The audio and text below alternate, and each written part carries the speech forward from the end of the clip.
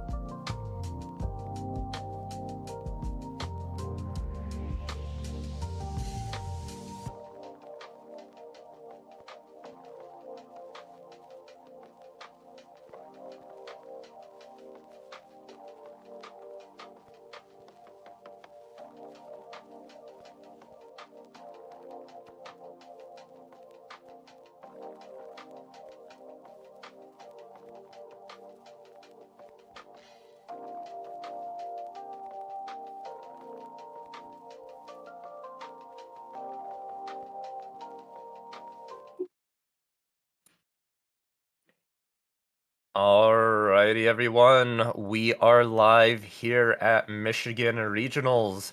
My name is Valkyrie, and I'm joined with none other than Bonnie Ryan. How you doing this morning? Good morning, good morning. It's great to be able to cast some GA. We'll have some great deck lists today, hopefully. I always love regionals because you see people bringing their pet deck. You know, it's that middle point between people just trying anything at locals once in a while and everyone going full meta in a sense. People aren't scared at regionals to play the deck they like and know they can do good at. Exactly. This is sort of the testing ground, the proving ground for these people and their decks. It really separates a good player from a great player, especially piloting a deck with a lot of comfortability. So we're going to see a lot of variety, hopefully, here today and see what decks can actually sneak into the forefront of people's minds for the upcoming HVN season. Yeah, it's one of the first regionals, so no one knows what's going on. Fractal Xiao-Chan has had great results at the latest Ascent, but I think people might overcorrect a little bit, tech too much against Fractal, and we might not see a lot of it today. Yeah, it's going to be an interesting concept here of Ascent Seattle occurred a couple weeks back. Everyone knows that that is the deck that you need to beat. However, just because that's the deck you need to beat, people might not want to be bringing it because everyone's going to be playing against it and making sure they know how to beat it. So this is a good really time to experiment and see. But we're jumping into our round one here. We have Mr. Mullen against main deck, or I'm sorry, Eli versus main deck Dustin here. And I find this matchup very interesting. Why don't you go ahead and go over a little bit about these two decks and who's coming out with a little bit of favor? Yeah, just like expected, neither of these players is on Fractal Zhao Chan. So Eli is going to be on Farzander, a very standard build, great into this early meta. It's pure aggro. You go face, you push damage as fast as you can, and a lot of decks just are not ready to deal with that, especially the slower, a bit more controlly deck like the Zhao Chan. Farzander has shown that it can put out results against those meta decks. Meanwhile, main deck Dustin is also on an older deck.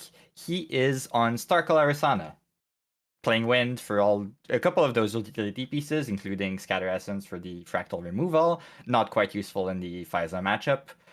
And you go for the long game Cosmic Bolt Windcon, you have Polaris to hopefully stave off some aggro. And however, Faiza tends to be advantaged in this matchup because it can push damage so fast.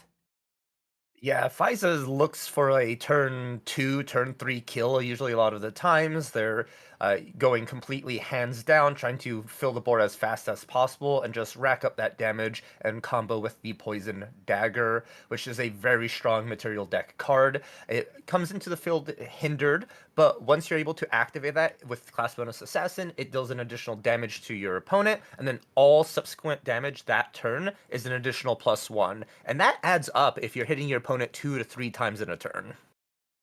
It does add up very fast. However, the Arisana this time has a couple of tools that might help with dealing with it. We see on the board a Spirit of Serene Wind that will allow Dustin to recover 6 later on in the game, especially since this Arisana build doesn't really care about being able to cast wind spells overall. There's a couple of good pieces here and there. The 3 visits can be a lot of healing over the course of the game, but if need be, you heal 6, it can stave off the Faiza for the turn you need to set up your lock.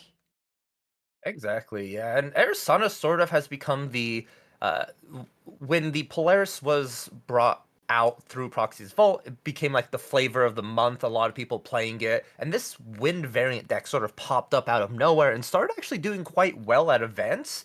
And I'm super happy to see it still here and kicking around. Just not sure if it's going to be able to keep up with some of the faster decks as we see here with the amount of pressure. The Spirit that you mentioned is a really great tool to help stay alive. However, you do have to level up in order to be able to use it. So if Xander does put you in that position where you're just forced to level up but also forced to answer the board, it's going to be a really tough time to decide what is going to be the appropriate thing to do.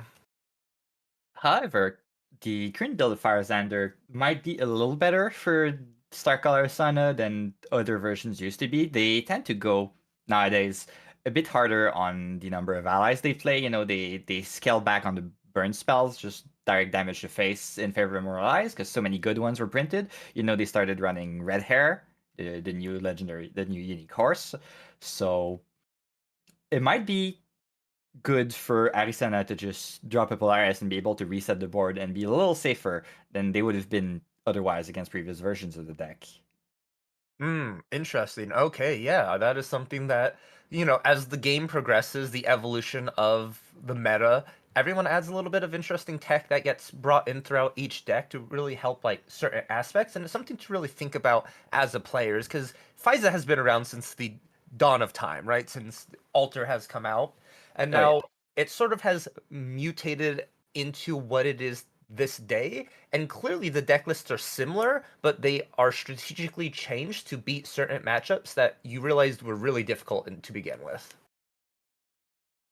Yeah, and the other thing that changed is Faiza nowadays is not as vulnerable to Nullifying Lantern as it used to be. You have some good options, including is he actually running Heated Vengeance? He is not. That's interesting. A lot of Faiza nowadays like Heated Vengeance, the attack that deals some extra damage if you've taken damage this turn, because it combos so well with the Impact Hammer that everyone is running in the material deck. The 2-power weapon that deals damage to you when you swing with it. And yeah, he's not actually running that. He prefers the old school Rending Flames, the banish 3 fire from your grave to double this attack's damage.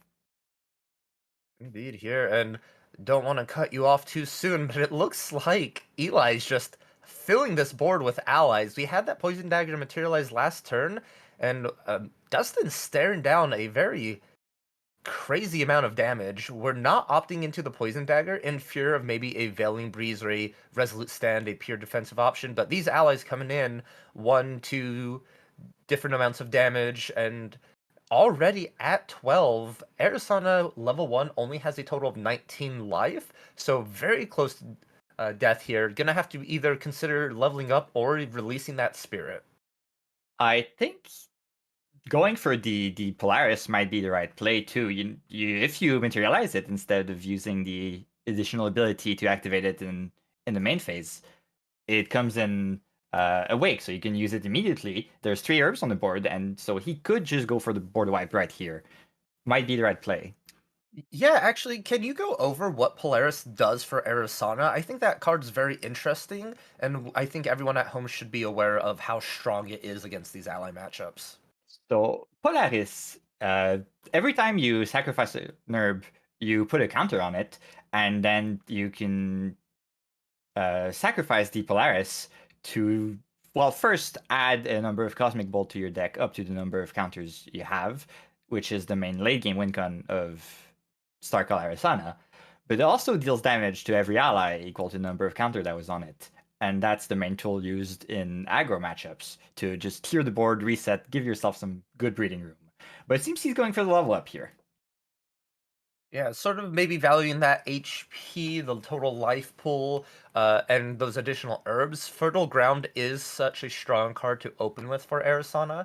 At the beginning of Recollection, you get to put another copy of a token you already have with your herbs, and then level 2 Arisana at the end lets you, end phase goes ahead and lets you sacrifice 2 herbs with the same names to draw a card. So maybe you valuing a little bit more card advantage and card draw through that way. But we do see the Polaris with this activated secondary. Instead of materializing it for turn, as you said, you can just go ahead and bring it out for free hindered if you are Arisana. Yes, so that means the Xander has basically an open field this turn, well, next turn, to swing as much as he wants. He knows the Polaris is coming. It will probably be popped next turn to wipe that board. So we might see the dagger used this turn. It's probably the last turn where it will get full value. Mm-hmm.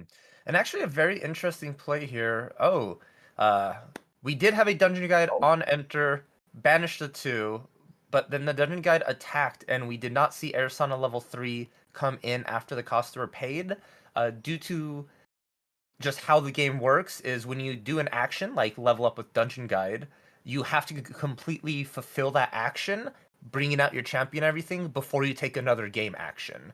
So yeah, it looks like here we don't get that level 3 level up, so the Arisana level 2 is going to sack 2 herbs to draw a card. And it's an open field for this Fire Xander player. We do have Poison Dagger. Arisana sitting at total 22 total life with a Serene Spirit of Wind that's being able to be lineage released here. That's going to recover 6. So Fire Xander is going to have to get through about 18 points of damage. Bonnie, I'm not too familiar with Fire Xander piloting it. Would you say that's a feasible amount of damage they could do in this turn? Given that he's not on Heated Vengeance, there doesn't seem to be 3 fire cards in the graveyard for the Rending Flames. I don't think 18 is feasible, but he's going to be very close, probably in a way that Arisana can't really come back from it. Let's see how much damage on the board. So Dagger is 1. With Dagger, the Remnants are 3 each. The Kingdom Informant is 2. The Veteran Blazebearer is 3. So we have 12 on board. Can he find 6 from hand? Planted explosives could be 5 there with the prepped and poison dagger. So it is possible. Might be a little thin comparing the amount of influence that Eli does have. I feel like Dustin would have been in a much more comfortable position if they were at level 3 Arizona, but there is a small little surprise as well. We see a banish 3 visits, so that's an additional recover 2 for this Arizona, so it's going to be about 20 damage counters that they're going to have to get through here. Yes, and there's also 3 possible healing from the herbs on the board that we need to not forget. However, there's a big cost to using those, of course. That means you're skipping on some draws on your following turns, and you need the influence right now because you just lost to that dungeon guide mishap. So let's see what the Fire Xander goes for. What's the big damage coming out? And Ooh, here we an go. Arthur.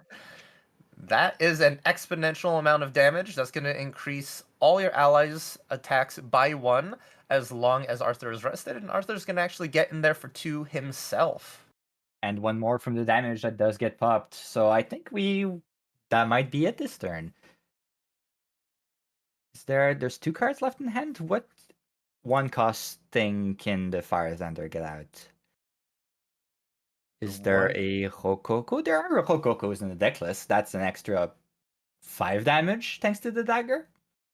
there may also be No, a he blazing throw. he doesn't have the. He has too much influence for the Rococo. Blazing Throw is another 5 damage. That could work for the people at home. Since Xander has a prep counter, he can remove it to activate the Mercenary's Blade from his material deck, and that gives a free weapon to sacrifice for the Blazing Throw. Cost 1, deal 4 damage to target unit. We do see We some healing from the Arisana. Yeah, trying their best to recover as much as you can as the onslaught of attacks come in from this Fire Xander player. Eating herbs, Arisana just grabbing them out of the ground, munching on them as much as she can. But is it futile? Does Eli just have enough on-board clarity from it? And it looks like we do, because we're already at 17 with 2 allies still left to attack. There's still the spirit, but the big problem is we do see Dustin's hand from here, and Mnemonic Charm and the Nascent Barrier is probably not enough to get back into this game after this turn, right? Even if they survive. Correct. Yeah, it is one of those. If you may survive this turn, you probably will use Polaris, clear the board, and then pass turn, because you're not going to really be able to do much. And all Xander needs to do is just find that additional damage. But it looks like they do survive. They get a lease on life here, get that additional turn. And let's see what they do with that here. Polaris has 5 counters, live and active. That is going to full clear the board. That Arthur does not have immortality, since he did go into swing in right away. So curious, and a materialization of GCR, not going into that level 3, as you just don't have that card advantage with the Mista Dungeon Guide trigger. And what else would you want to look for here as the Arisana player? I think the GCR is pretty much what you need to. You need to try to find something. Since Xander can attack you on both fronts, both allies or attacks, and some non-combat damage, for example, the Blazing Throw, you can't safely say, you'd be gambling on Terrafring or a Safeguard Amulet, depending what you have in the material deck, to try and protect that damage just to get hit by the other one. It's better to try dig deeper into your deck and try to find an answer that way. That does make a lot of sense. Just if you know your deck list, you can exactly know what to dig out here for. And we see Dungeon Guide just going to go ahead and attack directly into Xander. No need to try and remove the allies, just because Polaris will be doing its thing. And we do see the Fertile Ground coming in a little bit of clutch here, generating another herb to go ahead and provide with the Arisana draw, but a Zephyr on the Dungeon Guide. So we are Ooh. going to be able to go into level 3 here, which is going to be really cool at the end phase when that Dungeon Guide re-enters. Oh, but a little bit Oh, of... going straight to the end phase there. Interesting. It I looks like they actually undid it. They decided not to activate Zephyr. Interesting. It is because they lineage released their Spirit of Wind. Oh They yeah, actually... they cannot Zephyr. Right. They cannot Zephyr. Well, let's see what the Nascent Barrier could help survive an extra turn. The Mnemonic Charm here is a bit too slow to play. It's much too late into the game to just skip a turn to draw a card. There's a Starkle, I think we signed his hand. It's gonna have to wait some time for that to be usable when we level up to 3. We do draw a card. That is a Horticounter, I think. The new negate spell. Oh, and we see a concession. So none of it will matter in the end. I think it was Oh just no, it's a Polaris Polaris. being activated. Yeah, just Polaris being Scooping cards in activated this situation. here. My bad. But yeah, it is one of those unfortunate things as a player, is sometimes you forget about lineage releasing your spirit, because you're so used to being able to activate the cards in your deck. And that was the instance of what happened here. So now Dustin is going to have to find a way to level up and get around it without any wind cards. Luckily for the list itself, it doesn't run a lot of wind specific cards. It's mostly Norm and Astra Element to be able to, because that's your game plan, right? That's the long haul, that's the end of the road. But the problem is you're usually at level 3 when you release your spirit. So anytime before, it does get a little bit difficult. Yes, there's very, very little ways. You hope you have something that will let you level up here, because you need to get to, well, first, that extra HP will be very, very relevant. Every single point of damage can be lethal here. Like we said, the Blazing Throw could be it. Impact Hammer, as we mentioned earlier, a very great tool for the aggro players. It comes in for 2, and then you can Blazing it Throw for 4. Yeah, I There's 2 feel Nascent Barriers in the Arizona's player stand, I think. That's a decent amount of protection, but there's no more. Nascent Barrier gives you damage protection depending on your level. And so at this point, with no plus level herbs in play, it is a very small amount of protection, usually not enough against the Zender. Yeah, and we see a prepped ignited stab. And I think you're right about the nascent barriers. These are just going to have to come down right away to just go ahead and be able to try and stay alive here. But this is still a lot of damage just in one attack card. Yeah, and that's what Xander loves to do, just trying to push damage as efficiently as they can. So we see not a full protection here. It will prevent 4 damage, or is Nascent Barrier 1 plus level? I always forget. I believe it is 1+ level. And we did So that does prevent block everything. 6 and then blazing throw.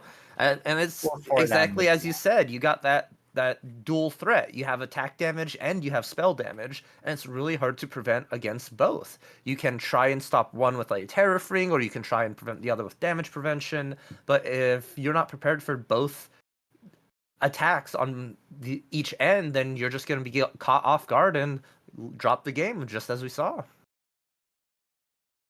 So players will start sideboarding. Let's see what players do have in their sideboard to deal with this matchup. So I see a lot of anti-aggro tools in Dustin deck. Blanche can help against those 2 prongs of attack. Not only preventing, Blanche can prevent damage to every other unit, including your champion, equal to the number of cards you have in your memory. Always useful when you're expecting some burn. And it's also still an ally. You know, Blanche swinging in, killing those one health allies can help save off some damage here and there, right? That is true. Yes, very very beneficial in that way. Really helps maintain board control and prevent damage. Uh, I'm also very curious about just what you would bring in sideboard wise for this deck. I feel like Dustin was in a very strong position until they forgot the level up from the dungeon guide, because that really would have changed how that game progressed. And their timing on the Polaris was a little bit of off to me. I believe it was active on the turn when they were being attacked by the Arthur and everything. I'm curious to why it wasn't initially popped there. But we do have Dream Fairies in that sideboard to go ahead and deal with these pesky cards, especially against Arthur. You really don't want them activating that card at all against you. You know, I'm not sure if Dream Fairy is the right call. Since it dies to Polaris, you know, Dream Fairy, you like you like having it as an early answer to a threat you can't really deal with. But at the same time, if you're Dream Fairying an ally just for it to come back after you've wiped the board with Polaris, it's a little counterproductive. And since you will probably want to lineage release very fast and Xander's pushing that much damage, maybe you don't want to side in more win cards. That is true. Might just go back to that first strategy they initially had, was just go to level 3 as fast as you can, one right after another, um, and see if you can stabilize at your advanced element being Astra, because we do see main board Comet Falls, which is such a very strong board clear against allies. And I'm very curious to see if that's the route Dustin chooses, or if they're going to slow down a little bit and play a little bit more of a board control style of game with the Dream Fairies and Stifling Traps and the Blanches, as you were mentioning. Now, over on Mullen's side, or Eli's side here, what do you think would be coming into this matchup? Well, the win bubble, obviously, comes in early. You hope to pop that before the lineage release. Um, do you feel that the incapacitates are worth it, or do you think you want to just push as much damage and you don't care about what answers the Arizona can put out? I think that leads to the question of, do you think you could beat Arizona before level 3? If yes, then don't bring in those incapacitates. If no, then you want to bring those ins to try and prevent her from being able to steal some games from you, as one would say.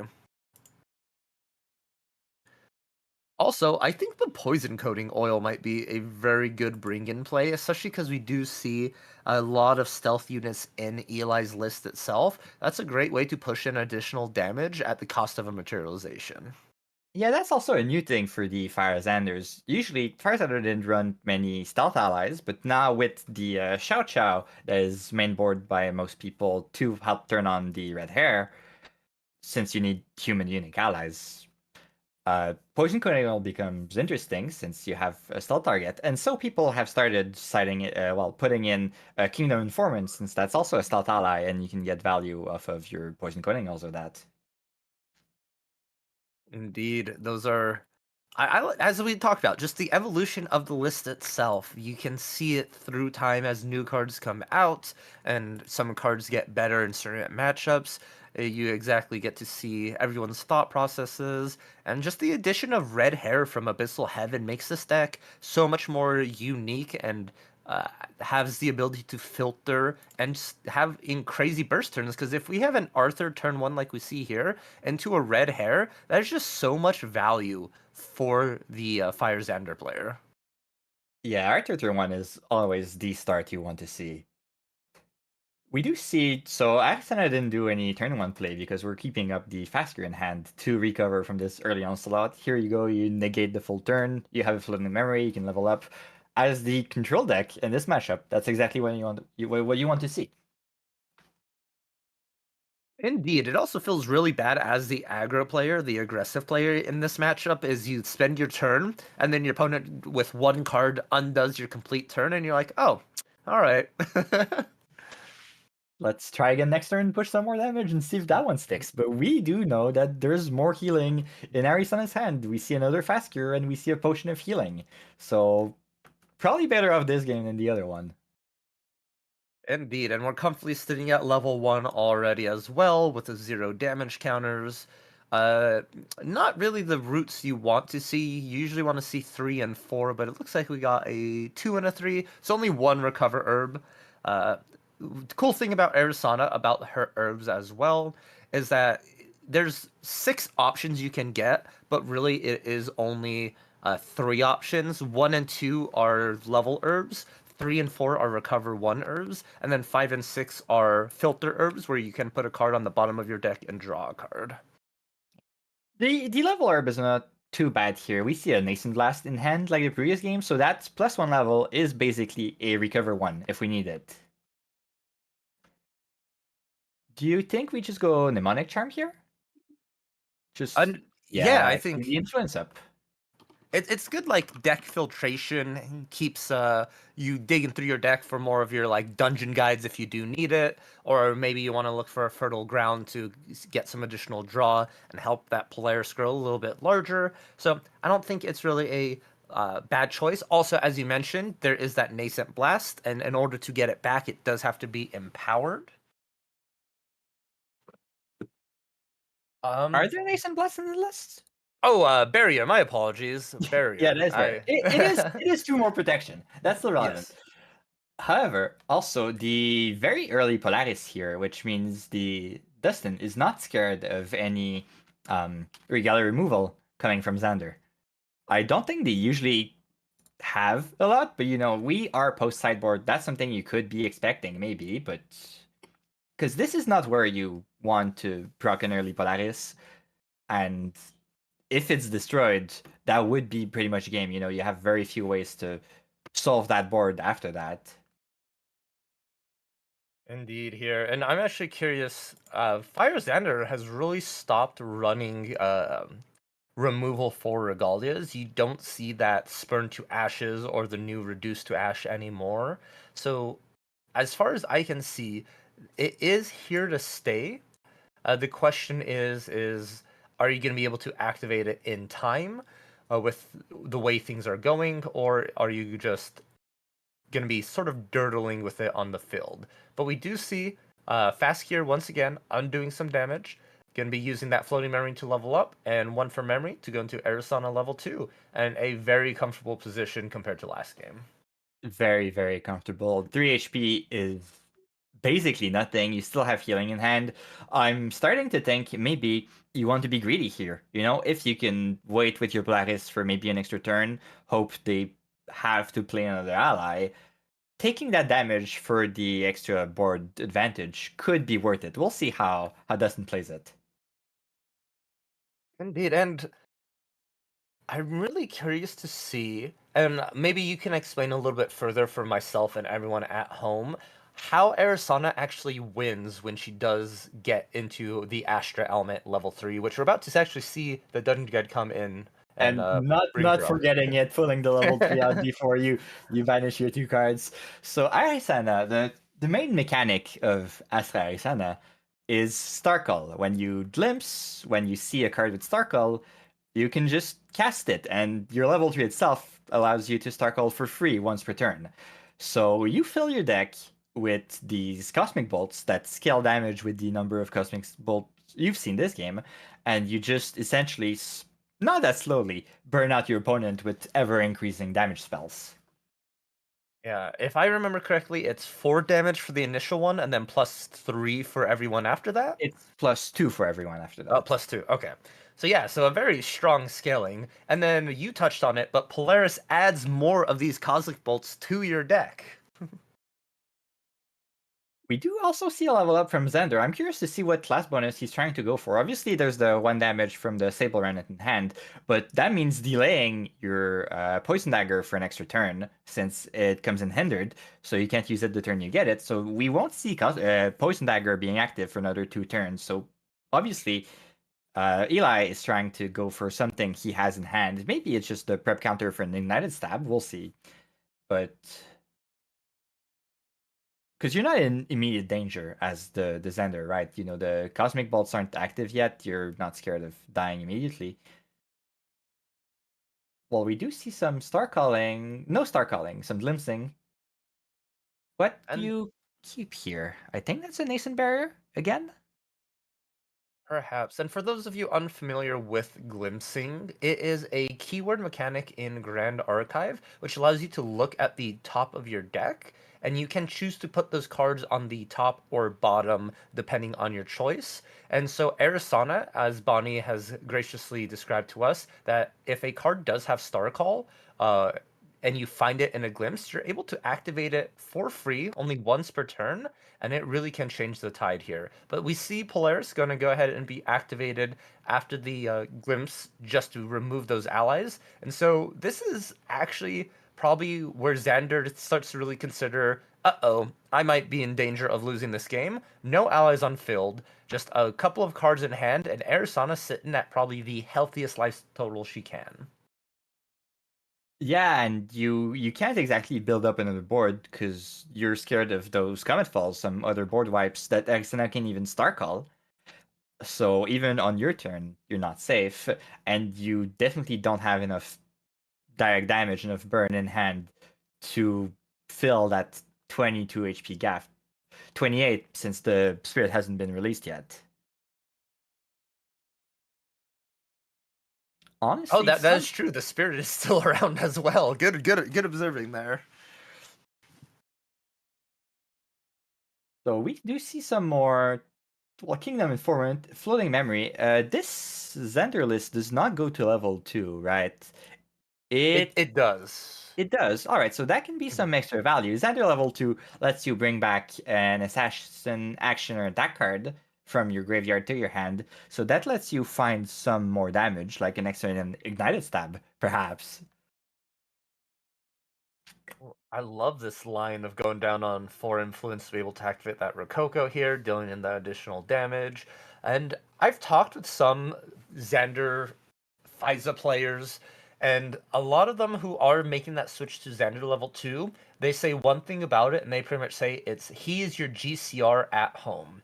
He, instead of Grand Crusader's Ring allowing you to draw just the top card of your deck, Xander level 2 allows you to draw any assassin actioner from your graveyard that you get to choose. So it's a pick your own, how am I going to try and win the game from your graveyard? And it's a very strong ability to have, especially if you're looking at just being short a couple of damage from hand. You can easily level up into Xander, get exactly what you need for that situation, and then go ahead and close up the game from there.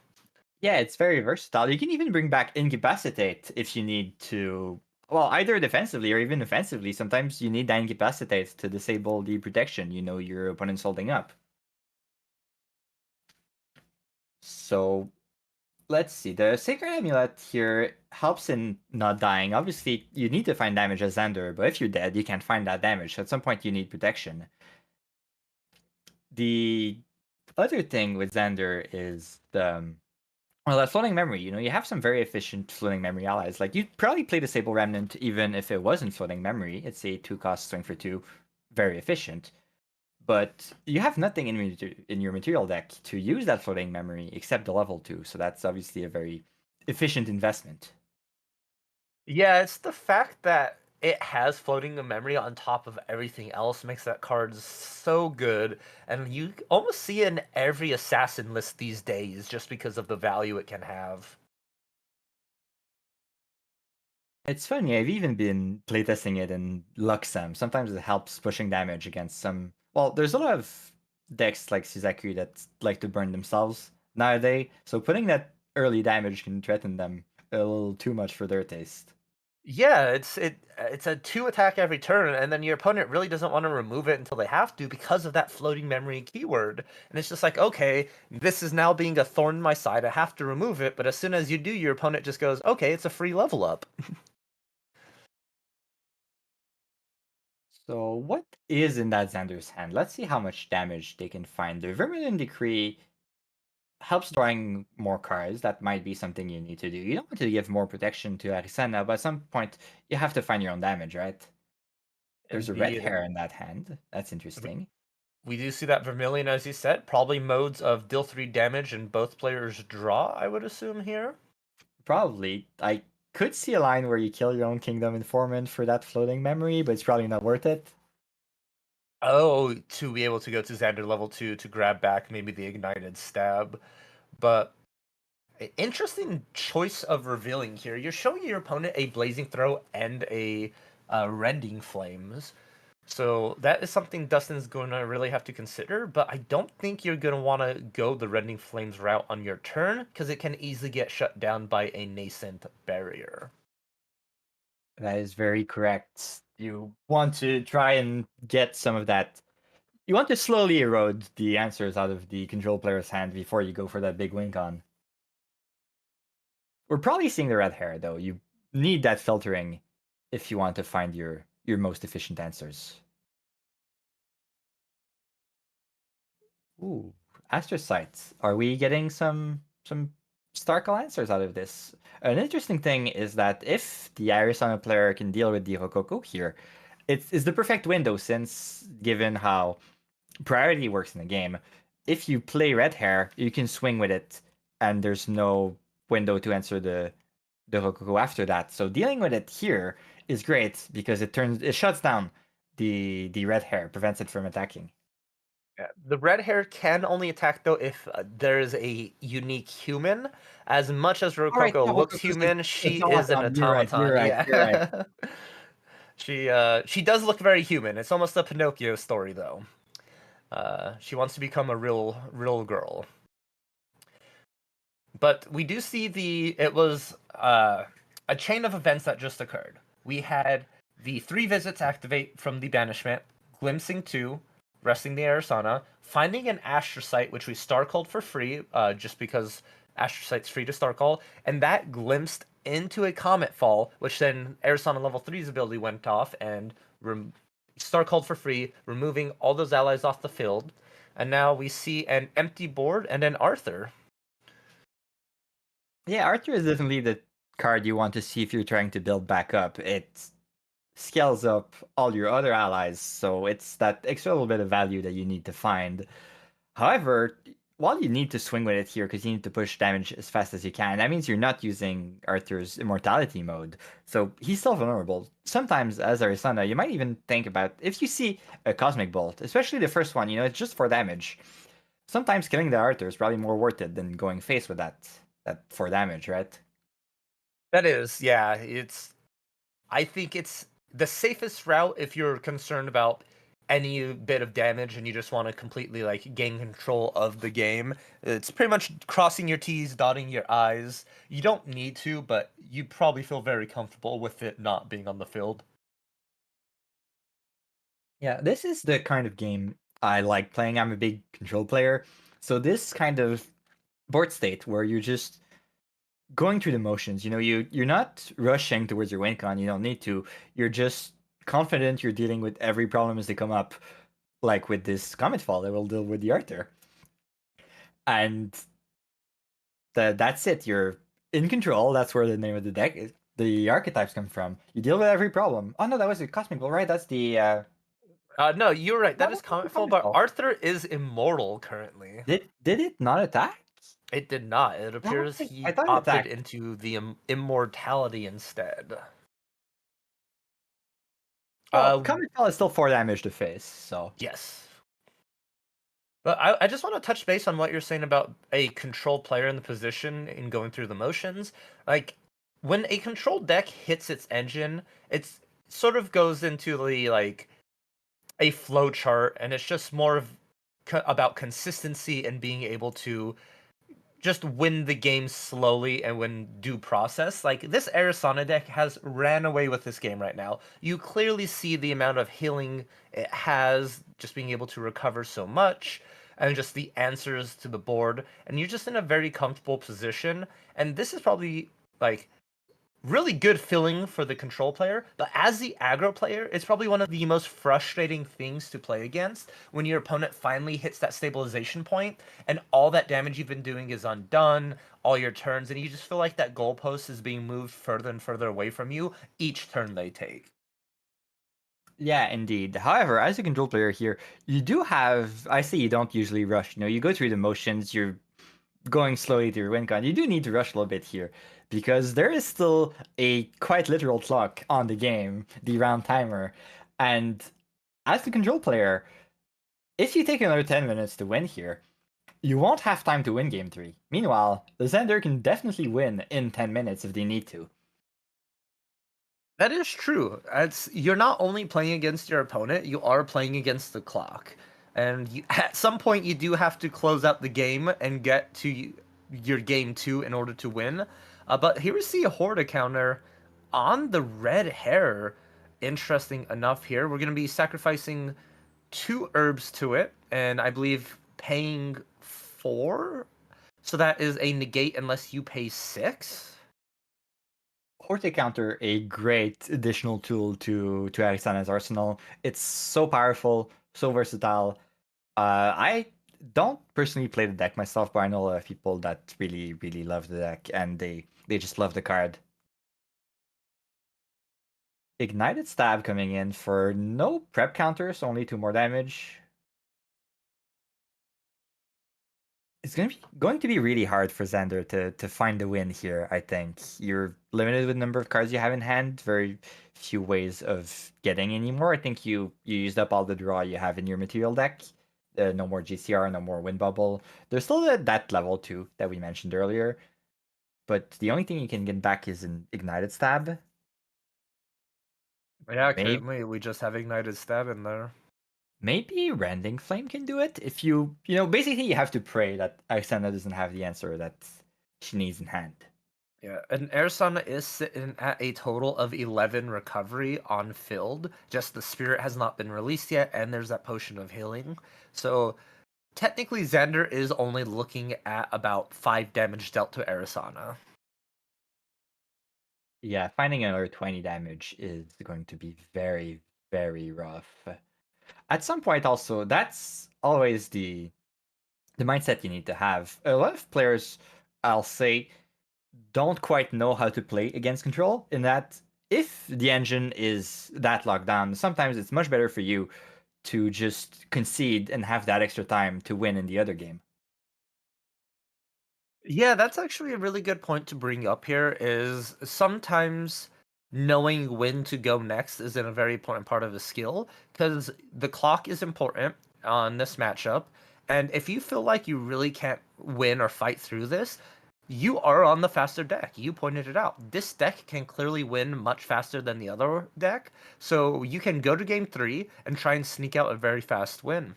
But we do see Eli sticking it in, gonna go ahead and materialize Xander level 2 with the 2 floating memory and get that ignited stab back, and we are on a poison dagger turn. This is their last hurrah, their last chance to go ahead and try and seal out the deal before Arizona returns the favor and takes game 2.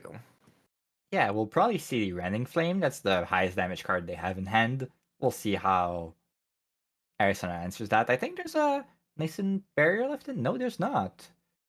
So, oh, that's an Astral Seal, the leftmost card in Dustin's hand. So, oh no, we're going for the ally plan. So this red hair, there is one already in banishment. So this Astra Seal is actually free, gets a cost reduction of 3 if there is another card that shares a name with the activated card in banishment for your opponent. So curious to see here, but I think Dustin might be valuing a Horda County here to try and glimpse and find a Comet Fall to seal out the game. But the Safeguard Amulet is going to really prevent that plan of option. I think it might be safer to just go ahead and Astra Seal, but no, go into Horda Counter for 5. We'll see what we find with that. Also, all this time we're scaling the Lunar Conduit. It's a regalia that every time you cast an Astral spell, you put a counter on it, and then you can use it to deal damage equal to the number of counters on it, and then lower the amount of counter by 1. So it's the extra source of damage that sometimes you need in slower matchups. You know, you have a finite number of Cosmic Bolts, so sometimes you need that extra source of damage. It's not as useful in an aggro matchup like this, because you're probably not going through all your Cosmic Bolts. You know, the Xander does not have any way of countering them, but it can help push that extra damage a little faster if you need to. And we're gonna go ahead and get the Verucan Soul Knife here by banishing 3 fire cards from the graveyard, and that gets to be activated out of the material deck for free. So a way to cheat out a materialization, thankfully enough. And I think we are gonna see a Blazing Throw. Yes, we do. There's gonna be 4 damage. We are gonna have to try and filter out a lineage release here. Not sure how much influence Eli is now working with. Perhaps you can go that Rending Flame plan initially. Oh no, a Mercenary's Blade as well. Just for the swing 1. Plus the Poison Dagger, so this Oh will yeah, be it 2. is a So, poison dagger. So yeah, we forced the lineage release here. Oh no, there's the 3 visits in the graveyard, right?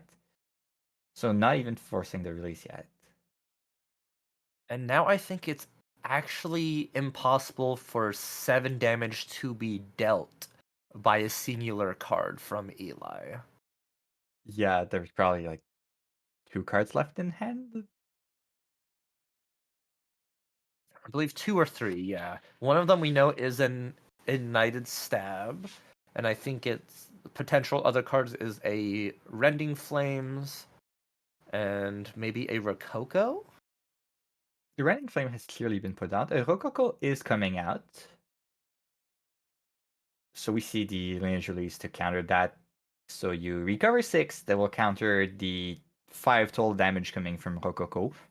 2 damage on enter, +1 from the Poison Dagger, and then swing for 1, +1 for Poison Dagger. And I'd be very surprised if Axana doesn't find the win. Well, the win is there. You know, Lunar Conduit will be able to just ping for 1. We do And have the Safeguard there's Amulet, safeguards, so you right? have to So play a we need to little bit find more something else. carefully. We need to find something else. I can't just willy-nilly activate your Lunar Conduit. You are going to have to probably maybe play a Comet Fall on your turn or a Cosmic Bolt to just go ahead and make that Safeguard Amulet get activated, and then at the start of your opponent's materials recollection phase, just use the Lunar Conduit to take out Xander after it has faded away. Cosmic Bolt by itself will be enough. With 2 in the graveyard, it will deal enough damage that the Sacred Amulet is not able to block it all. Do we Oh, find that is true. something off of the Astroscope? We find an Astrocyte. That's something. Looking really contemplating this one card. At that point, I think it's not too much of a question, right? Everything that's not damage, you're probably just putting at the bottom, right? Oh, 100%. Yeah. If it does not say cosmic on it, you don't want it. I mean, there's Uh, a uh, Chaos Recite. and meanwhile, all these activation of Astro cards are making that Lunar Conduit stronger and stronger. Yep. Technically, it just needs one more counter, and it itself will be able to push through that Safeguard Amulet. You could have just well, there's a Cosmic Bolt, but there was a line. You could have countered your own Astrocyte just to get the extra counter on your Lunar Conduit and then use the Conduit for lethal, right? That is true, yeah. That would have been funny. Alrighty, and here we have that's sort of that situation we were talking about, a game 3, but the clock is not in any player's favor here. There's about 14 minutes left in the round. Fire Xander is going to have to be as fast as they possibly can, and Dustin isn't about winning the game at this point for them. It's about staying alive. You're not going to be doing anything but playing recovery, prevention, and just making sure that Eli does not take you out before you're able to make it to level 3. So game plans for these players sort of changing. Eli is I'm probably going to see some of the most aggressive plays coming out of them just to try and secure this round 1. You really don't want to go into a 7-round regional event with a draw on your round 1. So it's either a do or die moment for both these players. Oh yeah, definitely. And that's part of why we haven't seen that many Starkiller Arsanas, right? These decks, as good as they are, if you're just drawing ever so more often than other decks, sometimes it's not worth bringing that deck because you'll face those ties. And there's that tie bracket that's a problem sometimes. If you tie your first round, you'll be most likely placed against other players who tied. So they probably also have slow decks, so you'll be tying even more games in the future. As sort of a spiral out of control here. Now, for everyone here watching and everyone at home, it is one of those things where you would need a certain amount of points to hit your top 16, because that is where the invites are, in order to receive that prizing. Wins are worth 3 points, losses are worth 0 points, and ties are worth 1 point. So if you tie, it is possible to be able to still make the top 16 for prizing. You just get less points for that round, and you want to try and maximize your points as much as possible. And then Bonnie also touched on and just mentioned the fact that it is you will be playing against other people who are tying, which may slow you down, and it's just a vicious cycle.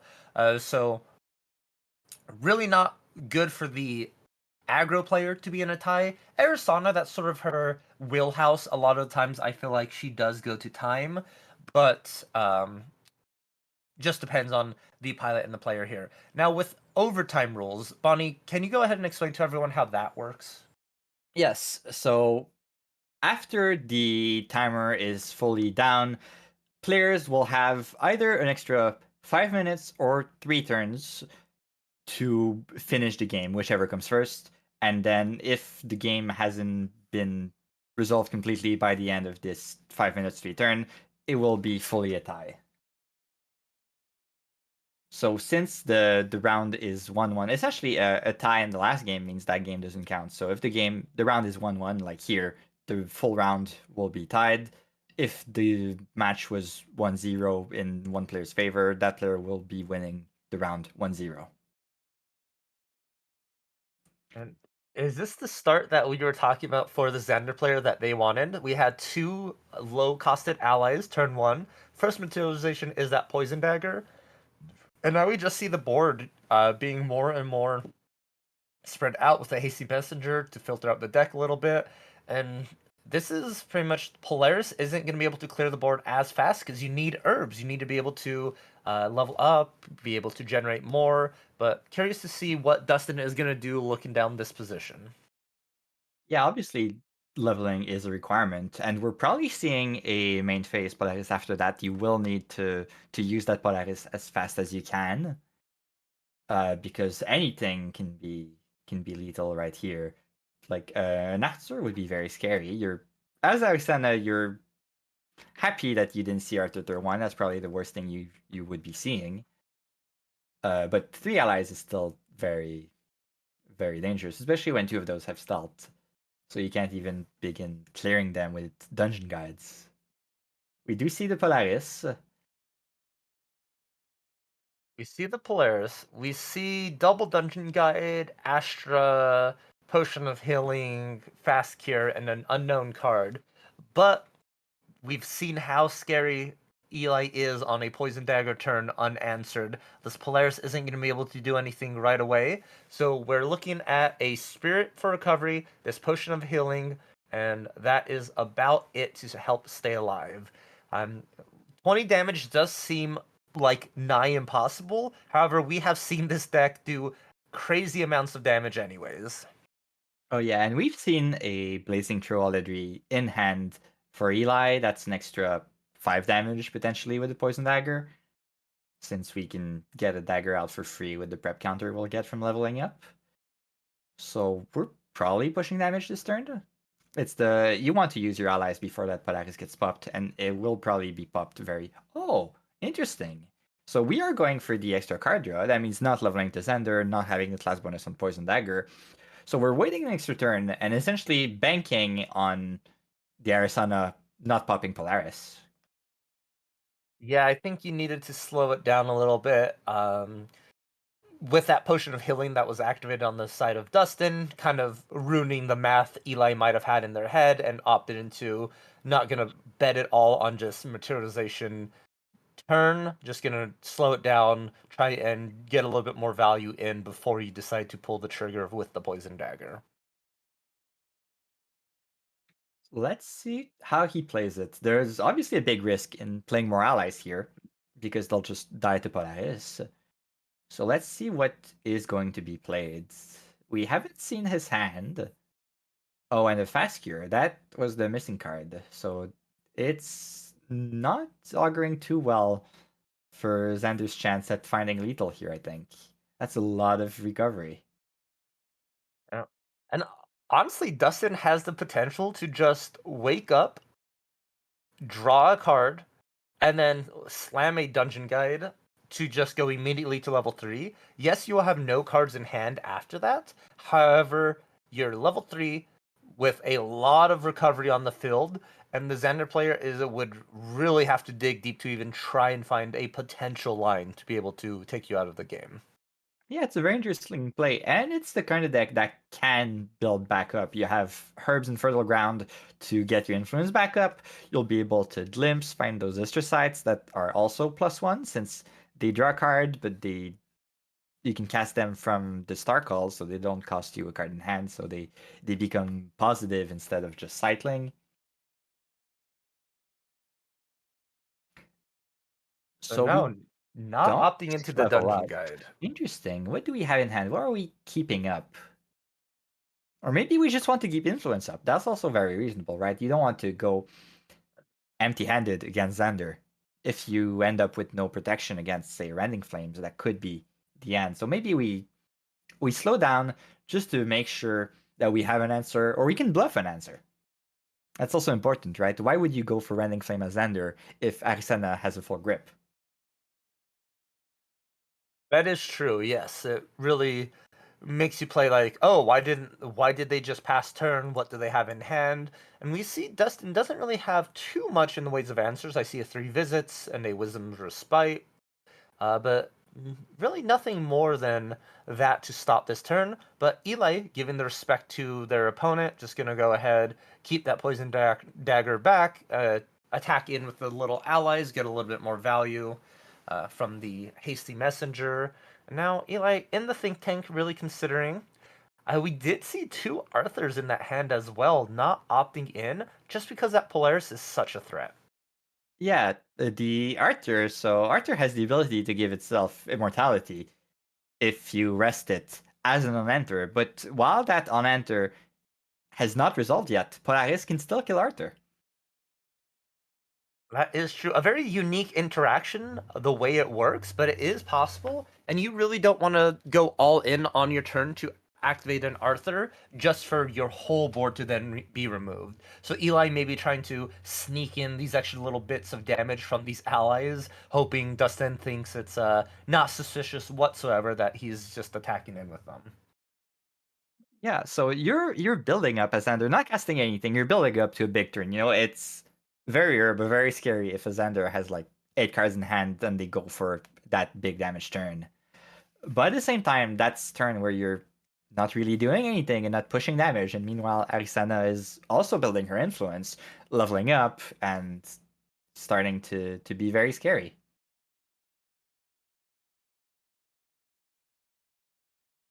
And we're just passing the turn on Arisana too after the level up. The dungeon guide, yeah, I think that is probably the best bet here. Is keep cards back, try and just have an answer for what your opponent wants to do. You have that potion of healing still, 3 visits in hand, the lineage release of the spirit. Very, very good position here. Time is running short, but Arisana is probably out of kill range at this point.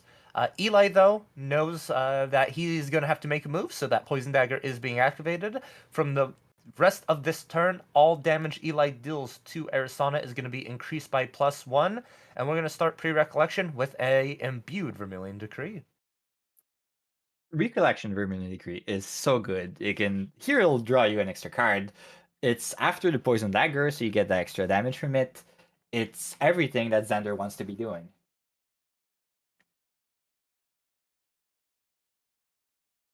A second Vermilion Decree. Did he just top deck that? I don't remember seeing it in his hand. That would be an amazing top deck. The which one? The second Vermilion Decree. Oh, I'm not sure. That is actually good. I think they might have had it in hand just because this might have been their initial plan, as you said, of building that influence and just have a scary turn. Because that's 8 damage because of that Poison Dagger. And we're already seeing that Potion of Healing having to be activated.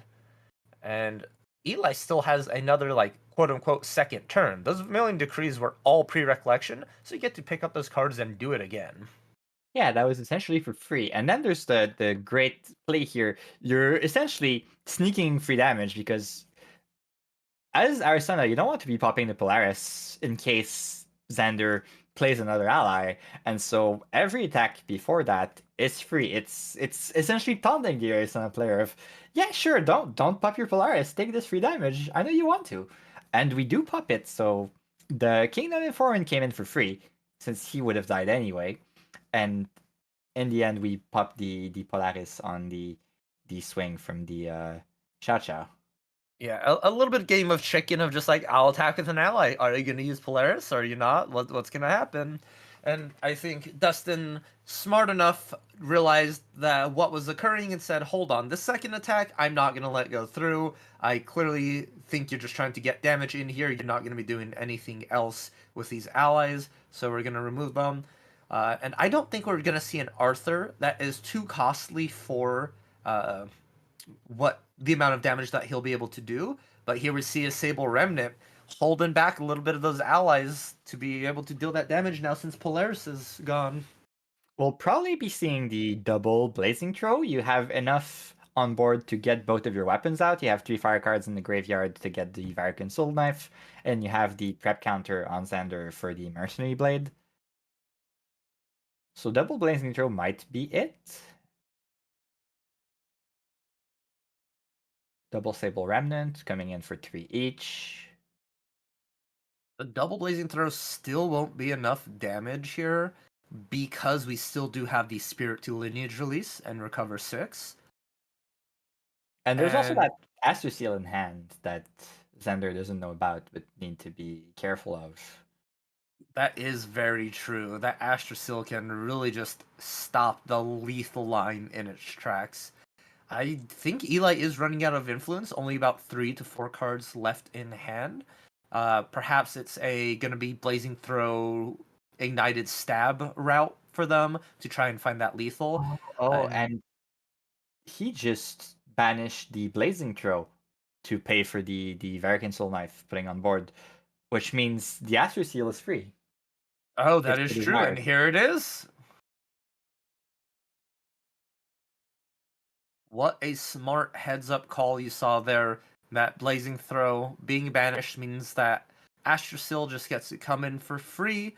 due to the ability, as long as a shared name is in banishment, you get to activate it for 0. So we'll get the Cosmic Astroscope, start doing those limbs, try to find the Cosmic Bolts.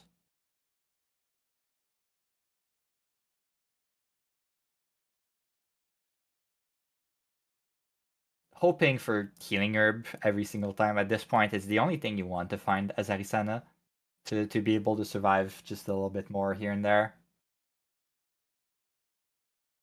What will we find from the glimpse? So Comet Fall here obviously is very good. You want to clear those Sable Remnants. Probably We, better than Cosmic Bolt, I think. You don't yeah, look I would say lethal so. here. We just did overtime. So the Arizona turn where we just started overtime is essentially turn 0, so we'll have 3 turns after that. So Arizona will have a single more turn after this, and that's probably not enough to find lethal, so you're just hoping to survive. And you might with that potion of healing. Yeah, with the Potion of Healing and the Spirit being able to be Lineage Release and a 3 visits in Banishment, I think Arisana is sitting very comfortably with their life and gonna have to find a way to win though within the next 4 minutes. Xander though, not giving up, gonna go ahead that Impact Hammer, and this might be a Rending Flames angle we see, gonna maximize the amount of damage you do on hit, just as Rending Flame doubles if you do banish 3 fire cards from your graveyard. And there is indeed 3 fires left. We do have that Hasty Messenger promo, so it doesn't look too fiery, but it is still a fire card. We are releasing here, so no more 3 visits.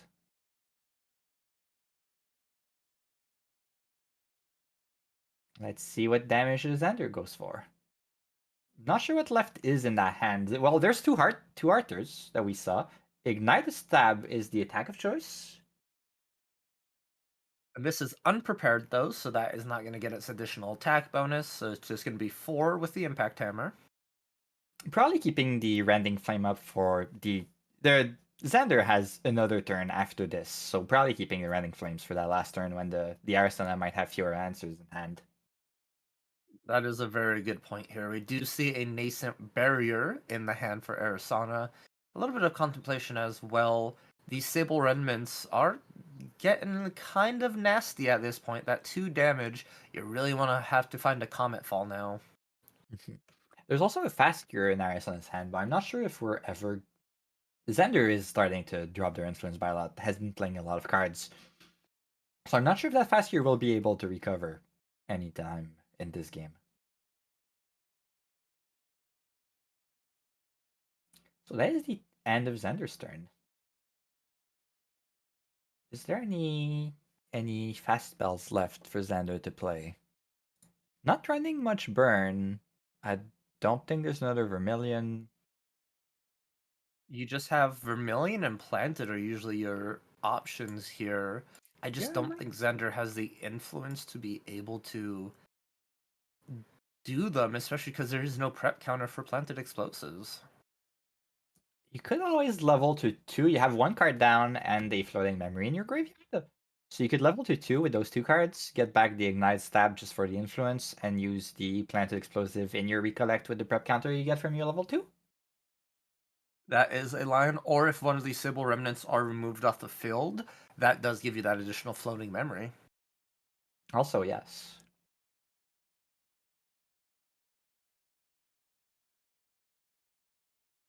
See what we got from Arisana. There's an Astrocyte left. There's a Comet Fall in hand. That's not exactly where you want it to be as Arisana.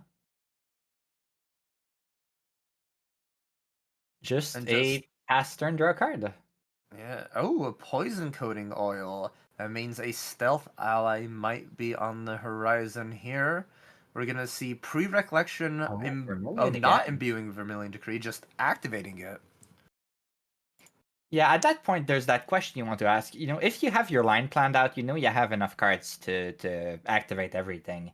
You don't want to give a chance to Arisana to draw another answer. So not drawing might be the right thing.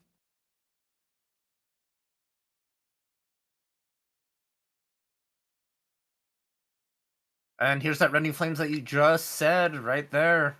Xander looking in to close it out, but we know there's a nascent barrier that's really going to put a wrench in the gears for Xander here. Oh, Forte that's actually a counter Horda counter. for 4, and Xander will not be able to cast that to pay for that. So the counter will go through, and so the game will end in a tie.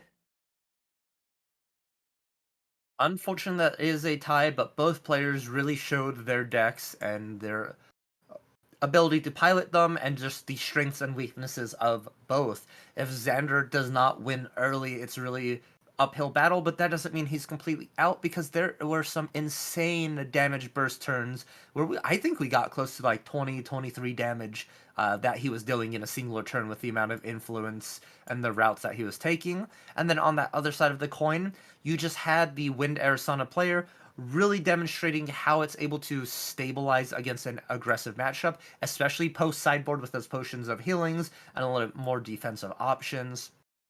And just a really great showing from both these players and both these decks. I'm really happy we got to see that, and I'm looking forward to so much more of these styles of decks in the future. Yeah, we'll definitely see more of those. Xander, especially. Well, all variants of aggro seem very popular right now. They always are at the start of a season. There's this overall trend in most card games where at the start of a season, aggro will dominate since control decks are not yet figured out. You know, you need to find sometimes to just decide on what the right answers are for the meta. So control decks tends to be a bit better towards the end of the season. You see more aggro at the start. We'll hopefully see the other big fire aggro deck today, the Guoja Suzaku version. That's also very interesting. That has some very interesting lines. Yeah, I actually really like that deck here, and I'm super glad you brought up different champions and decks because production actually has provided us statistics for this event as well. And can you take a guess who actually is the most represented champion today? Is it Yao-chan in keeping with Ascent Seattle? So, yes, but it's also a trick question. She is tied in first with Guoja, actually. Ooh. Both of these champions bring in about 20% representation each for this event. And then the third most popular is Xander, coming in at 16%, followed by Tristan, then Arisana. So something that you're not really like expecting to see a lot of this time, some new names that aren't really used to being at the top. And it's really cool to see the amount of people and the representation these decks are having. Yeah, I'll be curious to see what those Guojia decks are, because the fun thing about Guojia is that with the Shenju mechanic sub team she has, you have 4 very different decks that can be played, and just that 20% Guojia stat does not actually tell us which of those decks are popular. The Suzaku obviously are. The Seiryu has had some little showings here and there. I'm curious to see how people build the other two, the Wind Byakko deck and Mhm. the Water Gambu deck. What else do we have here? There's a smattering of all the other fun picks. You know, there's some Merlins. Some people just love the champion and will always play that. There's a single Polkhawk that I'm very excited to see if it does well. A couple of Kongmings. There's a Rai that has had some good new supports. You know, the tools for the Seiryu Goji decks are also great tools for Rai. I'm excited to see if the deck works with those tools, how much it's been upgraded. Yeah, really curious to see if any of the new arcane cards does help benefit the Rai, or if this is the metagame for him to actually show up again. Rai is that champion that usually hides in the dark, hides in the corner, and only shows up when exactly needed. We saw him make his huge appearance at Worlds last year, when the meta was filled with Merlins, and it was his job to go ahead and take them down. So we're curious to see how he's going to do here. And Sylvie, though, with only 2 decks being brought here, she's really fallen from grace and favor. The baby gray slime hit really did do a number for her, and I think a lot of these players who did enjoy Sylvie are just waiting for that MRC altar to come out so they could get that replacement and see how it does affect the deck. Yeah, that or they switched to Guojia to keep with the tamer cards they wanted to play. I feel like a lot of people were trying to build Win Sylvie, especially with the cat that I'm forgetting the name that gets a buff counter when you play another animal or beast. Probably just switch that deck over to a Gojira Byakko deck. That is true. Then Guoja, between Sylvie and Guoja, who do you think is like has the strongest tamer value at this current moment? Gojira is interesting because she's a very, I guess you'd call it parasitic champion. It's the kind of she plays her package, and that's pretty much it, right? She doesn't really dip into the overall tamer card pool as much as other champions would. There's for example, if you look at Jin, you'd probably play a lot of the same cards that Lorraine can play. Guojil really loves playing her own cards, a little faithful package, so it's not as relevant, I guess, to ask which tamer champion is the best, because Guojia is really a Guojia champion, not a tamer champion in a way. That is fair. She does have a very unique playstyle that offers a lot to the game itself. Now, Bonnie, we are going into our round 2. We have a Fire Guoja. I think you spoke into existence here. We have that Fire Guoja deck you wanted to see against a Wind Tristan. Now, I'm not too familiar with Fire Guoja, so let's go ahead and go over a little bit of what its main game plan is for today. Yes, so Fire Guojia at its core is an aggro deck. You will play a lot like Fire Xander. You have some good, efficient allies, some burn here and there. But the main tool you have is Fabled Ruby Fatestone that will flip into Suzaku the Phoenix.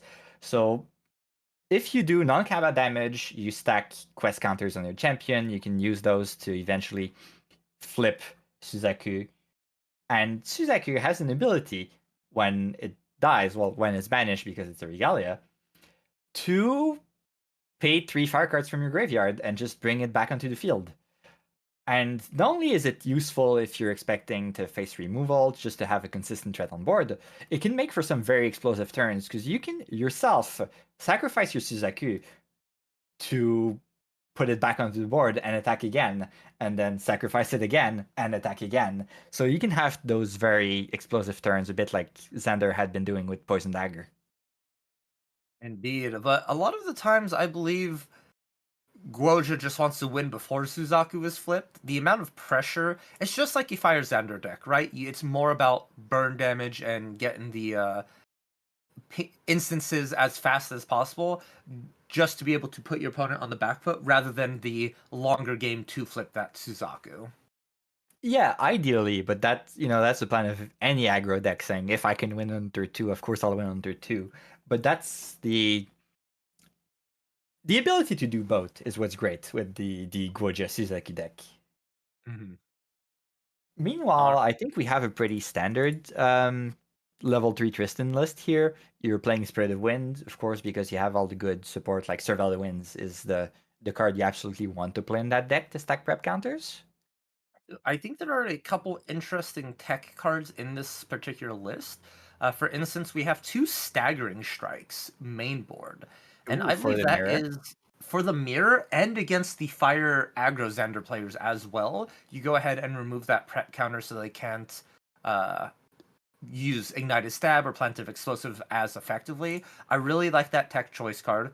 And then we do see 2 Slime Shields as well, main board for the Tristan player, but I don't see any slimes in the main list itself. And so it's a very, maybe you just want more wind ways of protection to just stop that damage, which makes a lot of sense, especially if you're expected to play against these aggressive decks. Yeah, exactly. And 3 damage is pretty much the breakpoint you want to have. It's great against Rending Flames if you're scared of that. It's probably just also useful to have. It's essentially they're running 3 Veiling Breezes, which gets shut down a little by the Nullifying Lantern that turns every card in your memory norm. So having just a variety in defensive option is probably what the Tristan was looking at deck building here. That does make a lot of sense, yeah. With a lot of nullifying cards, Lantern for the graveyard, Mirror for the memory, it is so hard to just like keep the element of the card active. So you want to make sure, as you said, have multiple ways to prevent damage. Sadie is such a strong card here. We go ahead and see her being activated, 2 down, returning her back to hand, getting your prep counter on your champion, and she's going to come right back down, remove that clumsy off the field, and she is ready to go return back to hand again for those prep counters. And this is where this Wind Tristan deck gets very scary, is because it can go that late game into what everyone knows, the Shadow Strike, bunch of prep counters, and one-shot your opponent. Or it can go with a very early aggressive Slice and Dice turn that can really catch these aggro decks off guard who don't respect that early amount of damage that the deck can put out. Yes, and especially this Farguja deck, because they are playing a lot of self damage. The Fabled Ruby Fatestone, Suzaku, deals damage to both players that recollect. The Coiled Fatestone, that turns into the snake that prevents opponents from recovering, also deals damage to both players. They've already played a Clumsy Apprentice that deals 2 damage to themselves. So Slice and Dice can get very threatening much earlier than they would against other decks. And this list also does run the Assassin's Ripper, so it has even more burst potential with that Slice and Dice. Yes, let's mention for the people at home. So Slice and Dice is 2 separate attacks. You swing for 3, and if it's prepared on hit, you get a second attack, this time for 6. But both attacks can use a weapon. So if you have Assassin's Ripper out, you use a prep counter to buff it, it becomes 3 attack. You use that 3 attack on both of your swings of Slice and Dice, so that comes in for in total 15 damage. Which is just enough damage to completely take a spirit from 0 to lethal. And that is the reason and the number of math you run those certain cards, especially against decks like what you were initially prepared for with the Fractals deck usually stays at Spirit or level 1. They never go higher than that, so all that damage really stacks well up against them. Here we see an imbued Vermilion Decree, and I think we're going to try and remove Sadie from the field. And Sadie's just going to do her Disappearing Act with 2 cards down into memory, and she's just going to return herself. Yeah, it's always an interesting choice because you know Sadie is getting brought back, but just pointing something at it means the opponent needs to put those cards down.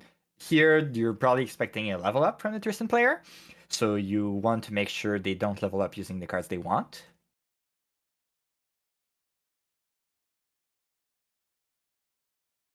And then we'll continue pushing damage.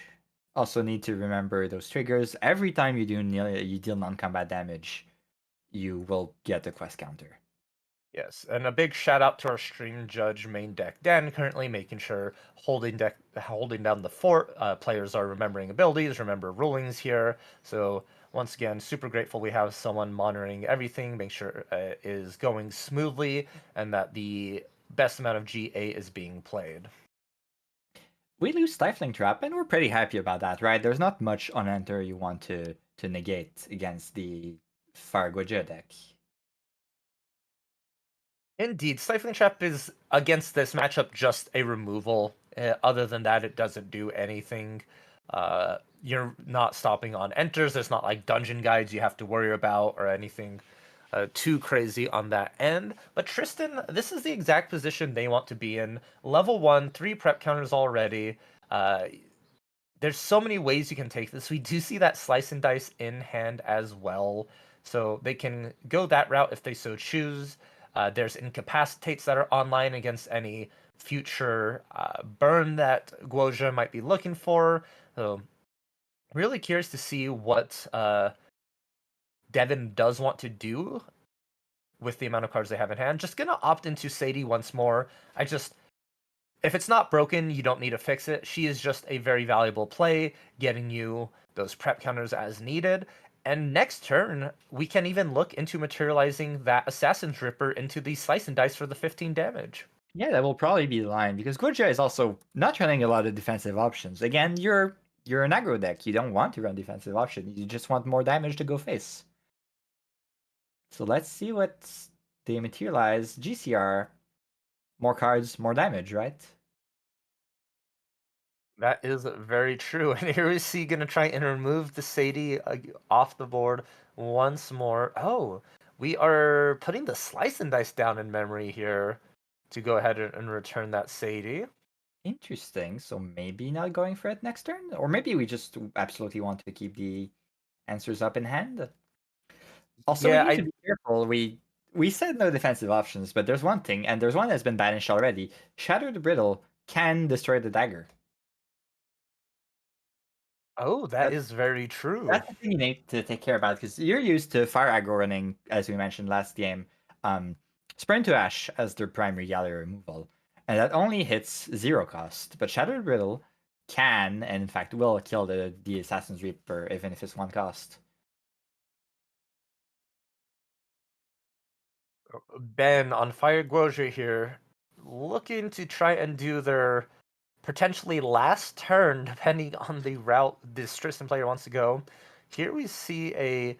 I really love this card. There's a cycle of them that came out in Mortal Ambition, one in Wind, one in Water, one in Fire, and the Fire one is so strong. It comes in hindered, unfortunately, but when it is awake and a Fire ally deals damage to an opponent, you may go ahead and sacrifice and deal an additional 3 damage to that unit, and it has floating memory. So very good value. I think the card is super strong. And here we actually see a Heated Vengeance. I love the combination as well. Suzaku at the beginning of Recollection, or I should say the Ruby Fate Stone, deals 1 damage to both players. So that means your Heated Vengeance is always online on your turns to deal that additional attack damage. Yeah, it's a very efficient card. Fits right into the deck. It's a lot of damage like you want to. You don't even need to get the impact hammer out compared to the Fire Sander to proc the damage on yourself. And the it's great for any class. The class bonus is only self damage, so Warrior can proc it by itself. But any other class, if they have a way of damaging themselves, be it Clumsy Apprentice, Impact Hammer, Fabled Ruby Fatestone, can get that very, very efficient 3 cost swing for 5. So, past turn, are we gambling on the Assassin's Ripper? No, we're leveling up. Interesting. So we want some safety. We might lose the Slice and Dice here, though. And I think And we did, right? I think that yeah, was I that think card. that is the slice and dice that we lose here. So, Stifling Trap and and the Slice and slice and Dice. But dice. we will be drawing 2 cards. Drawing another Slice and Dice would actually be funny. That's a Shadow Strike and a Mastermind Scheme, I think. Both very good cards to have. And there's a Yeah. dungeon guide in hand as well. So do you think we level up this turn? Oh, 100%. I think the route you go is dungeon guide here. You do have 4 prep counters already, so that means Shadow Claw is going to be a free materialization on this turn, which you would be able to push in 1 from the dungeon guide, 1 from Tristan, so you're looking at 2, and then 4 damage from your shadows. Um, And so then an 6 extra in total. 9 from Shadow Strike if you want to. And 9, yeah, so That is lethal, right? that would be lethal. You're correct. Gojia is pretty much hand down. Yeah, I should think be. completely Yeah, hand yeah. down. I think Everything is that in will be memory. game. I really do like this route of And play. It that is is another like slice and the dice. He, oh, there is another he slice did and he did dice. have 2 in hands. All right. Well, so yeah, we slice and Shadow Strike. It's a 4 damage attack that you can prep X, and it gets extra damage for every prep counter you use. So this will swing for 9, 10 with the dagger, and then the dagger also lets the shadow swings for 2 each. So that will be Indeed. game. So it is just like that route we were saying with the Assassin Dripper, but this way it was so much safer because you are at that level 3. You then do have those ominous shadows to, if you had prep counters, to negate some attacks. So same answer, just a different way of getting there. In the end, TCG Devin goes ahead and cleans up that game 1. Both players moving to sideboard. Yes, and let's see what we do have in the sideboard. Obviously, we want the defense. I just saw the Ensnaring Fume, which is a great tech card against Goja specifically. It's an action that returns all allies to hand, and you can even cast it for free if you remove 3 prep counters from your champion, and it has floating memory. The main interaction here is that Suzaku, being a Regalia on the other side, if it would go back to hand, it can't. Regalias are not allowed to be in your hand, so it goes back to your material deck, and Gojira does not have any other way of getting it out. That is true. Since the Fate Stones themselves cost so much to materialize, the only true way to really bring them out is going to be that level 1 Guoja. And so if you're able to return it, get rid of it, remove it, then the Guoja players have to figure out a way for their game plan that does not involve it. And a lot of the times, decks are not built around the fact that they lost their Fate Stone ally. Yeah, your best plan if that happens is just to find damage another way. You're still fire aggro. What else would we want from the sideboard? There's a couple of Brackish Lutist, another new card from Abyssal Heaven that makes it so if a card with floating memory would enter the graveyard, it just gets banished instead. Do you think that's worth taking in? I don't think there's that much floating memory in the Faragojia deck, right? There's the Relic of Dancing Embers that we saw in the previous game. Is Yeah, there I don't anything think else? they're. I think specifically against fire aggro itself, a lot of the times is they don't really value floating memory as heavily as like other decks would. So it may get like a couple cards here and there, but most of the time you see these decks level up, they're just ripping a card straight from memory to go into level Yeah. 1. There's still some incidental value that you could be getting from it. A lot of fire cards will enter the grave and be used as fire cards instead of floating memory, but they might still have floating, like the Relic of Dancing Embers. So it might be worth putting in for that. Probably not. I'm just speculating. It's always fun to look at every cards and see what use they could have whenever you look at your sideboard. Meanwhile, on the Goja side, there's more Shattered Brittles that probably should come in, right? For the Shadow Slaw or the Assassin's Ripper. Veteran Blazebearer is a taunt ally that might be good. And then you just got your elemental bubble suite that most aggro decks are running that you put the right one in for whatever deck you're playing against, you draw an extra card that way. Yeah, just another way to be able to draw an additional card. You could take out that Viridian Protector trinket that you run main board just because you're expecting to run against so many water, and now you actually have a material deck slot that does do something. So aggro starting just like it wants to. Let's see what we will have in hand. What do you want to start with as Guojia? You do have Arthur. Yeah, Arthur is always the great first turn. And we do have one in hand. I think that will get slammed down. That or the Clumsy Apprentice. Yeah, You can Clumsy Apprentice is so scary to open, especially against what you know you're playing against Tristan, is because yes, you get to draw a card and like build up the influence a little bit, but at the same time you're taking so much damage, your opponent can just take that opportunity to beat you as faster than you would expect. It's both these like Fire Goja is all about racing to beat your opponent, and by doing that, they damage themselves. So it's sort of a both these decks are now running a sprint against each other of who can just deal the most damage in a singular turn. So we'll see some Fate Stones instead. And are those what Fate Stone is that? Is that Uh, the Unrelenting? The Cheetah?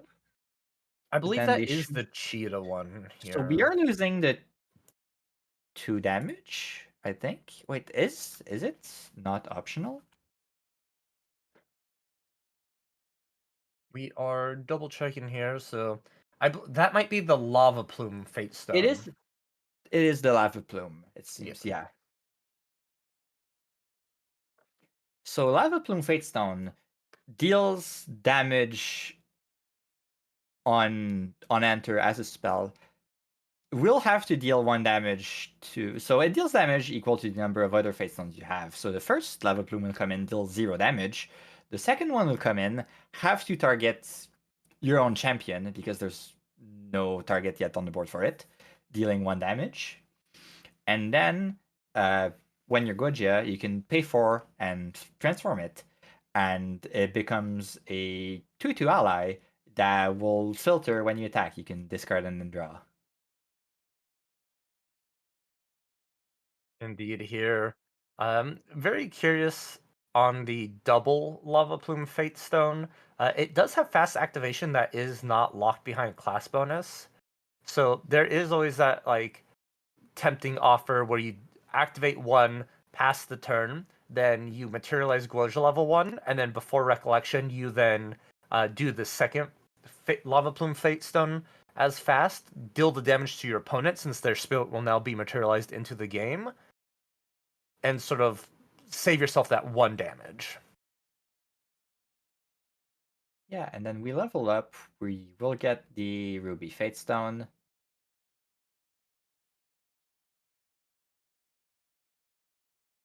Stream Judge reminding to get the Fate Stone out. We do see the full material deck. We show the full sideboarding. We kept the Viridian Trinket in, so we removed something else. That was the... What got removed? Did we I'm see not a smoke 100% bomb? sure what got removed there. I don't think I saw a smoke bomb. Interesting. Interesting. If that is the case, Smoke Bomb is just a free filter draw card if needed for most of these aggro decks as well. Or maybe there just wasn't much change that Ben decided they needed to do for that material deck. Let's see what they play this turn. Clumsy starts to be a little scary to play too, because first one, it's a little free. As soon as you're scared of the Tristan leveling up, Clumsy will just die to Sadie and give that agility 3 to the Tristan player. So every time Sadie kills an ally, you get agility 3, which means at end of turn, you can bring back 3 cards from your memory into your hand.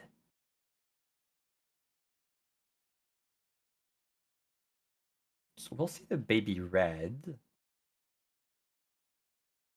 Swing lets you discard a card. If it's fire, you get +1 attack. So we start to rake up some damage. But again, some very vulnerable allies. A lot of 1 HP allies in the Fire Guaja deck. So even the Windmill Engineer that we saw the Tristan draw off of that Fairy Whispers can deal with pretty much everything. Yeah, a little bit of vulnerability from the side of Fire Guoja. Also, just the fact that it felt like kind of a lackluster turn with just level up into Baby Red Pass. These double Fate Stones missing out on the damage with the on-enters feel like they really don't do much besides sit there until you have the influence to be able to activate them. So we do see the Windmill. Great card, run in so many wind decks. It's just good. It lets you influence the board a little bit, clear all those 1 HP allies.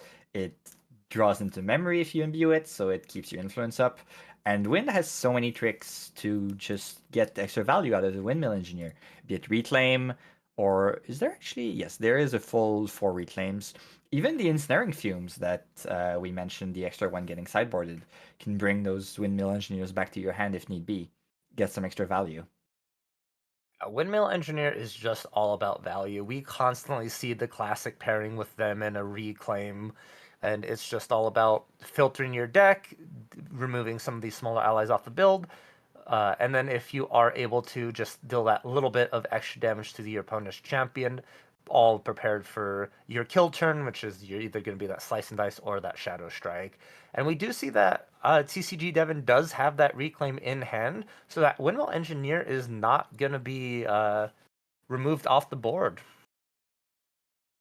Yeah, and we also saw Shadow Strike that will take a little while to come online, some more utility. There's a lot of defensive options, both in hand and memory.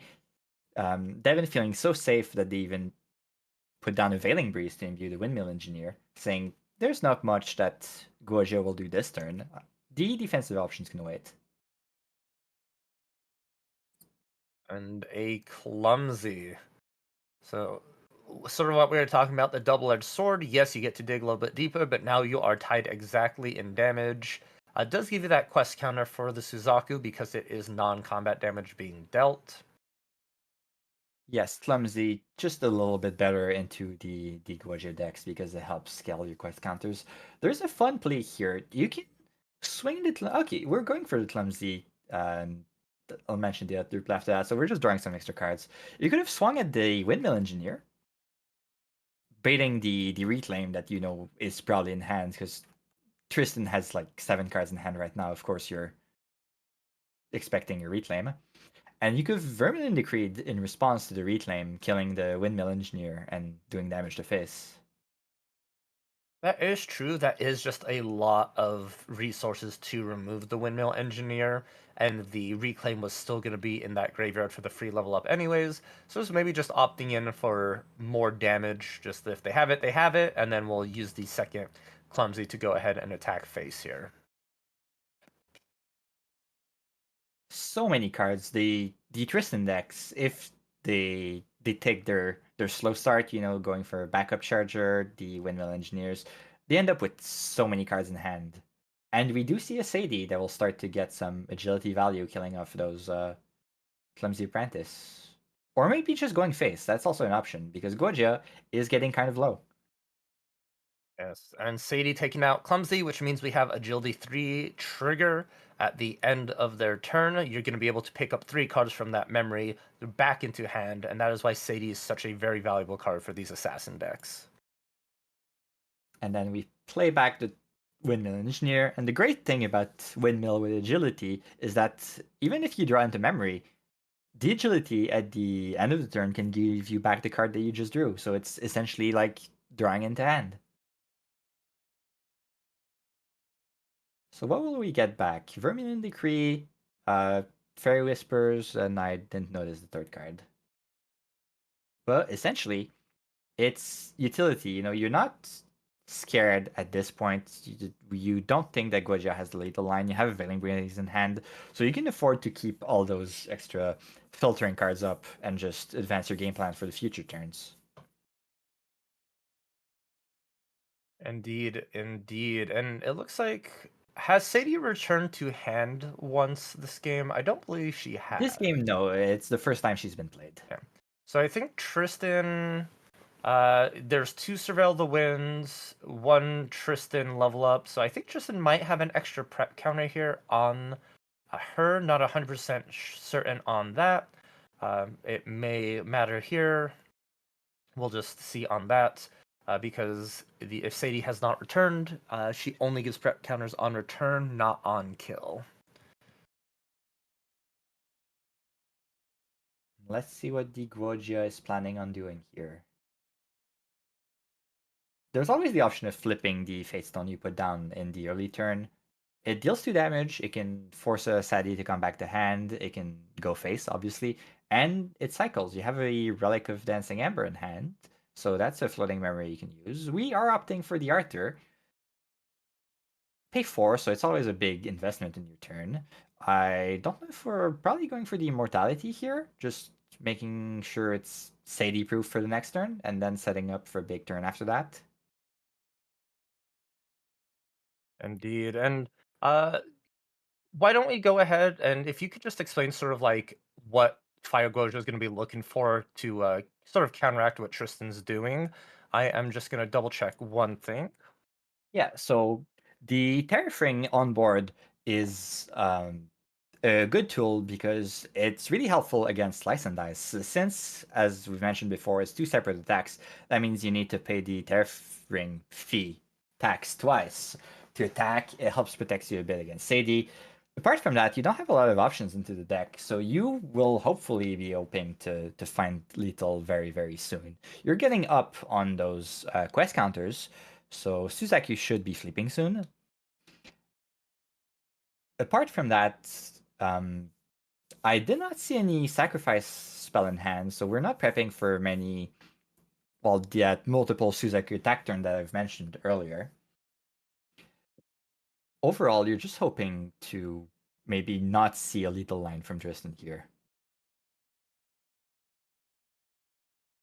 What will we banish from memory? A windmill and a staggering strike. Losing the prep counter is not that useful against Gojia. We draw 2 more, and we do find a slice and dice, so that will be potentially very scary. Let's see if Gojia decides to pop the Terrafring here. Usually, the turn you materialize your Terrafring, that's when you want to pop it. Indeed, indeed. Here, and we see that level 2 Tristan materialize with that Surveil. We did message the judges for everyone wondering, and hopefully we do have a little bit of talk and chat about that as well. But so far, the game is just going to continue a little bit. TCG Devon probably looking in here to close out the game soon with a slice and dice or just Shadow Strike Dungeon Guide as we saw last time. Oh no, actually a Dream Fairy. For the Arthur. That does answer. That's the one thing that can really answer an Immortal Arthur.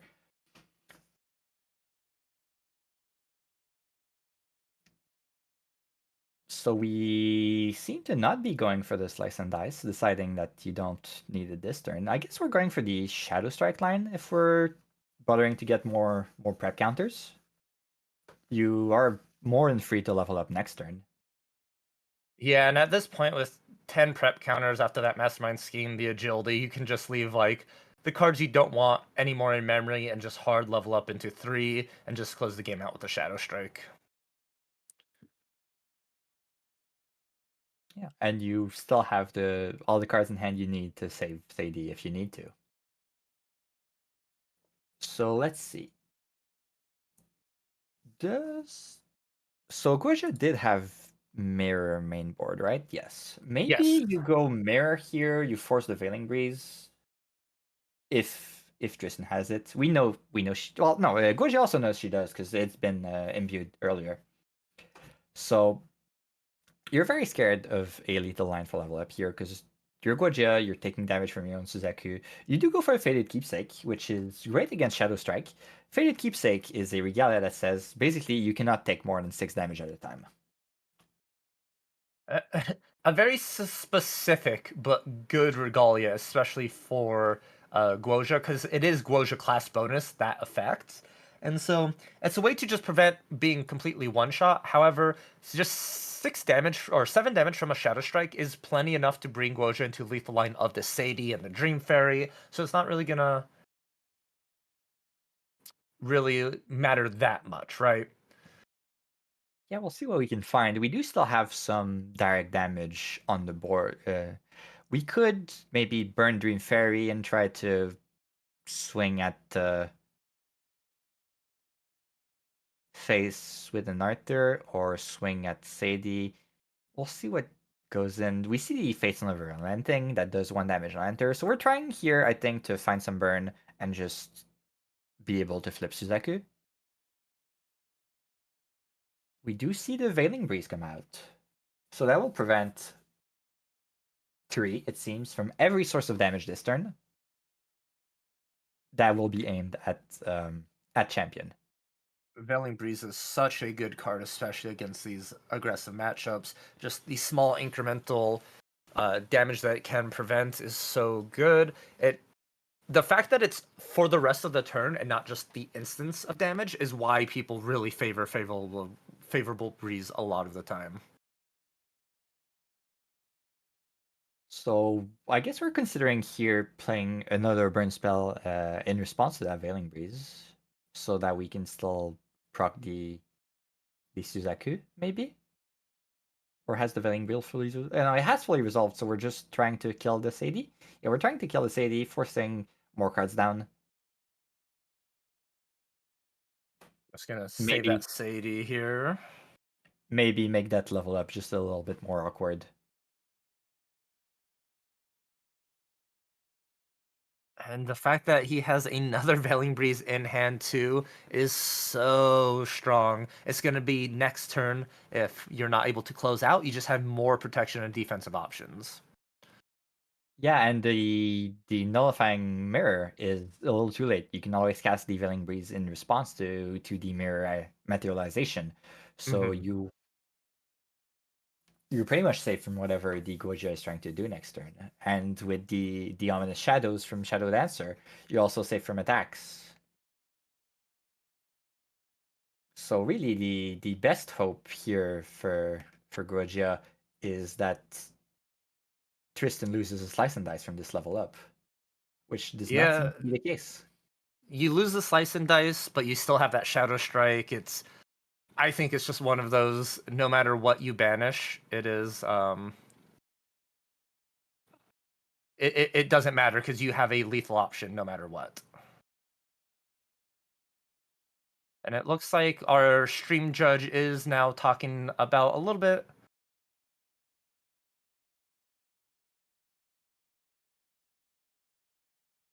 About it looks like we are counting the prep counters. the prep Just to counters make here. sure. 2 Surveil the Winds were cast, activated at level 1, and that 3rd Surveil the Wind was only at level 2. So it should not be that, which might change the game up a little bit here. But we shall see.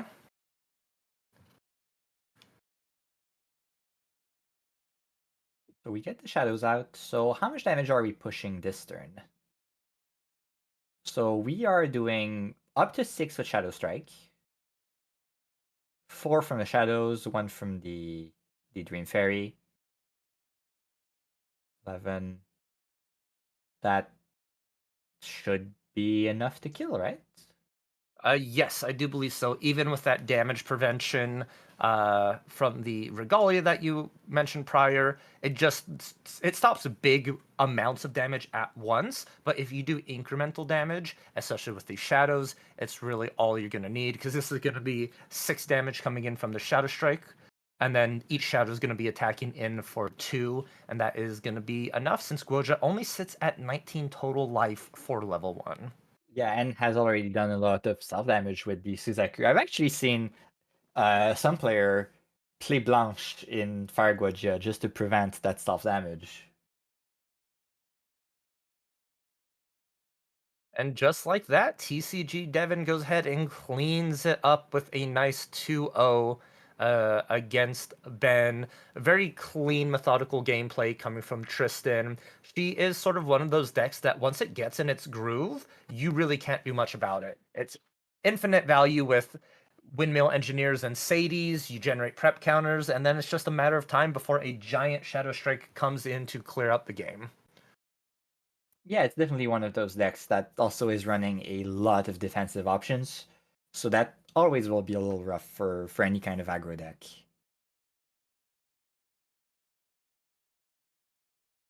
It is indeed. And I believe both these players were 1-0. So it's not over for them quite yet here in this game, in this tournament, I should say. My apologies there. Both these players still have great opportunity to make that top 16 slot. I believe in 7 rounds, you want to be 5-2 is that cutoff. So you can't Somewhere afford around that. a lot of losses, but 1 is not the end of your tournament career. It always depends, and I feel like the mats are always a little weird to do, especially in Grand Archive events, because there's compared to other card games, there's often a little more draws, like we saw in round 1. So the brackets tends to be a bit weirder with all those extra ties added in. Indeed. And let's go over some champion statistics for those of you who might have missed it initially when we were going to round 1. We'll try and make sure we mention this throughout the day here. But running down the list, Dao Chan at 20% representation, Guoja 20% representation, Xander sitting at 16%, Tristan 11%, and Arisana 8%. Those are our top big 5 represented champions. And then basic elements. I really loved in Ascent Seattle when we saw the graph, and then I really love seeing it here. We are very close at the spread of elements. Water with 35% representation, fire at 30%, and wind at 30%. The element breakdown meta choice is so close that there's not one dominant element. Each of them now offer a very unique strategy and pool of cards that gives it the benefit of like why you want to be in that specific one. Yeah, it's really great to see a healthy meta. You always have options building your deck, and you don't feel like you're locked to playing one thing in particular. It also lets people, like I mentioned earlier, play really their favorite deck.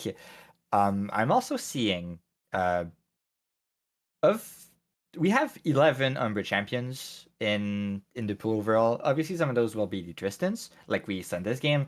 There is 3 Dianas.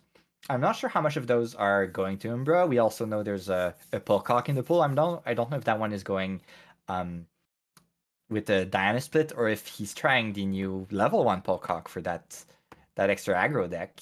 I'm curious. I have yet to see that particular deck on stream. So Polcock is sitting at a champion statistic of 1, which means that it is both Polcocks. It is not. If it was 0.5, that means you were only running the level 2. So Polhawk. It could technically be two half Polcock. That is true, but there's only one Polcock deck. Oh no, you're right. True.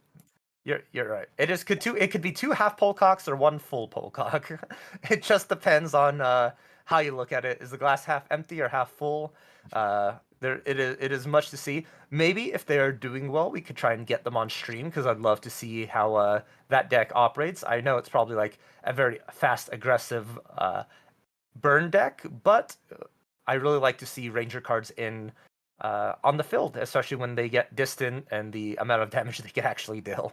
Ranger has had a big resurgence with the Ranger version of the Unique Ally build. We saw a version with more horses at Ascent Seattle. But yeah, there's been a lot of synergies for that little archetype of combining the great value of both distant and unique allies, the Oath of Sakura deck that had been popular. So I'm not sure if we're seeing any of those today.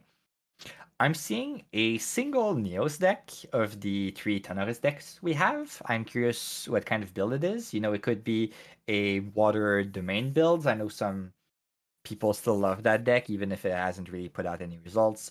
It could be the old one-shot combo build that Jimmy Lee had been playing for a long while, popularizing. So I'm curious to see what that deck will be if we see it on stream. Yeah, Neos is that element we don't see often. It takes a lot of time to get used to or to build to.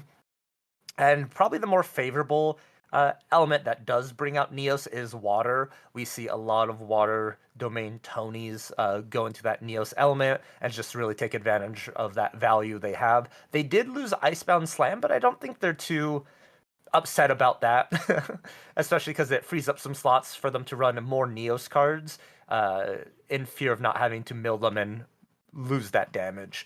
So Yeah, a lot of definitely not that deck. really cool decks out here. I'm super happy you were mentioning some of the lower element ones.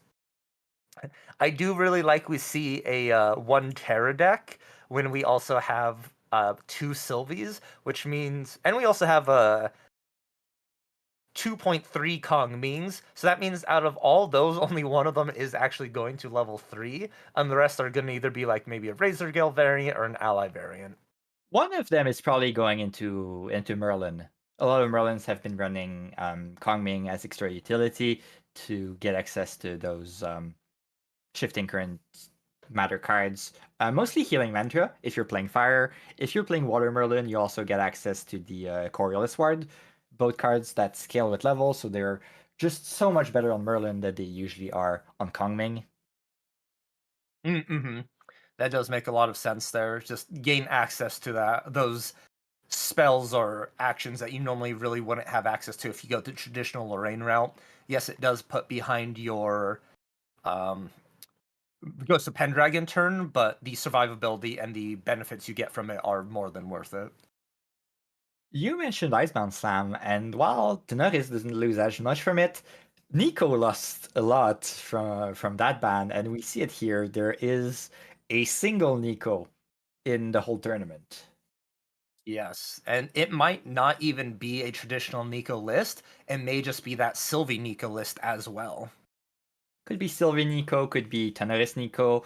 I've seen at least one person just this week at Yeti playing Xander into Nico into me. Oh, It unlocks some of the extra. Xander had a funny little mill package in Abyssal Heaven with the Waterfill Veiler, the allies that unhit will mill the opponent. There's Delusional Vapor, the action with Prep 2 that will mill for 8, and then extra Ford whenever the opponent draws a card. So that was a fun build to see. That is. You also get there's these was it Sudden Deluge, the prep 1 on hit, your opponent mills 10 as well, right? Yes, though I did see it. I don't know if he was playing it. Okay, gotcha. Perfect. So many cool things. Abyssal Heaven is a great and amazing set. I'm super happy it came out, and the amount of decks and variants we are getting really shows this game is still young and has a lot of evolving and exploration to do. And as each set is added, we just get more and more of these crazy combinations that players can bring out. Yeah, and we will have even more options coming next set. I'm already hyped with the little info we got about DTR, the upcoming set. Yes, I am as well. Well, everyone here watching us, we do appreciate you sticking in through these rounds. I hope you enjoyed the first 2 rounds. Just gonna go over a little bit of housekeeping here. Make sure you go ahead and subscribe to True Champion Gaming if you have not already. They are doing a wonderful job hosting this event, getting the stream going, and just making sure everything is running smoothly. So make sure you go ahead and show appreciation there. And if you want to support them even more, they do have a Patreon as well that you can subscribe to with exclusive deck tech videos, chatting with the members of TCG, and more information. I believe you could find that in the description. Now, without further ado, we have about 15 minutes left on our round 2. We are going to go to a short break here, grab some water, stretch our legs, and be prepared for more Grand Archive. With that being said, I'm Valkyrie, and I'm joined here with Bonnie, and we hope we have a wonderful time and a short break.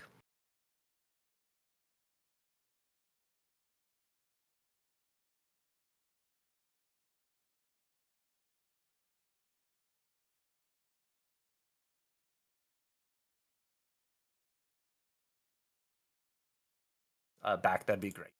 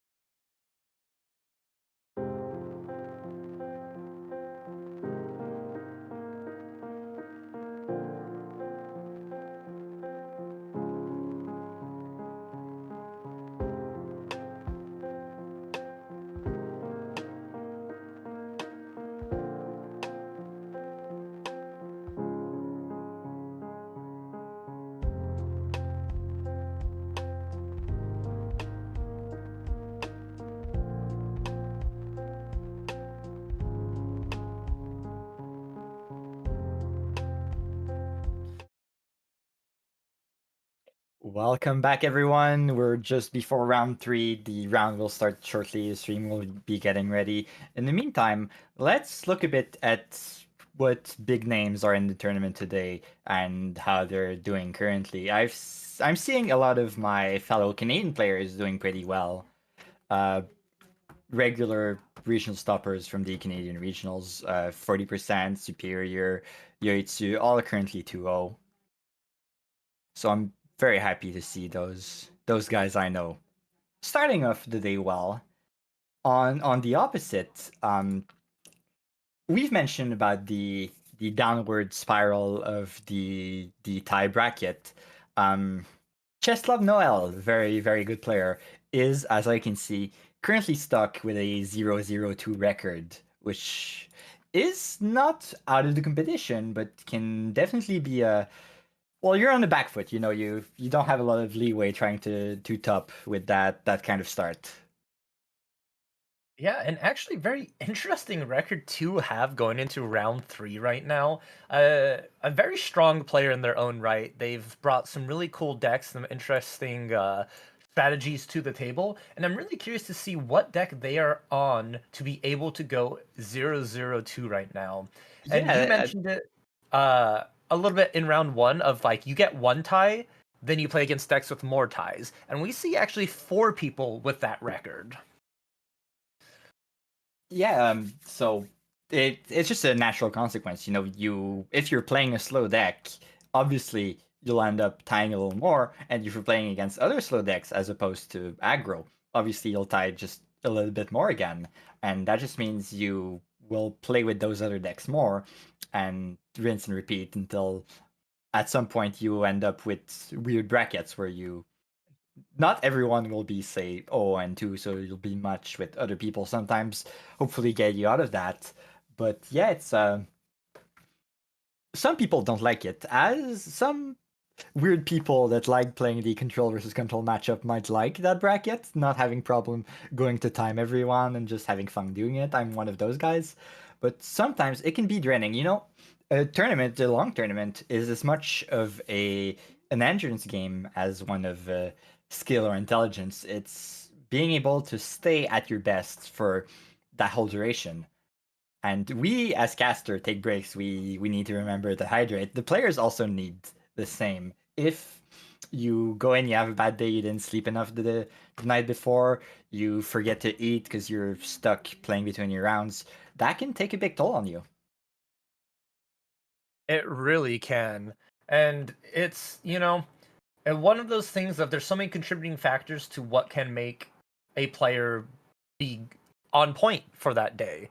You mentioned, sleeping well. Maybe a player forgot to eat breakfast because they didn't have enough time. They were running late. So a lot of these factors do just contribute in. Grand Archive, as much as it is a mental game and a game of skill, it's also a game of physical prowess as well. You need to be able to be attentive for 7 hours, be sitting down. You can't be skipping meals or forgetting to drink water because all that does add up. And if you forget to do all that near the end of the day, you can be feeling the effects of almost like being sick, right? You're just not Yeah, there exactly. mentally, physically. It's hard for you to like stay put. So it's you really got to make sure you take care of yourself, especially on tournament days.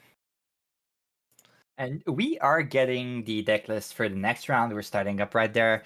So on one side, we will have that I mentioned fellow Canadian player Yoitsu on that Fractal Xiao Chan versus Under list that had been very popular. Actually, no, wait a second. I saw Water Xiao Chan and he has a very interesting build. It's mostly a water ally build. I see some very spicy things. Gildas, Shangxian, the ally that has imbue Norm. I see an Overlord Mark III, a card that we haven't seen played ever, basically. With a spicy Arisana sideboard for the Polaris. That will be a very spicy list. I'm excited to see that. It's great seeing Yoitsu on stream, Felix, because he loves playing those completely out there deck. He's the kind of I think he was on stream at Nationals last year playing Trisket. Mm-hmm. A very So out of the box player. good player, but always some very interesting decks. Meanwhile, on the other side, we have the probably only Slime Sylvie we have today. Our one Terra representative here, bringing it down, locking in. You know the deck. You love the deck. It is Slime Sovereign Sylvie. But funny enough, no baby gray slimes because of the banning. So I'm really curious to see what this deck put in and is incorporating to try and mitigate that lost potential due to the ban. Looking at the list real quick, I feel like the only major deviation from the usual build is Scavenging Raccoon. It was not always mainboard. Escape the Wreckage had always been fairly popular. Obviously, you're running full Blissful Culling to try and mitigate that loss of a baby gray. You probably go just a little bit higher on your other ratios, right? You don't put in anything to replace the baby gray. You just put all your 3 ofs, you put them back to 4 of. Well, I think this one in particular is running Fast Cure in its place. If I Oh yeah, there is a fast cure. Yeah, that's interesting. Yeah, that can work, especially in this kind of meta where you're expecting so many fire aggro decks. Fast cure is a very good card. Yeah, it sort of does what Baby Gray would fill the role in. Baby Gray intercepts an attack. Fast Gear can recover you 4 and be used for that floating memory. Baby Gray, you get that additional draw, which is technically like a card to use for materialization to really balance and keep your influence the way it is. But we do see them now jump into the game. Slime's going first, opening with a Blissful Calling, and then Yoitsu, or shown on stream as Felix, going with a blank Spirit of Water and imbuing one of the most powerful cards from HVN. I am in love with this card, Shang Zhang. When she is imbued, she prevents 2 damage dealt to her by any colored source. And so it becomes really hard to remove. It's almost like she has a permanent resolute stand on her ability. And then right beside the Shangzhang, we see the new tax card, Zusheng, the Frozen Citadel. At the beginning of your opponent's recollection, they can banish a floating memory. If they do not, then that means the next card they activate costs 2 more. And that is very crippling for a lot of these decks that want to play multiple cards in a turn. Yes, indeed. Slime does have a little answers to it. Especially, we haven't seen what they have in hand right now. But if you can play a card at fast speed in your recollect, you can essentially pay off that tax early and then have your whole free turn. And Slime does have a couple of cards that fit that profile, including the Gather Slime, the spell that recovers and gets a slime from your top 5. So we'll see if they don't seem to be able to cast anything there, so there will be attacks on the first spell activated this turn. There will be, and already we see Samuel putting respect into the deck, gonna go ahead and materialize Beastbond Boots. They may be thinking this is going to be a fractal deck or something that deals some burst damage, but we do know that Felix is going more of the ally game plan, so those boots aren't going to be as prevalent as needed here. But then we have a baby red slime, and we are just going into the Citadel. That is a very good attack here. You want to try to remove that off the field as much as possible. It almost just gives your spirit a 4-life buffer. Yeah, exactly. Being able to delay one spell from someone, one card from someone, and give you a couple of extra point of health helps a lot. And also, that's the big advantage of playing the off meta deck. You know, causing those maybe mistakes from opponents because they don't know what you're playing. Indeed. And this list was originally brought to us in Seattle by Hanky the Goat. And I feel like that list was very suboptimal. Hanky themselves said it in the interview. There were so many things they wanted to add or change, and they just forgot certain cards. So I'm really happy to see someone taking this list, expanding upon it, and just making it even better. Yeah, there's a couple of important differences. The first one is it doesn't seem to be running Dawn of Ashes, which was one of the big tools in Hanky's list, going full norm. This one has a couple more water cards. You're leaving the Dawn of Ashes out. You're playing Mercurial Heart. Maybe the first time I'll see that card on stream. The Mercurial Heart, the divine relic from Mercurial Heart, gives a buff counter to an automaton on enter, and it counts as a parasol itself. So it helps just getting your Overlord out a little bit sooner. It does. And I really like the sort of like the automaton strategy lean in that this deck specifically has. We do see that cell assembler sitting on the right hand side of the board for the red sleeves here. It's just more ways to generate power cells, take advantage of it. And then we see the backup charger as well. So this deck can not only go wide, it can go very tall with stacking these power cells on an automaton ally. And another thing it does is it's running a 3 turbocharge in the main deck. You know, not the usual cheeky one of the a lot of decks like running because of backup charger, but since you get many power cells, that lets you have multiple draw 2 spells in your deck, and that can be very powerful. Yes. Drawing cards is probably the best feeling in Grand Archive because of the game's just unique nature. Cards in hand equals cards you are able to use to activate more allies or attacks or things like that nature. And it's a very ebb and flow sort of water-like status. Is less cards means less lines of play. More cards means way more potential of taking out options, but I am very surprised. We also see the new Portentous Tengu that came out in the Recollection deck for Guargia, and Felix just sort of sitting with value on the board here. You need to pay 3 for both of those cards to activate them to draw an additional card, but at this current moment, you're sort of happy. Your allies aren't being removed, and you can maybe just pass turn here, and next turn double your the amount of cards you draw into memory with the both those regalias. Yeah, then that's the advantage with a water deck, right? You have so many cards that are answers that you like holding up, and if you don't need them, then you have that backup plan of drawing a card.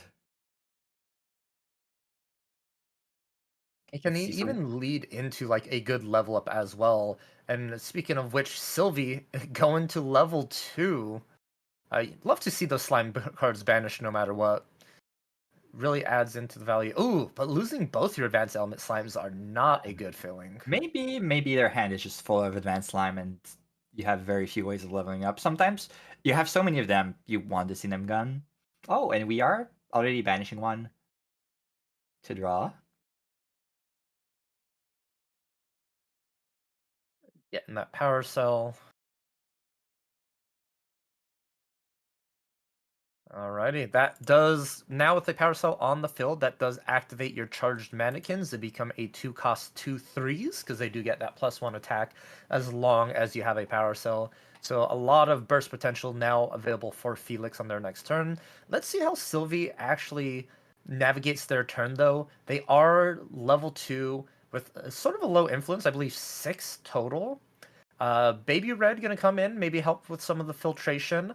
And I think this is going to go directly into the Zhu Sheng here, right? You can't be dealing with this on your next turn. Yeah, especially with the ability to cast the advanced line for cheaper, but be needed to pay the extra because the Chu Chang can be very rough on Sylvie. And you're playing against a water deck. You need to be able to play around Frostbind if you need to, right? Mm-hmm. Yeah, that is correct. It's a nice little combination for both because your opponent does have to pay that extra too, which may means they don't have enough cards to pay for that Frostbind. And it's a catch-22 as the opponent's influence does get lower. It's just more and more beneficial. We're gonna opt into Dao Chen level 1 here. We saw Hanky running Arisana. It looks like Felix is going for the Dao Chen route, mostly because I think the Glimmer counters, you're able to activate a reaction from memory, and there are some like we saw being banished the Conjure Downpour for some of those ally matchups, things like that, to really assist in maintaining the board. Yeah, exactly. And the Frostbind, as we mentioned, just being able to hold an answer of any kind, just always having something up available, even if you're hands down, can put a lot of pressure on the opponent's deck. So we're drawing cards, we're playing a Frostbind Paladin, we don't have a float in the graveyard, and we get the Lost in Thought in response on the enter. So you do get that free float in response to the activation.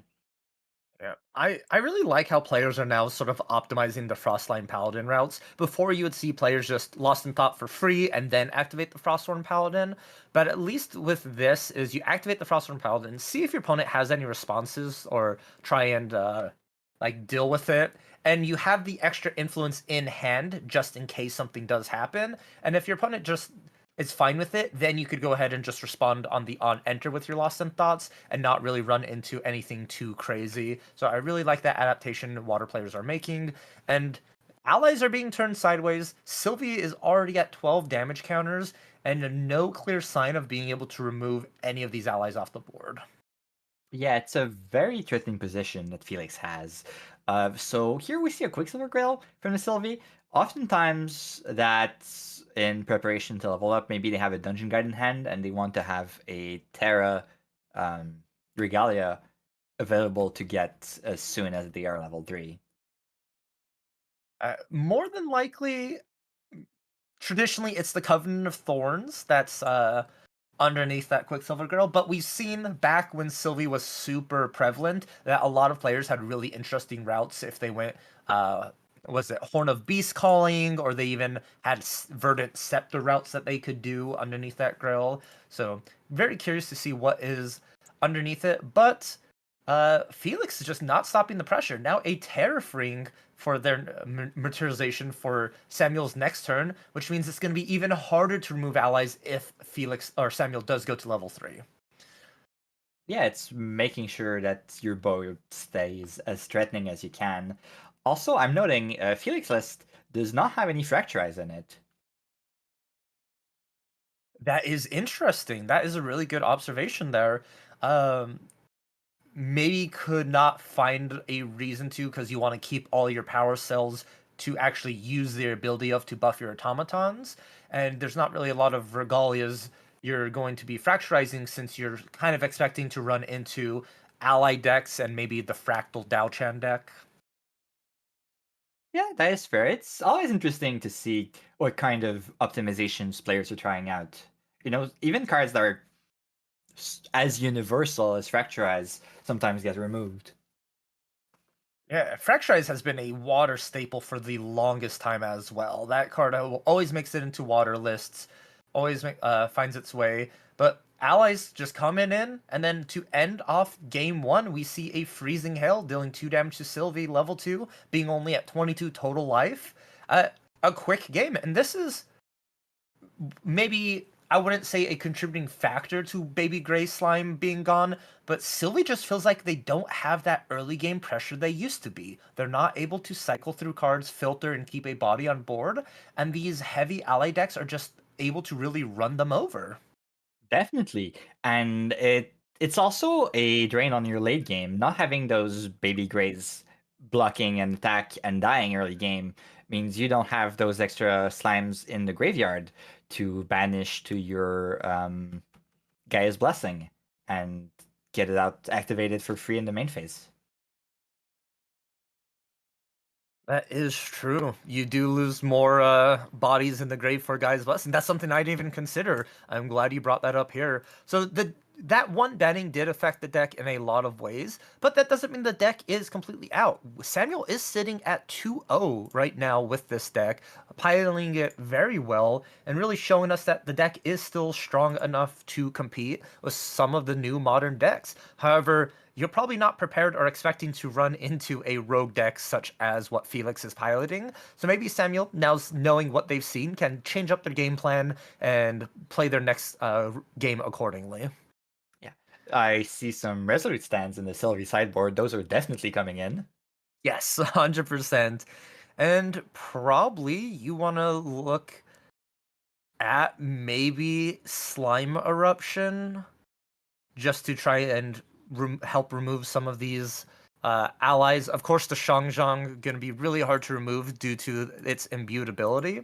But we saw just the Cell Assembler, which is a 1/2, that stayed on board for 3 whole turns. That's 3 extra damage that it was able to sneak in because there was no way to deal with it.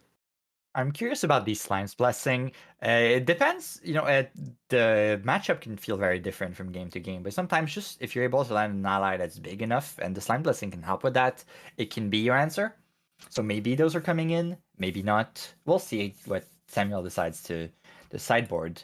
Meanwhile, on Felix's side, I don't think this is the matchup for Arisana. You don't really need that Polaris. You probably want to keep the free reaction that Diao-chan gives you. Mm-hmm. Extricating Touch can be very interesting. The level ups for Slime tend to be very precise. They always have 3 cards down and they need those 3 cards to level up. So Extricating Touch, not as a sniping a problematic card from your opponent, but just as a way of removing 1 card from their memory and preventing them from level up might be very good. Indeed, here. I actually am a big fan of the sideboard. You see a Polaris in there with the Arisana. So it's like in case you run into a very heavily ally matchup and you're not feeling confident in trading for board, you can easily just sideboard those 2 cards and have a much more beneficial matchup into them. Oh, yeah. So we see a turn 1 Blissful Calling, pretty standard from Sylvie. You just, your goal is to get to level 3 as fast as you can with as many cards as you can. So it's exactly what you want to be doing.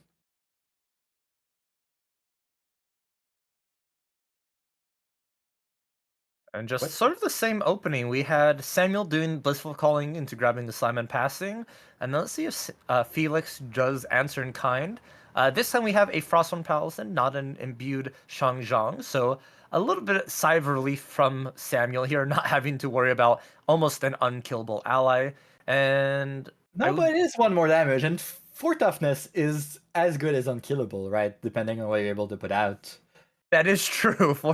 Four is the magic number for allies. 3 is like optimal. That's where you want to be. 4 is just really difficult because that means your opponent's going to have to trade in 2, maybe 3 of their allies into it just to remove it, which saves so much time and pressure. And Frostborn Paladin being 3 power can remove any ally that Samuel decides to activate and play on the field. A baby red discarding a slime eruption would clear the paladin, but that's also, again, you're playing against a water deck that's thinking they have no answers in hand. Yes, and I do see a little hint of a freezing hell, and that would be more than enough to just remove that baby red slime before it even gets to deal its damage to the paladin. So yeah, it's you mentioned it. I love it. The fact that water decks they have answers on your turn, and if you don't need to activate anything, you can then use those for value.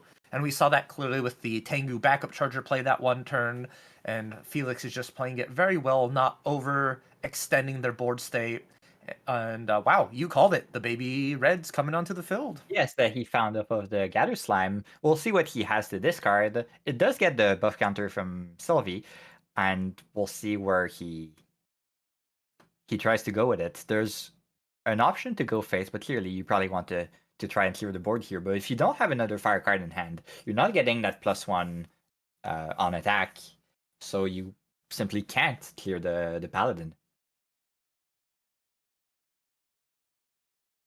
Yeah, it's the important part is it has to be a fire card discarded to get that plus attack. You get to draw into memory nonetheless, no matter what element, but fire is the plus attack.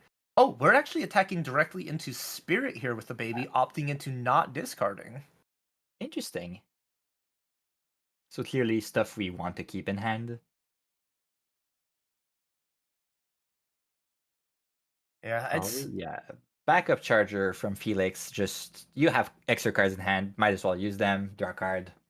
Put more pressure on your turn after that. yeah, Frosthorn Paladin just being able to replace itself by eating the floating. You're already going second, so you have that additional card. It is such a strong position to be in if you're not having to respond to your opponent. You get that backup charger, build up that influence. You're now at 9 cards, I believe, total. That's 2 allies and being able to keep up a response if needed. But this is just painful. Seeing a Zhu Sheng enter the field, Samuel already struggling a little bit to just maintain board and level up here. Now this is going to be even more difficult. Yeah, it'll be very hard to clear. We also see more answers in hand from Felix. Either the Conjure Downpour there that can provide massive swings, and you mentioned the Freezing Hail earlier, so no, just putting cards down and going more on the aggro, hoping The Suchang going for more of a tempo play. You're playing it. Who cares if the opponent deals with it? It'll slow him down for a couple of turns.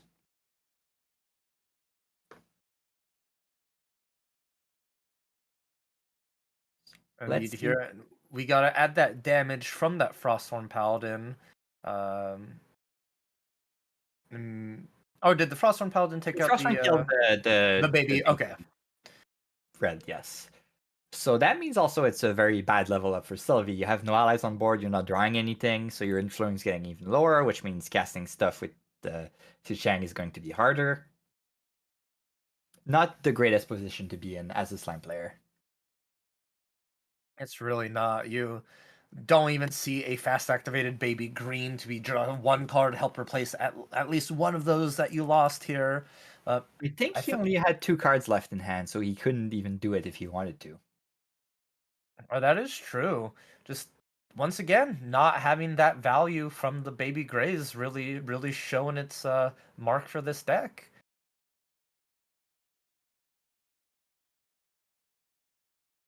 And end of the turn, it looks like Felix is gonna activate a Lost in Thought, and I assume go into level 1 here. We see the banishment. Most of the times you do want to declare what you are materializing before costs are paid, just so everything is clean and kept sorted here. But Dao Chen gonna go ahead and rematerialize with that Lost in Thought. Class bonuses online and active, and I wonder if there is something particular Felix had in mind, and maybe a allied war priestess in hand to get that additional attack. Maybe just keeping the answer up. He did just draw a extricating touch for turn, so that will maybe make leveling up for Sylvie much harder.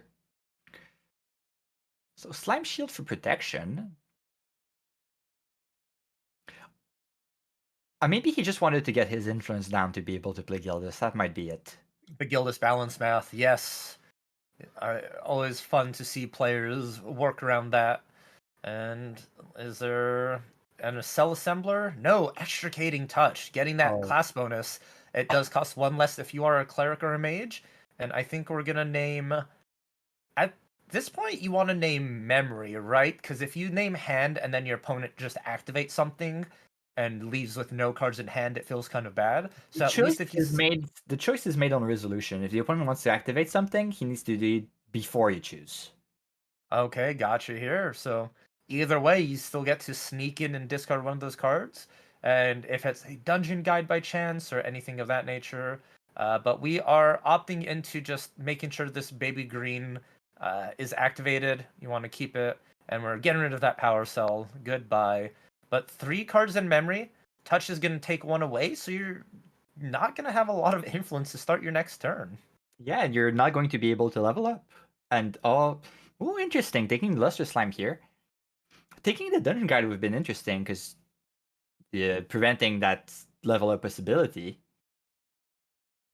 So I do like the Luster Slime over the Dungeon Guide take, because a big taunt is one of the ways this Felix's deck can be answered or taken care of. So as long as you remove that, your opponent can Dungeon Guide. They'll have very little influence, and they won't have any slime advanced element slime to play due to the amount of cards in hand.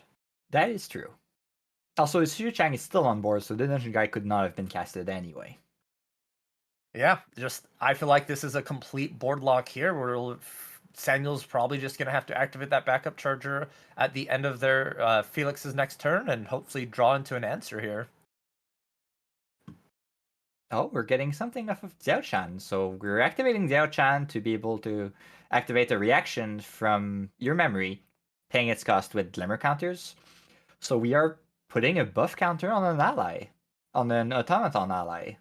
Oh, that is Critical Recovery. That is a card we do not see often. I am actually pulling it up myself here because I am not 100% familiar with the text.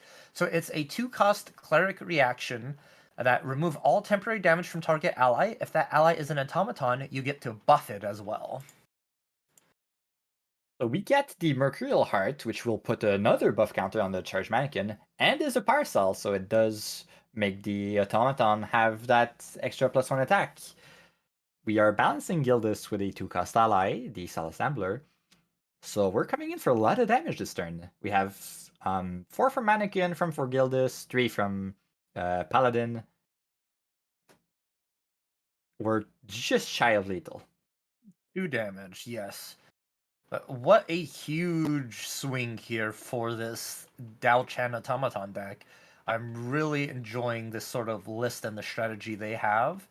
And honestly, if that baby green slime did not remove the other power cell, that would have just been lethal right there. Yes, it would have. So now Sylvie has to gamble on her level up. You're keeping one of those 4 cards at random. You're hoping it's an advanced slime. That's not even enough, right? Because if you level up, you will have 2 cards in hand, and the slime will cost you -2 because of Sylvie level 3, but +2 because of Shuchang. So even if you level up, you can't activate anything. Correct. You are stuck. And I don't think there is a secret floating memory that's been in that graveyard the whole time. So we lose 2 Storm Slimes and the Astra Slime. Uh, really unfortunate level up here, but it's what you have to do. You have to not just give up and take the damage at level 2. We see Zushing, no ability to be activated. And yeah, 2 cards in hand. You can't activate an advanced element slime due to Zushing's ability. So the last thing you do is just sort of attack and pass the turn. Very important, get that moral victory in. I still dealt damage. Yeah, it is that moral victory. And And that just is like the game in the that, round.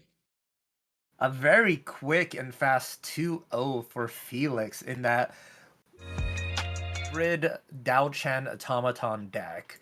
Whew, that is the kind of spiciness that I love to see at these regionals.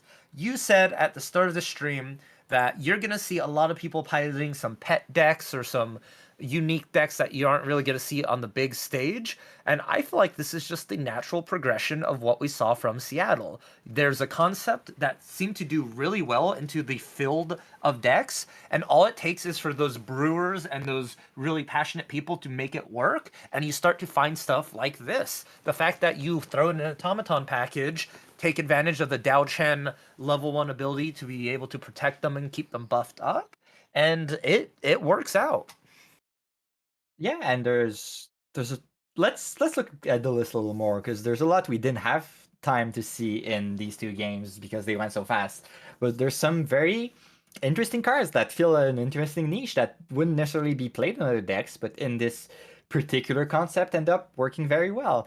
I see some automated gardeners. It's an automaton that gets you an herb. Well, an automaton is great because it works with your parcels, with the what's it called? The manufacture cell, the action that gives you a parcel and draws you a card if you have an automaton. Mm-hmm. And the herb itself is very useful because, well, you main deck them because they're useful on their own. But if you switch to the Iris on a package, you want those extra herbs to be able to clear the board. So they're there for that.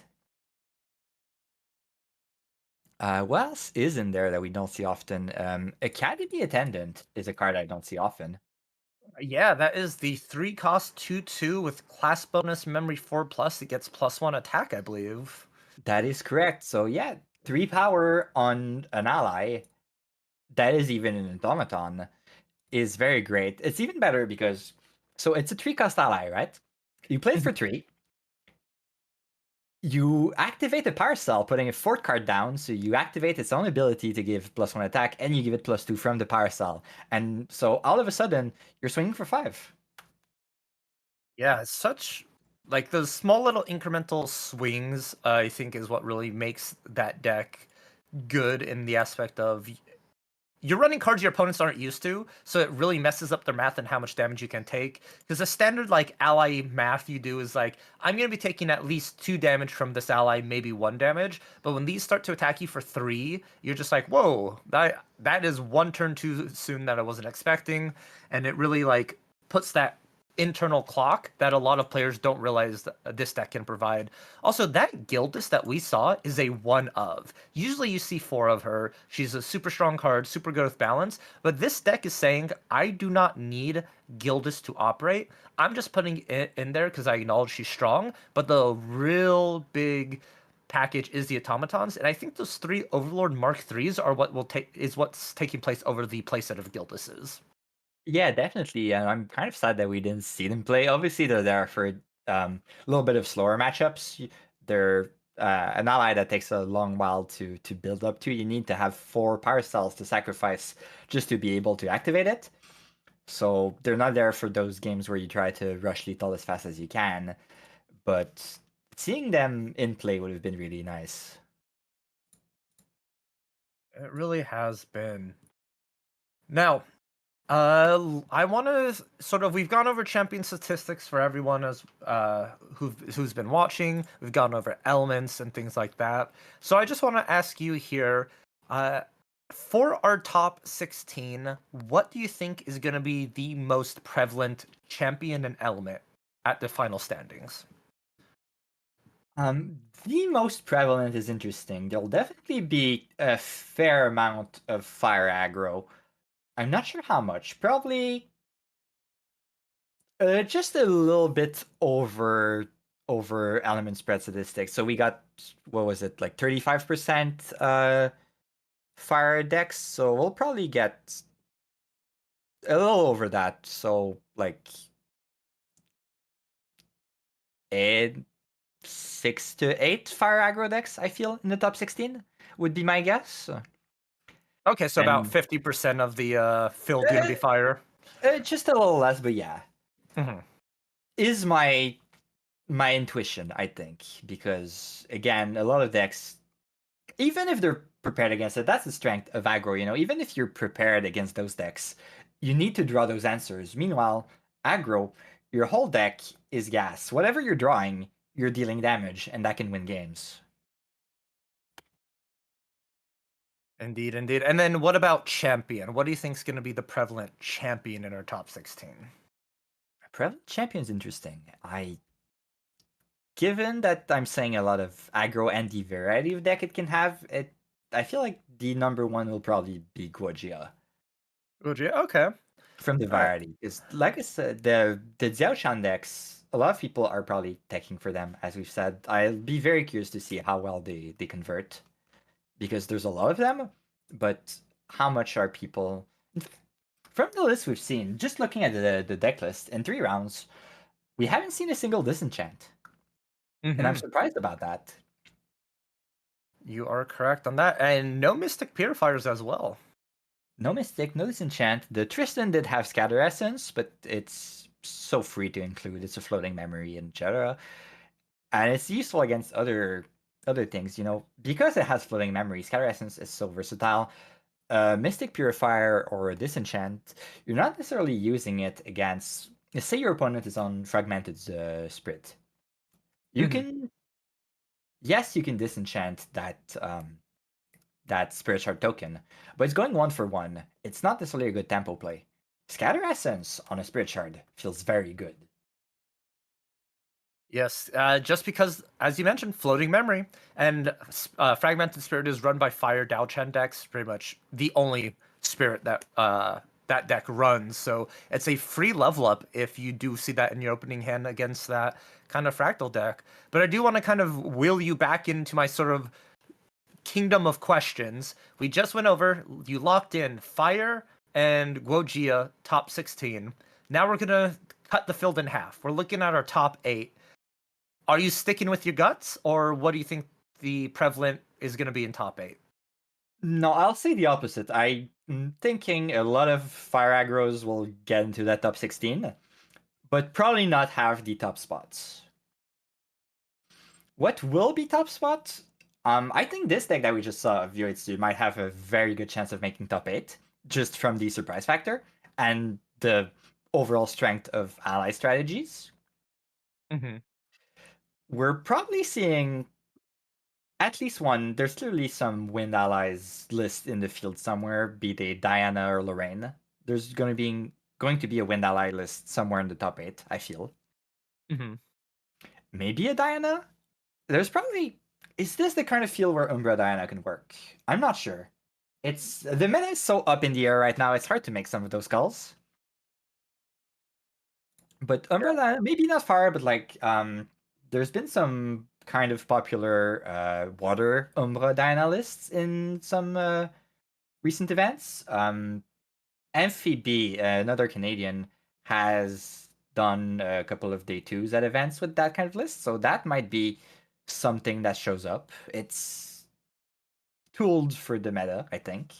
Mm-hmm. Yeah, I'm not sure about the rest. Water Diana is interesting, and I want to talk about that here in a few. But we now see our top 8. What you said. Now I'm gonna bring it into the really hard hitting questions, where you're gonna have to dig your heels into the ground and just give us what you think. Give me first, second, and third place, our top 3. What decks do you think will be in there, and who's gonna be taking it all? What's your call?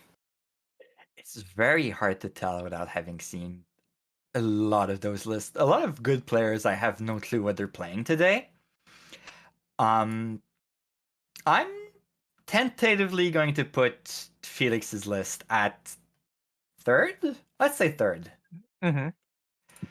What will win? I think we will see one Xiao Chan somewhere. Let's place it 2nd.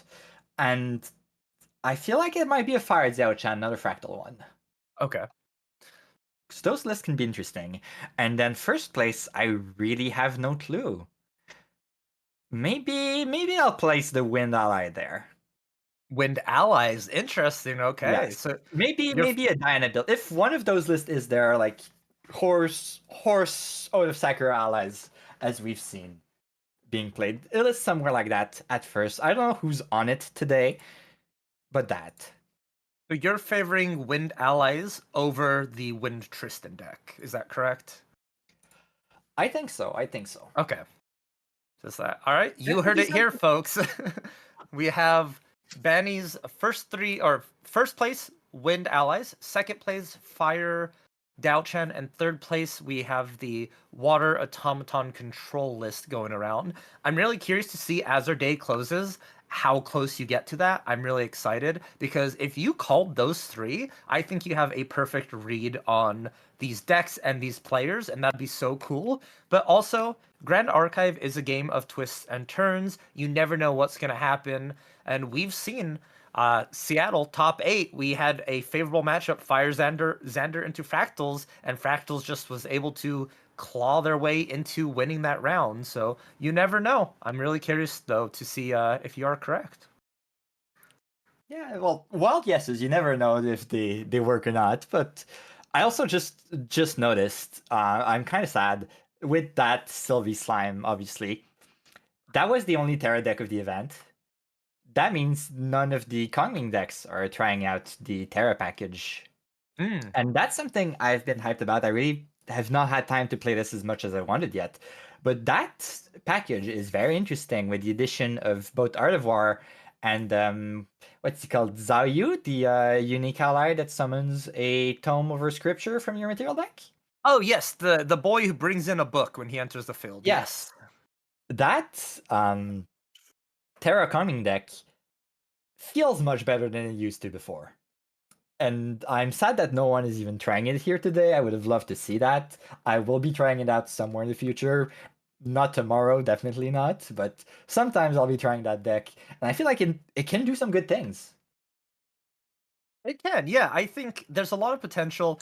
It was it. The set's been out for 3 months now, right? Or 3 months. Oh, 3 weeks, yeah. 3 weeks. And so a lot of these players, especially with these like early on events, they're just, I'm gonna play what is good right away, and it's gonna prevent a lot of our brewing. But now since the big ascent's over and we're getting into regionals, store champs, and moving on our way to nationals, you're going to see these people who have time to brew a lot of these interesting decks. And I think a well brewed Kong Ming deck has the potential. It would play a little bit like Rai, where your early game is just all about gaining influence and banishing some of your Terra cards. And then once you get to that level 3, you have huge burst potential. And I think it is a very viable strategy, especially as we clearly see now Fractals isn't the end all be all deck that everyone was expecting. No, definitely not. And that's something that I think everyone has been saying after Seattle, that everyone was bringing fractals to Seattle, but they kind of all agreed that wasn't necessarily the best deck in the format. It just what felt good at the start. And I'm also curious because a big thing we might see going into nationals is that a lot of people will probably not be bringing their nationals deck to regionals. There's kind of desire by many people, many big teams, to keep that deck secret in their back pocket. A bit like we hadn't really seen Luxem, like here and there, but we hadn't really seen Luxem before nationals last year. So maybe something like that. Chess Club always innovates with their deck list, so I'm curious to see what they'll be bringing this year. That is true. Yes, Chess Club notorious for bringing out the serene fire Luxem Xander that a lot of people now love and enjoy to play.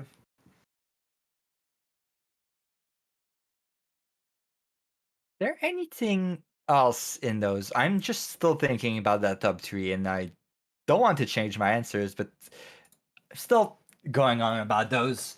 No, I think that's pretty much it, right? There's a single Pocock, so I'm not confident saying it'll place well. Maybe not. I haven't It seen could the have a deck miracle yet. run. Yeah, It could have that well, Cinderella well, story.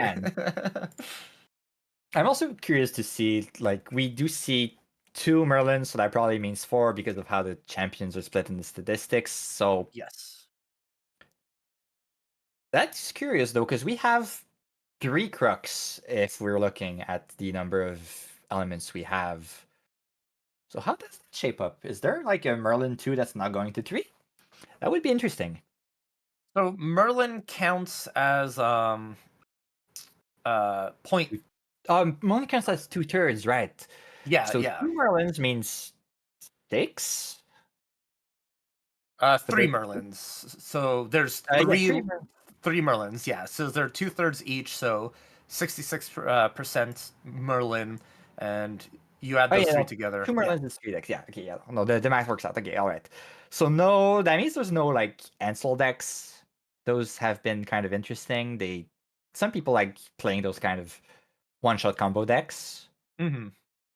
And they have been a little resurgence lately. I know Jimmy Lee is kind of the poster boy for the one-shot attack combo decks. And he's Yes. been flip-flopping around. He seems to have dropped his famous Tony assembled the ancient list. He just won Yeti this week with a Jin build. Mm-hmm. That's also a thing. There's no Jins here today, right? That's the champion that was missing. There's no Jin. Oh, there is no Jin. You are correct. We I'm have surprised. Rai representation, but no Jin. That is also very surprising. That's the kind of champion that a lot of people just really love, even if it's not that good. So I'm surprised that no one has brought it here today. Jin and actually Vanitas did not make it into this tournament. Indeed. And That's Razor interesting. Gale has really fallen out of favor. I Razor know Gale even definitely. after the hit on 3 visits, people were still playing Razor Gale, but it just seems like it's now no longer the flavor of the season. People are moving on to bigger and better things. Although we do see that one Kong Ming, maybe 2 Kong Ming Razor Gale variants that are sitting in there. Not 100% sure though, because those could be just Kong Ming ones going into the Merlin package that you mentioned prior as well. Could be, but I think the Razor Gale deck is mostly an accidental casualty with everyone taking so much more against Fractal. It's hard to play those Razor Gales and have them survive. That is true. All the Fantasia hate just really hurts on the Razor Gill. Well, I'm still curious because that deck has gotten some new tools too, so I'm curious to see how it's built right now and what it can do. I've played Razor Gale a little bit most of last season, and the new Kongming level 2 is very interesting. yes. Seems perfect fit for Razor Gale. And the new what's it called? The wind ritual. You sacrifice an ally and you can bring back a wind card from your grave to your hand. No, to memory? To memory, maybe. Your memory, yes. Still, it's exactly the kind of cards that Razor Gale wants to play. So if we see a downturn in Fantasia removal, we might see Razor Gale come back because there's some very, very interesting tools there. There really is, yeah. There's a lot of strategies, and Grand Archive I think is just a big meta shifting rock paper scissors. A deck becomes prevalent, people tech against that deck. The deck then drops down in popularity, and then the new tech deck sort of falls out of favor, and another problem arises, and it's just sort of that cycle that we see goes through that thing. But that just means it's a healthy game environment if you are able to make decks to counter each other and go in that nature. So very happy with how the game is progressing in just its lifespan, and are all like constantly being surprised by innovation of these top players and love to see it. Yeah, definitely. Well, with that being said here, we are going to be throwing here to a break shortly. There's about 15 minutes left in the round. Before we go to break, though, I do just want to shout out True Champion Gaming. Thank you so much for having us here casting and running this wonderful regional event. It is amazing to see how smooth and everything is going. So why don't you go ahead and support them? If you're in chat, go ahead and subscribe to the YouTube channel. And if you want to help them out even more, you can go ahead and view their Patreon and go ahead and get exclusive Deck Tech Talk content and just sort of their experience in piloting decks, things like that. Also, they have a merch link as well. Everything can be found in the description of this video. So without further ado, we are going to go ahead and go on a 15-minute break, and we will see you all for round 4.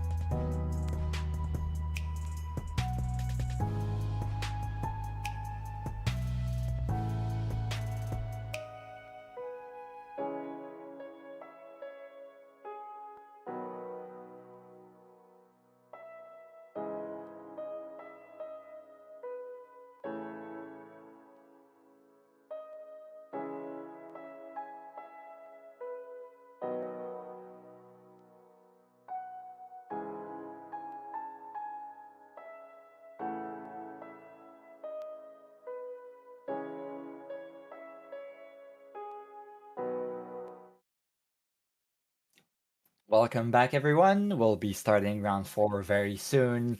The round has concluded. Players are all shuffling over to their next seat. Uh, I'm still very happy. A lot of the Canadian players have been doing fairly well, beating some big names, coming back up even if they lost their first round, tying it worse. So I'm happy for my fellow players. I also see that Noel has won his round, so he's maybe going out of the tie brackets and preparing for his miracle run, ready to come back. I'm still excited to see what deck he's on. I really, really want to see what he's been brewing. And if it's just, I think he was on Jin for Yeti this week. So that could be, well, obviously not that, right? There's no Jin today. Well, we'll see what we have. Yeah, I'm very curious to see. It's a good thing you're keeping an eye on sort of these matches and event and pairings going on, because it's really cool to see a player's journey throughout an event here. Some names that we were talking about being 2-0, unfortunately dropping that last round, and then other names very interesting to still see sitting at that 3-0 spot. We do have sitting right now 3-0 main deck Mitch, our Ascent Santa Clara winner, doing pretty well here. And then a little bit further down, sitting at 2-0 and 1, we have 40%, a Canadian representative, and then Chess Club Rex, I believe, as well. So, Yes, really, that's correct. Rex just defeated Eli in the previous round, putting him at 1-1-1. Bob Sherbold, usually high ranked player, just lost a round to Nightish, fellow Canadian. Who else is in the event? that is fairly well known. Perfy, fellow TCG True Champion Gaming player, just won his round. Is there any other big name I recognize that you usually see on stream at events? And this is where it gets a little bit complicated, and I know some people have like talked about it, but the names you see on streams are not the actual Omnidex names, so sometimes it's really hard to distinguish who is who. So just trying to double check to see. I think Tanman sounds like a familiar on stream variant. I believe we had them in a past regional or past ascent that they've done well in. Number 4, I know they are the creator of some helpful tools and resources for Grand Archive, so it's great to see some of the communities out here competing as well. And then I think Steve sitting at 2 and 1. And Yes, Steve, fellow Canadian, that player have seen on stream, not as a player. You might recognize him as Head Judge Herman from Ascent Toronto. We do have some pretty good wide variety of pool of players here. Super excited to see how everything shakes up. We kind of have our top 8 leading the board right now, all at 3-0. But of course, this top 8 will definitely be changing within the next couple of rounds. And we have the deck list for upcoming matchup. We have finally the Fractal Xiaochan list that we've mentioned all day, have not seen yet. We will be seeing one this match.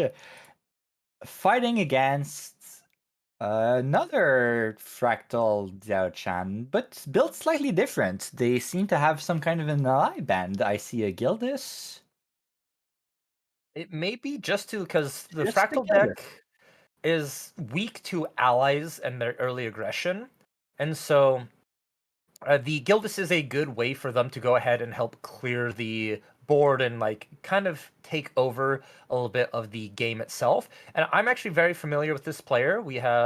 It's actually a main deck player. It's main deck Taylor going to be piloting the interesting Dao Chan water list, and they have Frostnet Pirouette in that board along with that Gildis against a more traditional Burst Asunder list that we see from Krells, and we do have true champion Terry going to be our stream judge for this as well. So if those of you who are big fans of Terry, this is your chance to see his hands and judging in action as we jump into round 4 with both players shuffling up. I suppose I can see a lot of ways in which Gildis makes sense in the Diao list. First off, having fractals makes balancing Gildis so much easier. And you can essentially see it as a 4 damage removal spell, right? Maybe it'll stay on the board, maybe not, but it comes in, it swings at something for 4, and sometimes that's all you need, right? Yeah, exactly. If you can 1-for-1 your opponent with your Gildis and then force your opponent to attack into your Gildis, you're more than happy with that trade of value.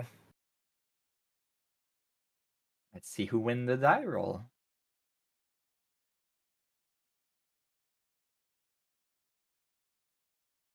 So I can tell you, Diao Chan will be starting.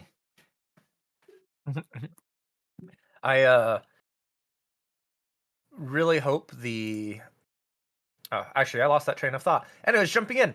Both these players really like using the official Grand Archive sleeves. It's always great to see. They make wonderful sleeves, and just having that opportunity and representation of it as well is very pretty. We also see main deck Taylor representing the main deck sleeves for the material deck. I also see that's interesting. Taylor's list is running Xiao Chen level 2.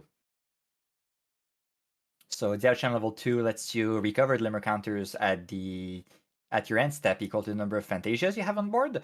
So instead of getting that one answer like Xiao Chan level 1 does, you can just keep casting stuff over and over from your memory every turn if you need to. So we'll see how much value he gets out of that if he decides to go there. Sometimes people run extra levels of their champions because they have room in their material deck.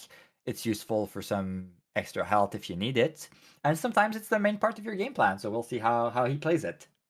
Yeah, I also just think having the option of that additional life, it's +3 when you level up into level 2. That can really change the math for a Burst Asunder mirror, because that's 2 additional fractals your opponent's going to have unfilled.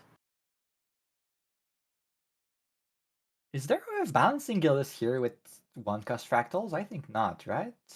No, because just unfortunately, your 1-cost fractals do not have reservable until there are at True. least 3 on the field. But it also makes that funny thing is you can completely like top deck a Gildas with no cards in influence but the Gildas, and then have your fractals, and Gildas technically would still be balanced if you just use those fractals. That is correct. That is correct. Also, we're seeing no filtering out of the fractal refreshment is called. Yeah, refreshment. Yes. So fractal refreshment lets you reveal water cards from your memory, put them at the bottom of your deck, and draw replacements for the same number. And apparently liking his hand enough here that there's nothing to filter out. Yeah, sometimes you use the refreshment to just find your burst asunders or things of that. Other times it's just a nice costed fractal to be able to get on the board early. The ability is just the icing on the cake for the actual fractal itself. And so this mirror is essentially both player, obviously building fractals. A lot of your cards, Shimmering Refraction and Refracting Missile and Burst Asunder, all scale with the number of fractals you have. So you want to get as many as you can on the field. And filtering as fast as you can to find those damage spells and be able to kill the opponent faster. And speaking of killing your opponent faster, main deck Taylor very much respecting the opponent, materializing Safeguard Amulet first thing, just not wanting to have to worry about just getting caught off guard with a Burst Asunder, and then the Gildas tech, the what we talked about, now completely balanced, swinging in for 4. This fractal, Krell's, I should say, this fractal deck that he is piloting now is under a lot of pressure and a huge 3-turn clock because they have to remove that Gildas. Yeah, that's right. And it is kind of hard in the Xiao Chan deck to remove allies. Most of your, well, you do have Frostborn Paladin sometimes, if you can find Floating Memory. But all your very few damage spells you want to aim them face because you need to find your lethal some way or other. So it's kind of hard to remove a Gildas. It is, and looks like we have a response to the Fractal of Refreshments. Maybe wanting to try and remove the Gildas or do something. A Refracting Missiles could take it out, but Torpor Orb or Torpor Fractal is going to go ahead and be put on the bottom due to the refreshment here. There's not really going to be any allies that's going to need to be kept down here. And passing the turn, Krell's just doing the classic water staple, fracturize my power cell, turn it into a fractal. That's 2 additional damage from Burst Asunder, 1 additional for any of my missiles. And it still pays for cost. Indeed it does. We see the Crystalline Mirror, a really cool card that's starting to see a lot of benefit from it, just because whenever a Fantasia enters the field, you get to glimpse 1. And then the class bonus, if you have 2 or more Fantasias, you can banish that to remove a Regalia of cost 0. Yeah, so we see the Zhang Zhao, the breakout card of the deck, effect on enter scales with the number of cards you have in your memory. At 0, you draw 2 cards, and that is very, very powerful. We also see the Frostborn Paladin can eat Defracturized and will be able to swing at the Gildas and get rid of it, like we mentioned. So, do you think that there's 2 very different uses you can have for the Crystalline Mirror, destroying a... Well, it's going to be at the Safeguard Amulet, right? You want to probably... You have the advantage, you have a better board, more fractals. You probably have a lethal line faster, so that's probably going to go at the Safeguard Amulet. Yeah, that is probably the best bet. Safeguard Amulet is a hindrance just because Burst Asunder is slow speed. And if you try and activate that with the Safeguard on the field, your opponent just pretty much gets a free turn from that here. So I can really see Krell's looking into materializing to Dao Chan level 1. to go ahead and turn that mirror online to remove that safeguard if they do have that Burst Asunder in hand or memory at this current moment. There's also always a kind of a game of chicken. There's the unstable fractal on board that can be used to remove things also, but there's that you don't necessarily want to use it, especially when you're down on fractals, because you want to be able to, well, have your own kill lines, and if you don't keep a high enough number of Fantasias on board, you won't be able to do enough damage. So it's not a two-edged sword, but there's a big downside to using it sometimes. No good targets yet either. It destroys Nighttime with memory cost 0 or reserve cost 3, 5? Not sure. It's I think it's reserve 3 because cost it 0, doesn't hit. memory cost 5 or 5 less, makes I it good. believe. No, I could just look it up right here for us. It is handy to It is 5. have access. Yes, 5 or less. So correct on that aspect here.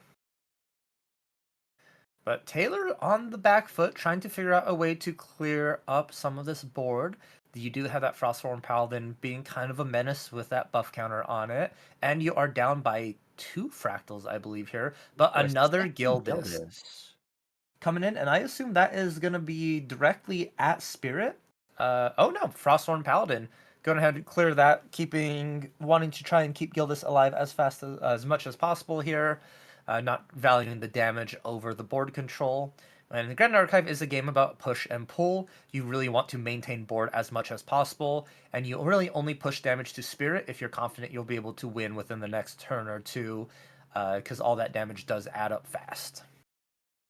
It does, and that's the essence of basically any TCG.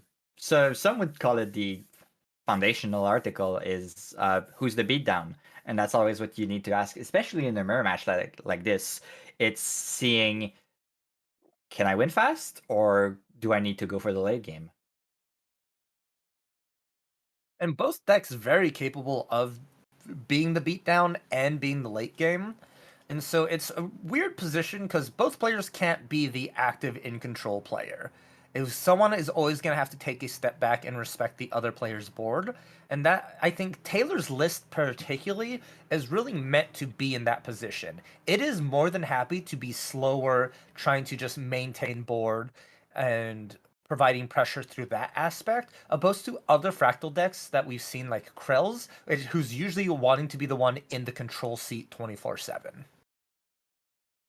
Right. And we do see a paladin with no float to eat from the grave, but with the help of Zheng Zhao, it still helps in dealing with the Gildas. But we might see an answer from Taylor here.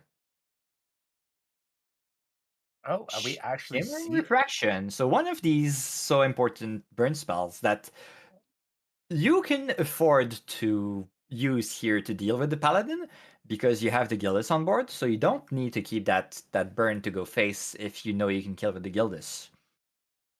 Indeed, you're pretty much trading 3 damage for 4 damage. 3 damage to remove this Frostborn Paladin, and if you balance Gildas on your next turn, that's 4 damage, which is just a net positive of 1 for main deck Taylor here. And I think you're more than happy to just use that. Unfortunately, it is not activated from memory, so you don't get to draw into memory. But it is still a good option. The concern is a glimmering refusal, right? That is the biggest issue that you could run into. But it goes through. Successful. Yeah. Maybe Krells here thinks that the refusal might be better off used somewhere else. Maybe just to protect a lethal Burst Asunder. Yeah, you really got to be careful with how you use your refusals, just because they are very potent when it comes to stopping a player from taking an action. If you glimmering refusal, you literally say, "I'm guaranteeing you're not going to be doing this line. I do not want you to." Everything that. So you really have to consider if it is worth it. And keeping that Frostborn Paladin not that big of a deal because there was a not a glimmering refusal, a refraction on the side of Kel's Krell's anyways to go ahead and deal damage. Oh, not even to the Gildas, straight to the Sabrina Spirit of To Water. the face, going, I can probably kill you before Gildas will end me. Speaking of negates, I just noticed Taylor is running 2 acquiescing rejection. The negate that gives a choice to your opponent is, do I negate the spell or do you let me draw 2? I love that option. It is such a good negate spell, especially in these like control tempo matchups, just because cards are so valuable. If your opponent really wants that card activated and they give you the draw, you may actually just draw into a better answer that can lock your opponent out. So it's really like you really have to consider if it is worth it. So we see the Zhang Zhao on the other side, drawing another 2 by paying with fractals. Another interesting thing is you can always send a negate spell at the Zhang Zhao, say Frostbind, though I don't think the list is running it, because even if the opponent can pay for it, that means they don't get to draw 2 because they need to pay for it and put stuff into their memory. Indeed, they only get that recover aspect of it. And this is actually really cool, interesting tech I just noticed. But Gildas with a Zhang Zhao, if you only have 5 or 6 cards in hand and you can't balance Gildas, you can activate Zhang Zhao, go down to 5, draw 2, be up to 7, and then you could activate a 3 cost to balance Gildas. Gildas Math is so fun to do. It's one of my favorite cards in the game. So we will swing for 1. No balancing here though. And then we go down with more fractals.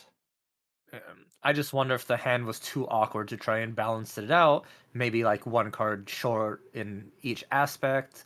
It's always tough to like figure out the exact route, and the fractals do help, but sometimes you just don't have the cost card needed if you needed a 2 cost or if you needed a 4 cost.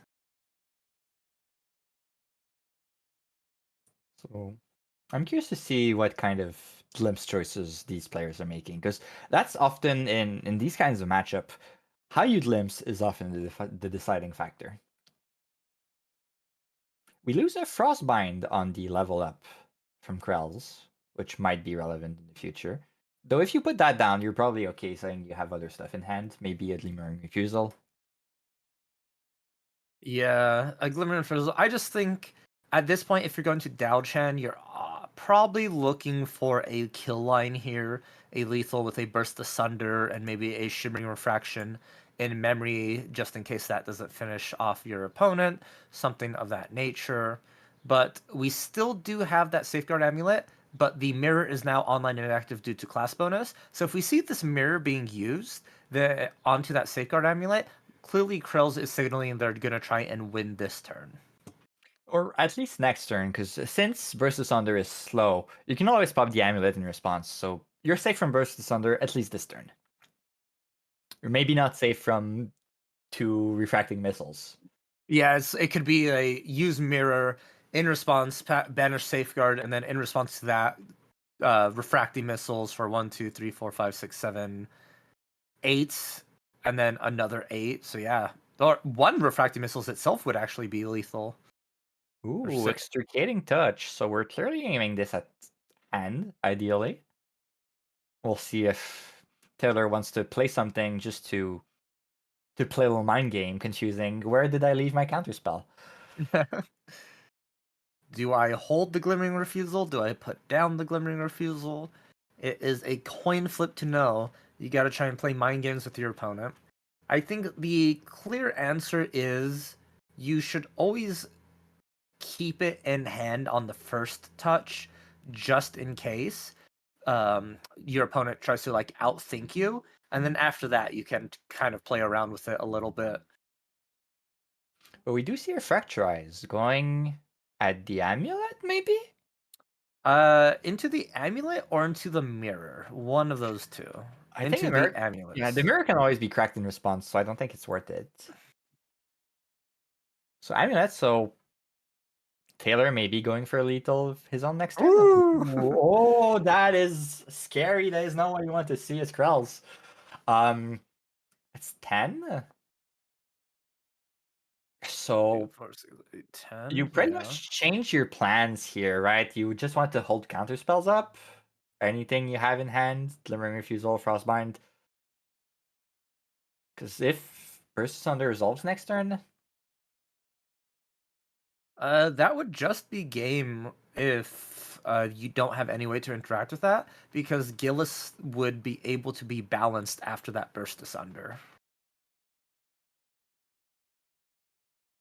And yeah. so So we're keeping everything in hand.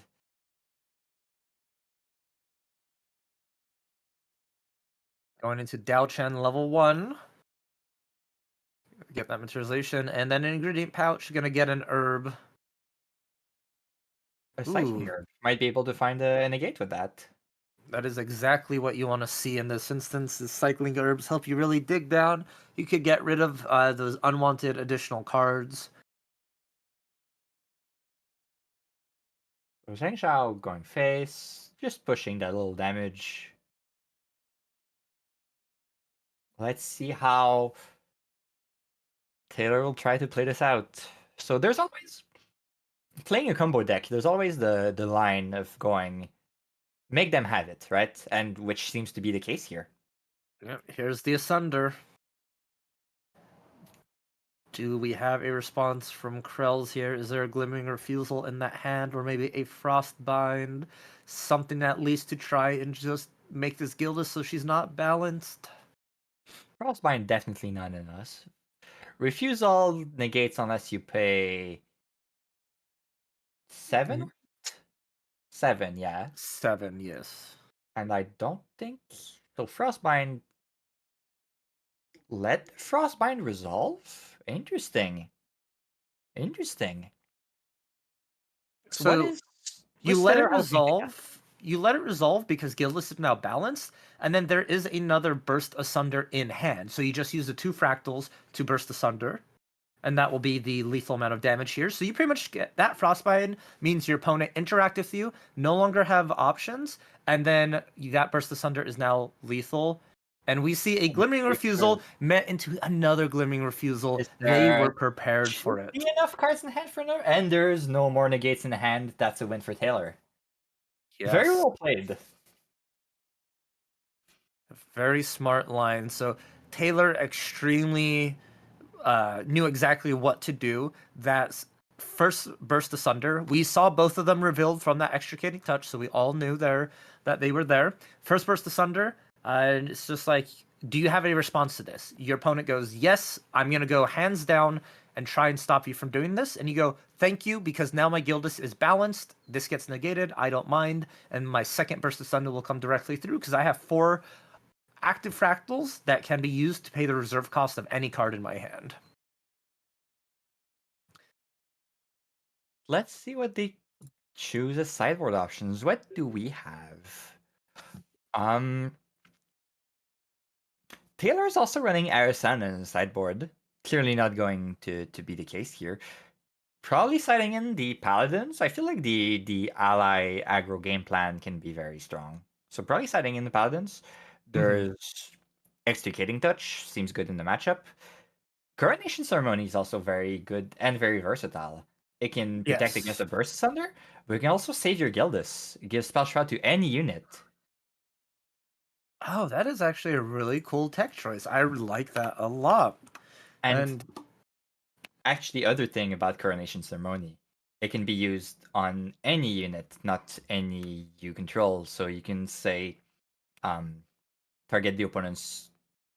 Wait, no, Coronation Ceremony itself is a spell, so you can't target Suzaku, but you can do some shenanigans if they try to interact with their own allies sometimes. It does indeed. Yeah, target unit gains Spell Shroud, and it costs 2 less to activate if you have a unique ally, and we do know there's that Gildas running around, so a great way to sort of... It's almost like a negate if you think about it in that aspect. Your opponent tries to burst asunder you, or if they try to Shimmering Refraction, just a Coronation Ceremony stops that in its tracks. Definitely. Meanwhile, Krell's has both, well, Verdant Protective Trinket was hiding in the sideboard. There's a Water Bubble, and Well, no, Nullifying Lantern's not useful, but there's more. Frostbind, always useful. And definitely not Staggering Strike. Unstable Fractal might be better than something else in his deck. You always want more Fractals. At the same time, it's not the most useful ones. The only thing you ever want to destroy as an item is the Safeguard Amulet. Mm-hmm. That is true. Maybe you go down on your fast cures, two down for two more fractals. Fast cures are still very good in this matchup. It's just if your opponent's constantly at a lower influence than you, they're not going to do as much. I really do like, though, of course we're not bringing them in, but just the staggering strikes people are starting to tech into this sideboards or main boards just because they know assassins starting to be a problem, and this is their sort of way to deal with them. Actually, do you put in the Staggering Strikes just as an answer to Gildas? Ooh, that is a good question. That might be a very valid option just because it does deal 3 damage and you don't get the on hit remove prep counters, but that's just like bonus for this instant, right? And the fact that it Yeah. also has true sight means it can remove other pesky allies like in the wind matchup the stealth unit. So wow, yeah, this card is actually very good for the certain matchups, and I would not mind actually seeing it brought in. Yeah, we'll see. We'll see if that was a choice by Krells, who also chose to be starting here. Pretty much always the right choice. There's a Zhang Zhao, a Refracting Missile, a Burst Asunder. If there's enough fractals in there, that's a good starting hand. Refreshment. Will we get rid of the Deacon? Deacon's a good card in this matchup, though, right? It stalls out Gildas for a turn. It's a floating memory. Yeah, it has the intercept, just forces your opponent to attack. The only problem is it's floating memory class bonus, so early on when you're just stuck on spirit for a bit, it's not as beneficial, but I still think being able to absorb one attack from a Gildas feels really strong. Yeah, and this deck definitely has stuff that it wants to materialize that has a cost. Mostly the Scepter of Fascination that lets you wake up your champion and gives you extra glimmer counter, so you can do that Xiao Chan trick twice. Meanwhile, we are dumping our hand of fractals on Taylor's side. 2 fractals of snow and a fractal of insight. That is exactly what you want to see turn one as the fractal deck. 3 very powerful fractals setting you up. This is the ideal moment. Krell's, I'm very surprised only doing 1 fractal on their first turn with the amount that they are actually running in their deck here. Let's see if they are able to match Taylor's fractal count on this turn. But I feel like the 2 distinguished starts from both players are really going to play a big factor into the upcoming turns. Yeah, it's either we didn't see the full hand, but it's either not having the fractals to play them, or a conscious choice because you really wanted to back up Charger on that first turn, maybe. But no, we don't see more fractals, so I guess starting hand not as good as it could be. Yeah, the one downside of a fractal deck is if you don't see fractals, you're not going to be doing too much. Um, Perhaps it may be because of some sideboarding choices. You went down on a little bit of fractals to have some cards to help answer some situations, and now you're stuck with them in your hand. Coronation Ceremony, Fractal of Refreshments. What else do we see in there? We don't see a Gildas yet, and there's a Refracting Missile in Krell's hand that could deal with that Gildas, dealing exactly 3 damage right now, exactly what you need.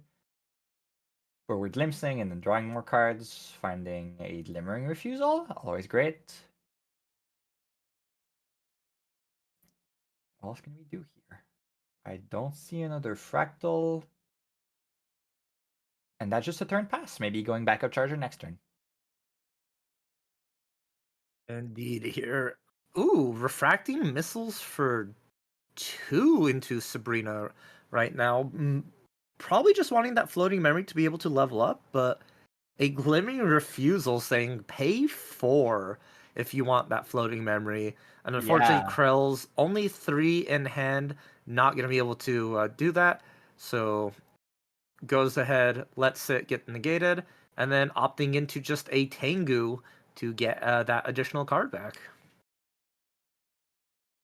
Tengu being essentially a second backup charger, freeing up a lot of room in a lot of decks. Anything that was more on the faster side, I always love to use the triple bubble package. But Mm-hmm. now with a second backup charger, you can have more room to put something else in your sideboard. Yeah, and a lot of just decks itself, Tengu's actually as valuable as backup charger if you don't care about the power cell. So it's a great either replacement if you don't have one, or it's a great just additional one because the power cell doesn't really mean much unless you're fracturizing it or you have some automatons to use that power cell into. And then Windex can run a third backup charger with the Windspire Crest, I think it's called.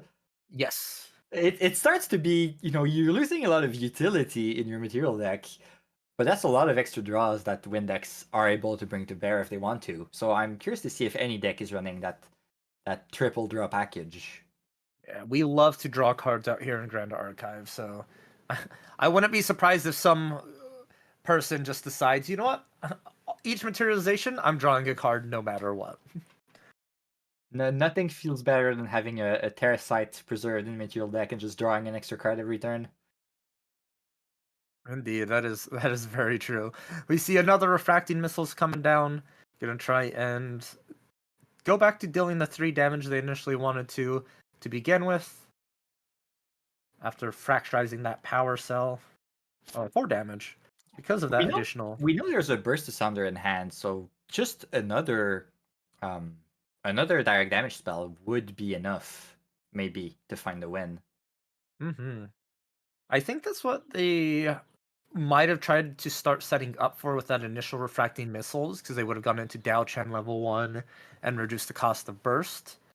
But that line was foiled by Taylor with that glimmering refusal, and now the ball is back in Taylor's court, wanting to know what they are going to do with this moment, if they're going to take back the advantage or if they're going to slow down a little bit, play some more fractals, and just play a reactive game style.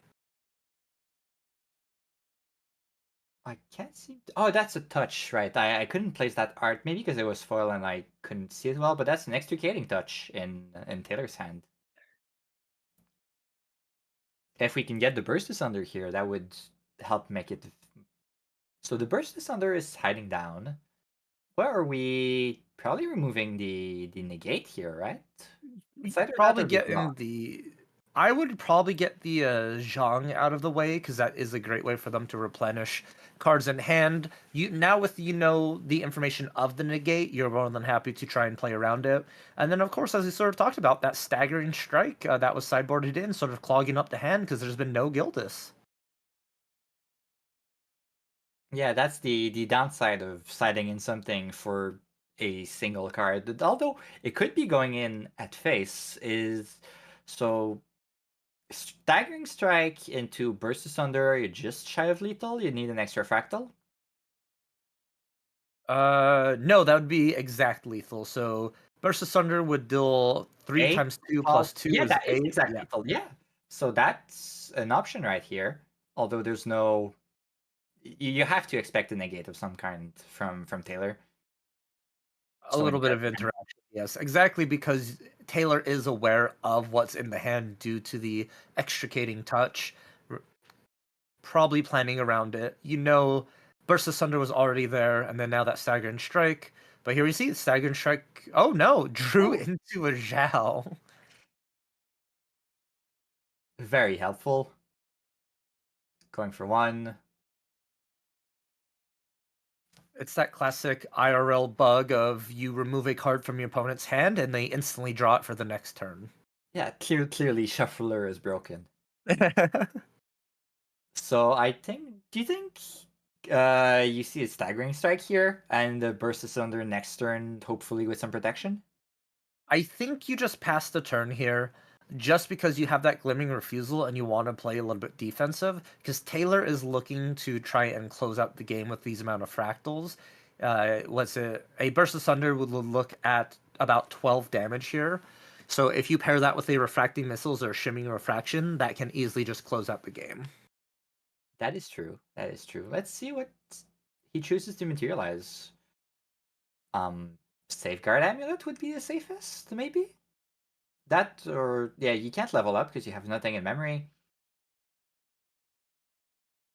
Oh, Krells is actually opting into playing out a refracting missile. Is gonna go Interesting. ahead and deal 4.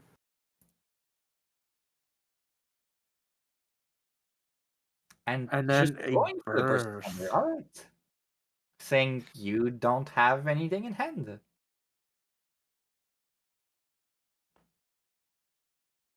And the coronation ceremony. The sideboard card coming in clutch. We're gonna go ahead and target unit will gain Spell Shroud.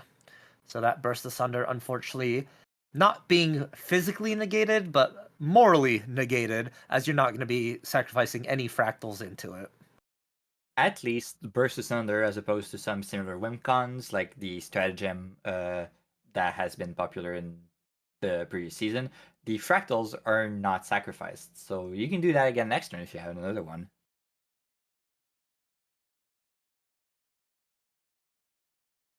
Indeed, that is true. Now, Taylor has the opportunity to go ahead and sneak out this win here if they are looking into a burst asunder or level up route. You do know that is two potential threats already out of the hands of Krells. There is that staggering strike there, though. So may consider that level up just for that additional HP buffer, because a staggering strike plus a refracting missiles would be lethal. You do know that there's a glimmering refusal in the memory, and Krells is able to activate it thanks to Xiao-Chan. We are going for the Safeguard Amulet. Also protects you, blocks 4 damage. It's technically better than a level up at keeping you healthy. Yes, and a lot of respect to the opponent for that materialization as well.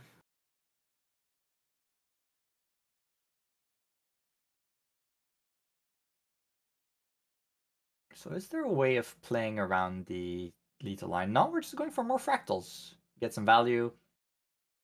Find maybe another negate. I think there's another extricating touch in hand.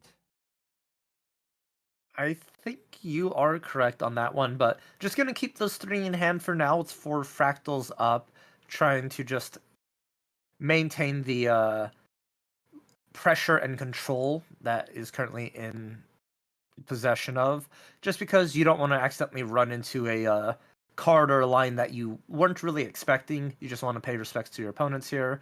Going up to 10 from the attack here. And very curious, I believe Krell has 5 total influence.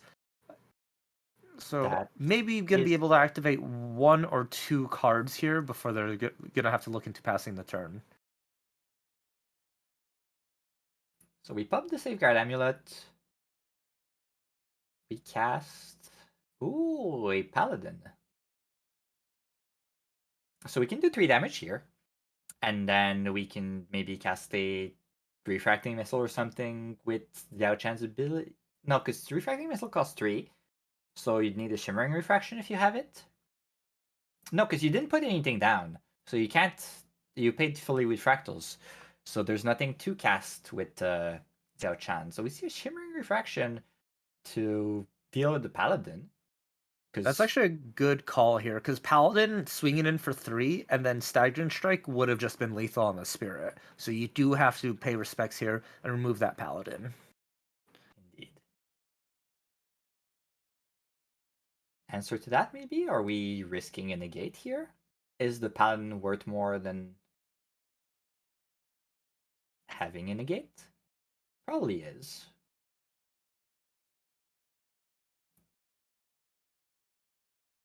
That refraction also, it's important to keep yourself alive. It's also a big loss of tempo. It's 6 damage that could be aimed at face. So obviously Taylor on the back foot needing to make those costly defensive plays.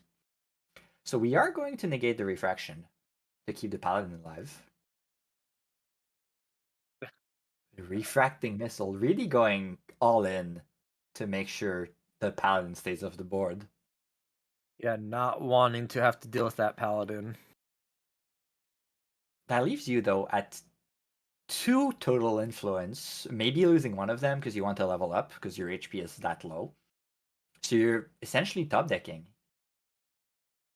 No, because you do have the floating memory, right? So you do have 2 cards left.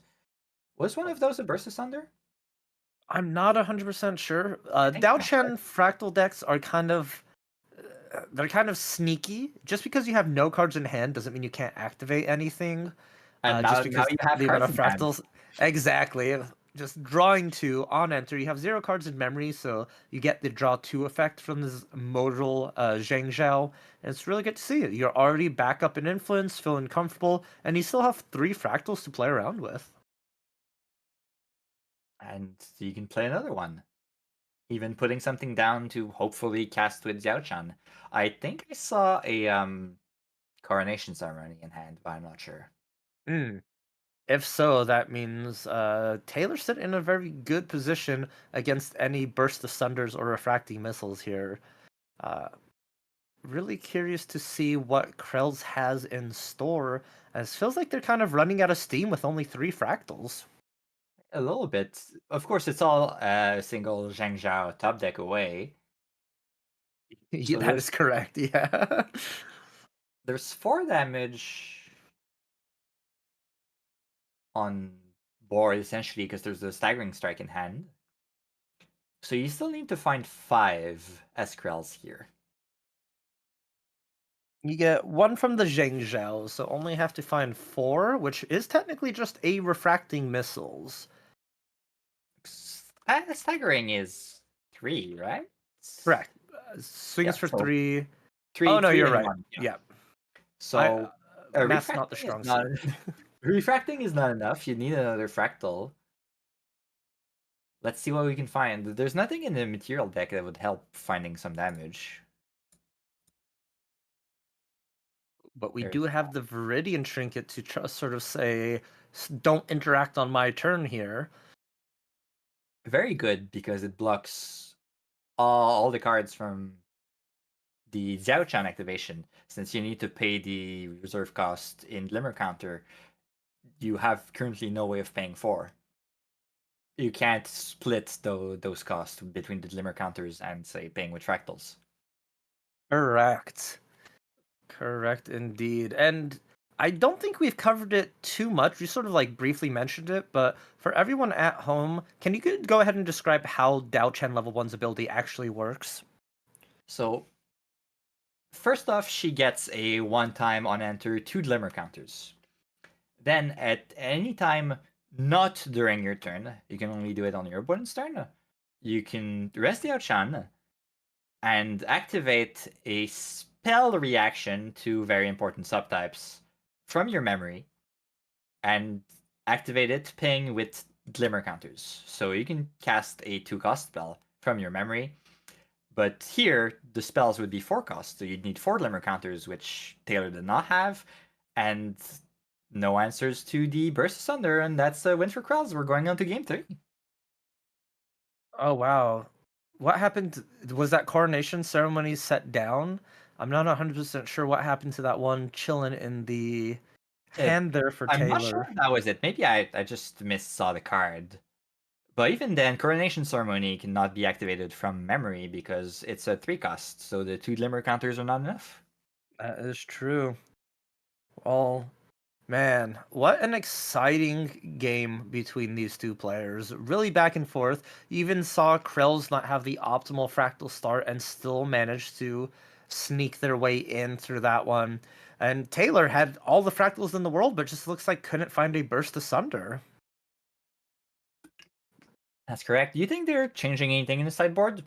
Do you think the staggering strikes are coming out because if you don't see Gildas, they're not enough? Or do you think the ability of having 3 damage that can't be interacted with Safeguard Amulet is good enough by itself? I think keeping the staggering strikes are a good option here, just because there were some lethal lines we saw where staggering strike would just end the game if like the refracting missiles resolved or any of that instance. So I still think you keep those in. Maybe you mess around a little bit with the ratios between the two. I just know a lot of the time players will go into their sideboard after a game two, going into game three, and just sort of look and value their cards, make sure that their sideboard decision was correct. Maybe not necessarily change anything, but just a confirmation of just like, okay, I made the right choice. We're still good. Also, in mind games, maybe you just like shuffle cards around to make your opponent think you changed something in the sideboard.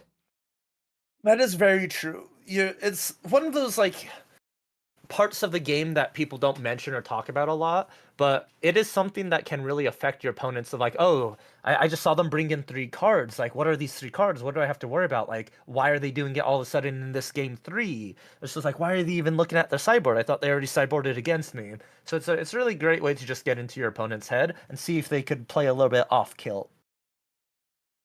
So Taylor will be starting this game 3. Has what seems like a great hand. Couple of fractals. I see an extricating touch.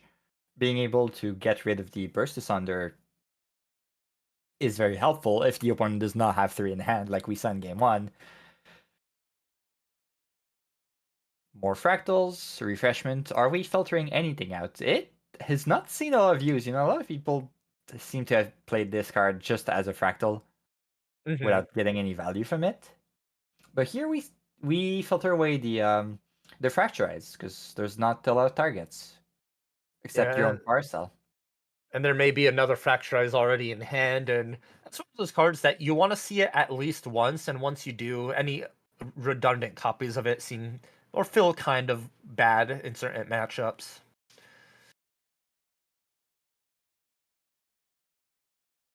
2 fractal, 3 fractals from Krells. The advantage of going second, that extra card means you can play an additional fractal. You have that little bit of advantage. Did not see anything from his hand though, so we'll see what cards he's able to find. So Yeah, refracting, refreshment. So main deck Un- Taylor goes for the GCR, drawing cards. Again, all we need to be doing. Also, since we had the distant fractals in hand, you can wait to crack your GCR for after you glimpse. yeah, you want to make sure you know exactly what you're going to be drawing into here. It's a great little tech piece and combination you can do with these cards. Now you're set up. Oh, there it goes. GCR going to be banished. You know exactly what you're drawing, what you're getting yourself into. And more than not, it's probably a key combo piece or another fractal. Extricating touch against a full hands down opponent always feels good. Clearly Zheng Zhao here. Yeah, Zheng Zhao would be the obvious choice. It would take your opponent's opportunity to draw two on their next turn. Yep, and now they are just stuck with a fractal and a couple of damaging spells here. And so you're not too worried. They have no counter negation or anything like that. And you can probably run and play as aggressive as you want now as Taylor. Yeah, definitely. So seeing that, Krells goes for the more defensive play. You know you're on the back foot after that, and you need to be able to wait a couple of turns and find back your footing.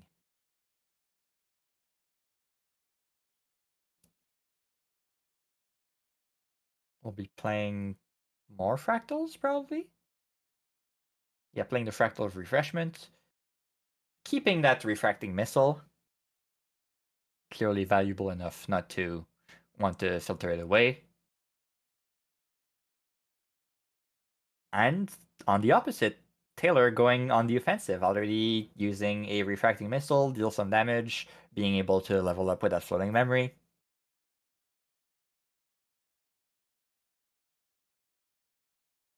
I don't think Krells has an answer to it. You always want to at least bluff the Frostbind. Your water deck, after all. You do indeed. You just play those games with your opponent.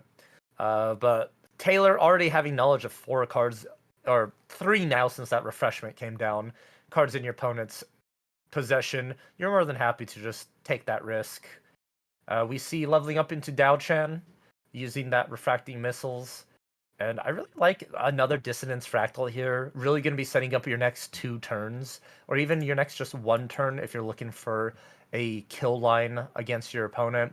You really want to make sure you are drawing gas every turn and not dead drawing into just blank fractals when you're wanting to go for the win against your opponent. Yeah. And now I don't know if he maybe regrets putting away the Fracturize since Lantern Safeguard Amulet is on board. And no other way of dealing with it. That is true. I did see a little glimpse of a Burst Asunder in Taylor's hand. Not lethal yet, but fairly close. One Yeah, single damage away. 1 damage short if there wasn't that Safeguard Amulet. And man, Krell's just I blinked and all of a sudden there's 6 fractals on their side of the field. Yeah, that's a big 13 damage in hand, right? We know there's a refracting missile and a shimmering refraction. So we're also getting pretty close to lethal, one way or another. Taylor Drawing opting more. in for a backup charger here, gonna gain that influence. You know exactly what they're gonna be drawing thanks to that Dissonance Fractal. Krell's not gonna let that go unanswered. We're gonna go ahead and deal 7 Yeah, from gotta this refracting sneak in missiles. damage while your opponent's is hands down. Smart play, smart move there. You want to make sure every damage counts.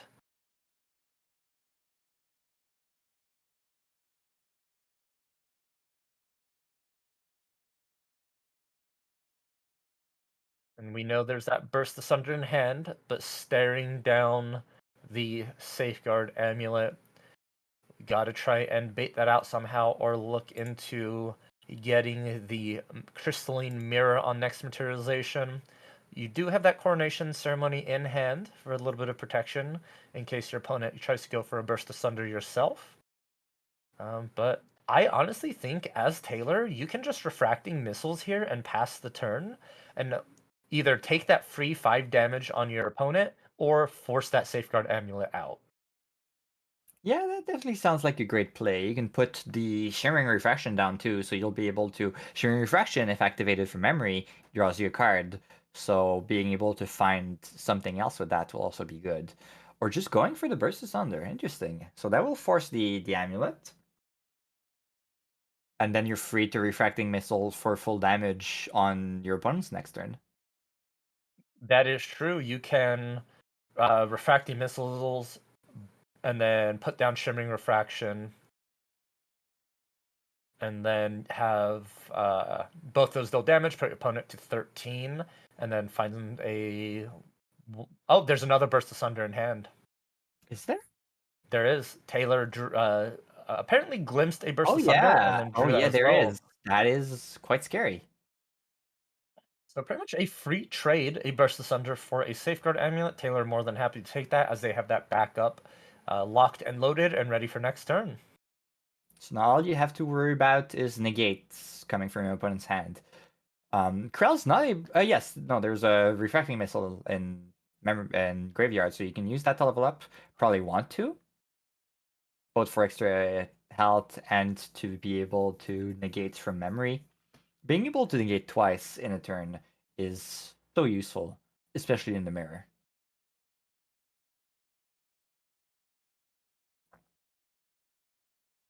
We You do called have it. We are going Dao Chen level 1.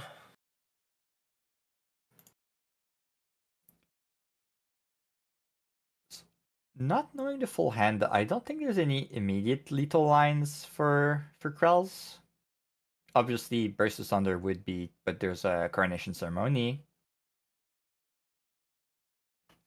I guess if you have Burst Asunder and Glimmering Refusal in hand, you have lethal here? Yes, I think you do. Yes. That would be more than enough to go ahead and sneak through. Let's see. Are we passing here? Just counting fractals by I chance? think we're just passing, and so Taylor will take the opportunity to go Refracting Missile and probably Shimmering Refraction from memory.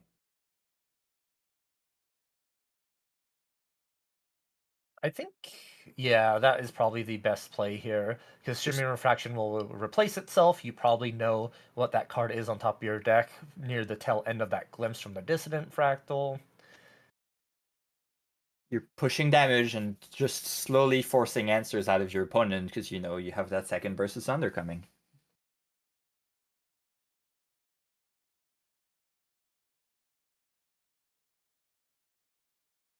Krell's hesitating.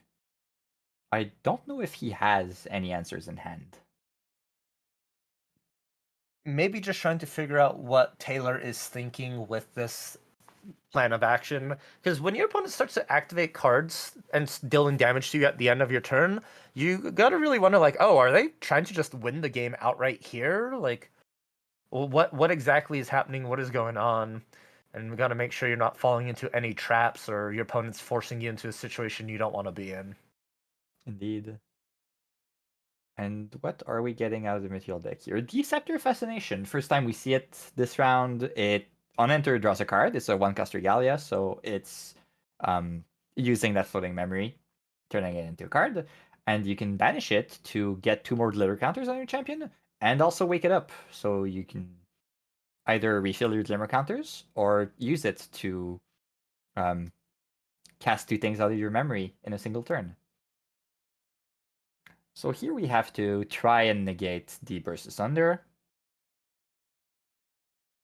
Unless they pay 6, which is doable.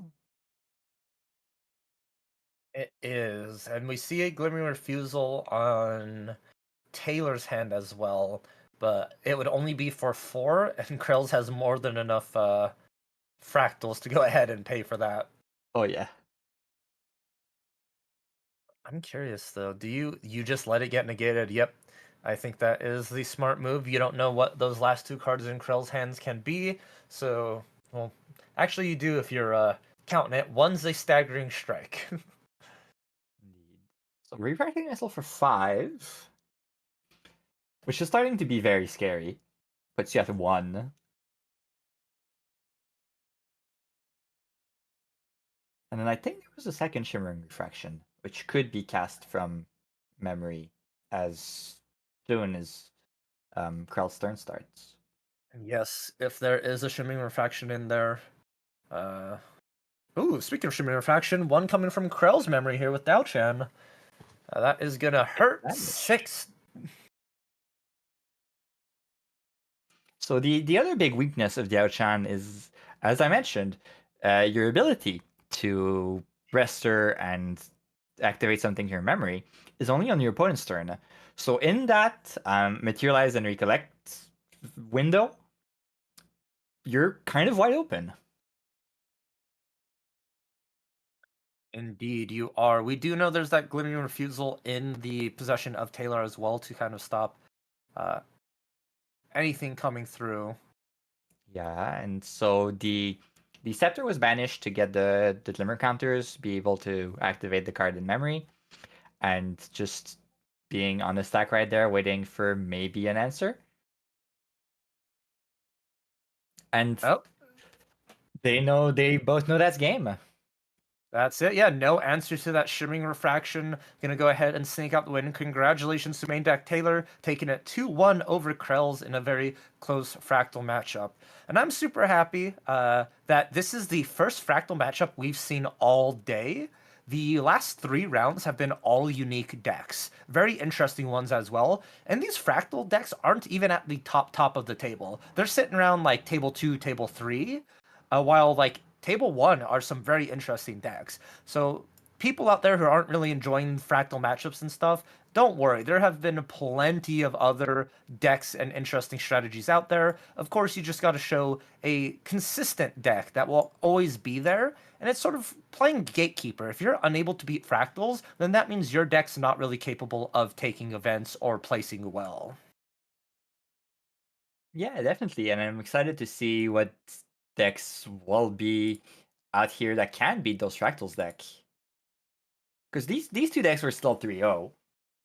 So they are at the top tables. We So there were 8 3-0s. I think those might be the only 2 fractals in the top 8. Correct, yeah. That is true. Alrighty, with that though, we've concluded our round 4. We got about 5 minutes left in this round with a little bit of overtime until we get into our round 5. We are going to go on a short break here as we go ahead, stretch our legs, get some water. Everyone at home watching, make sure you do the same because we have 3 more big rounds of Grand Archive coming, or 2 rounds. No, 3 rounds. Yep, 3 rounds of Grand Archive coming up in just a few moments.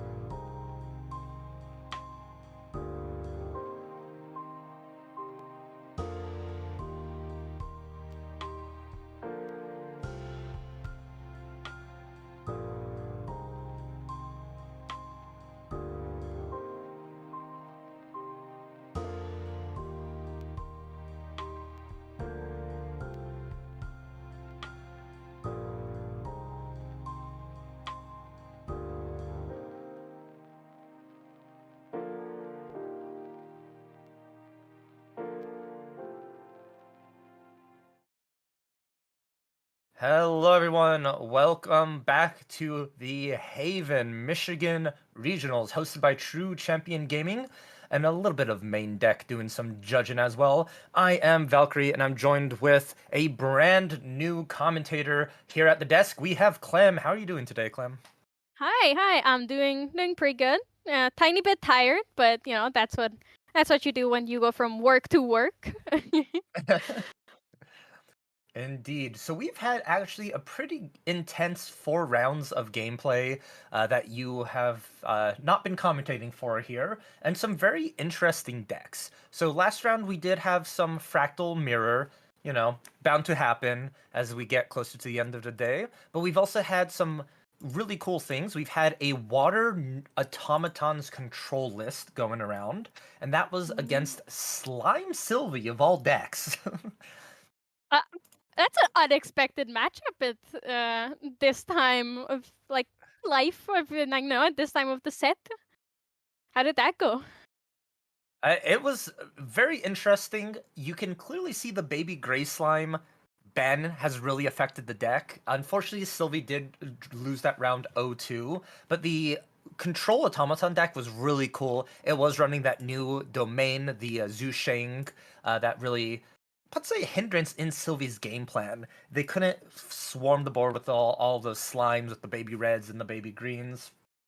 So really leads to a weird dynamic. And then round 2, we actually had a Fire Guogia list versus a Wind Tristan list. And that was really fun to see. Tristan did end up taking it out on top. Just Guogia couldn't deal enough damage for Tristan stabilize that level 3.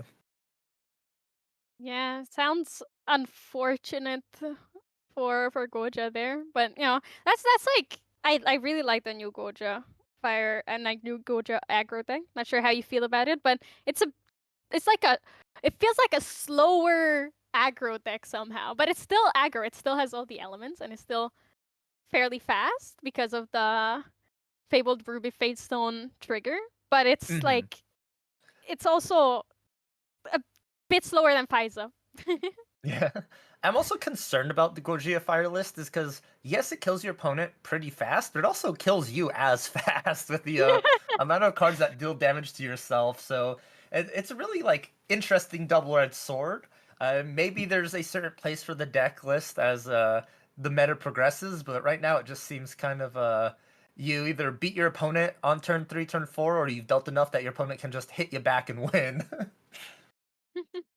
Yeah, like yesterday, 2 days ago at the Yetis, there was the Fire Goja into a Nico deck, and multiple points in every single game, they had the exact same damage counters, and then Goja just couldn't push, and it backfired on them, unfortunately.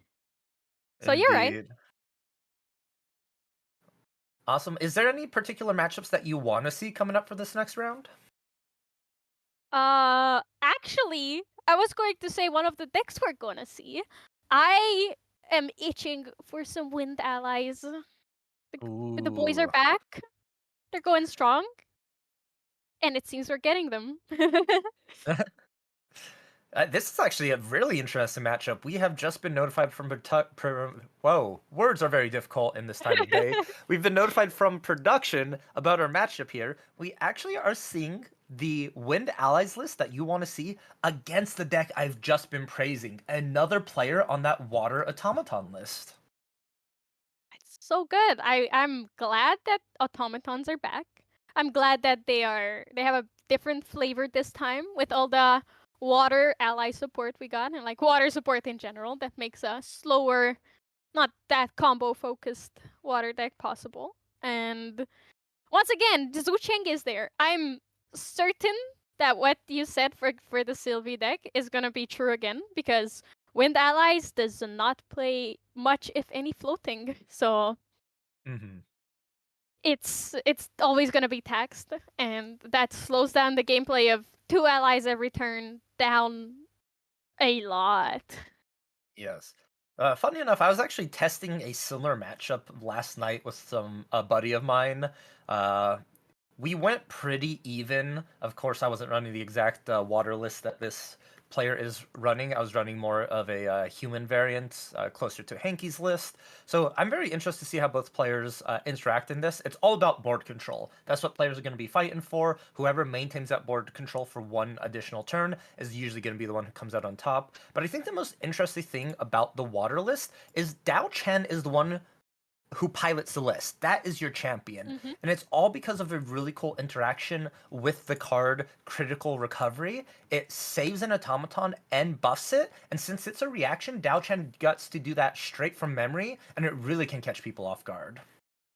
That is actually so smart. The Diachan interactions force you to read the subtype of every card now, and the decks are, in general, the decks are becoming less good stuff pile and more.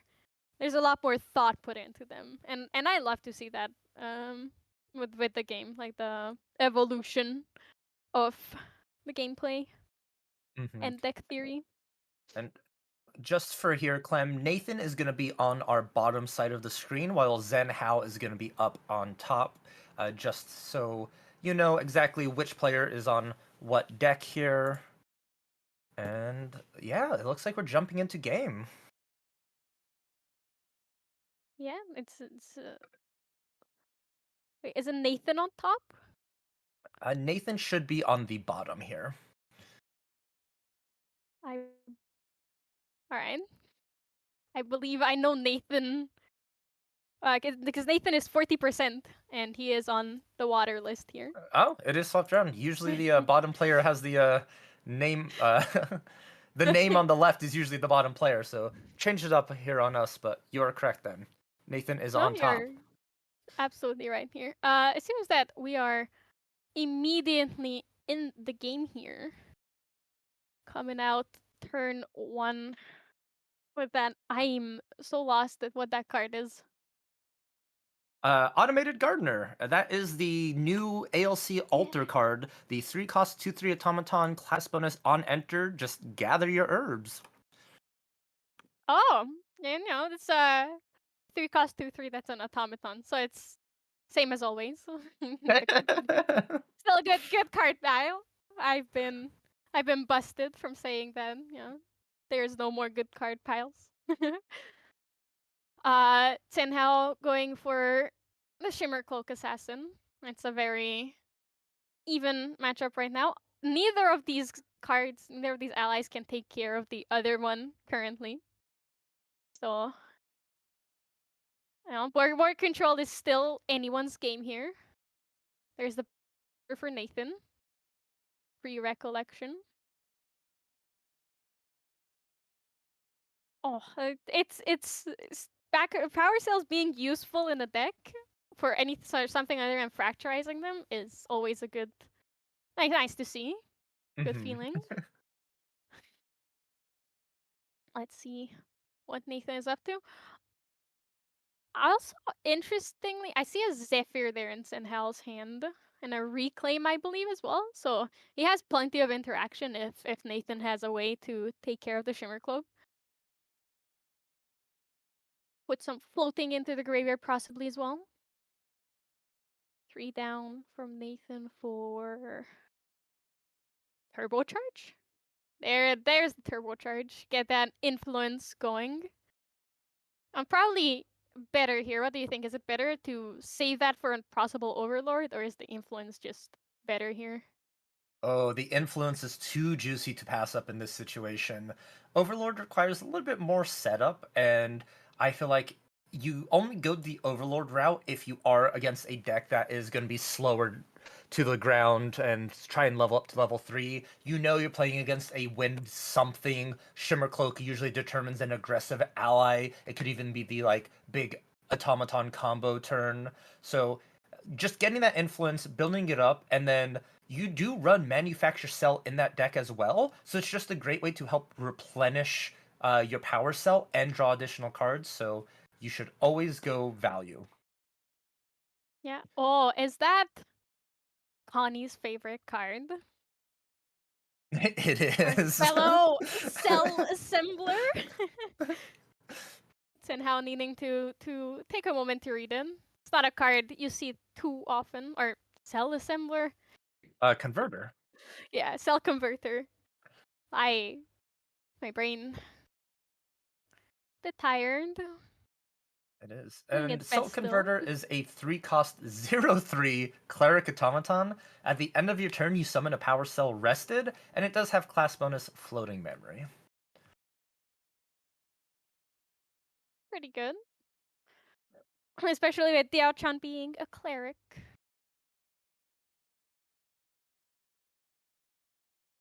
Does have its advantages. Senhao also going for the backup charger route. After not needing to protect the Shimmer Cloak, he had the influence available. Paying another 3 for... 4 for a Rose, possibly?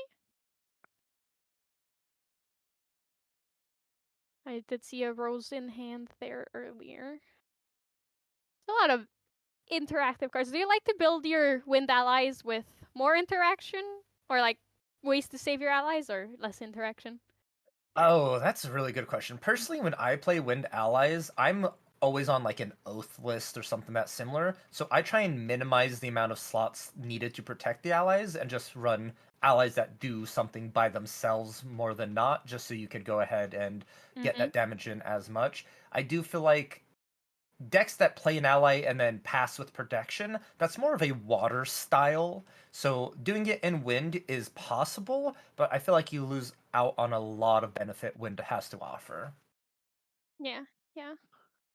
You're absolutely right. It's wind is less of an interactive element here. Just go full aggro. And there is the Wind Rider Vanguard came in here instead of the Rose, taking care of that automated gardener. English, not my strong suit, apparently. We are both struggling today with that.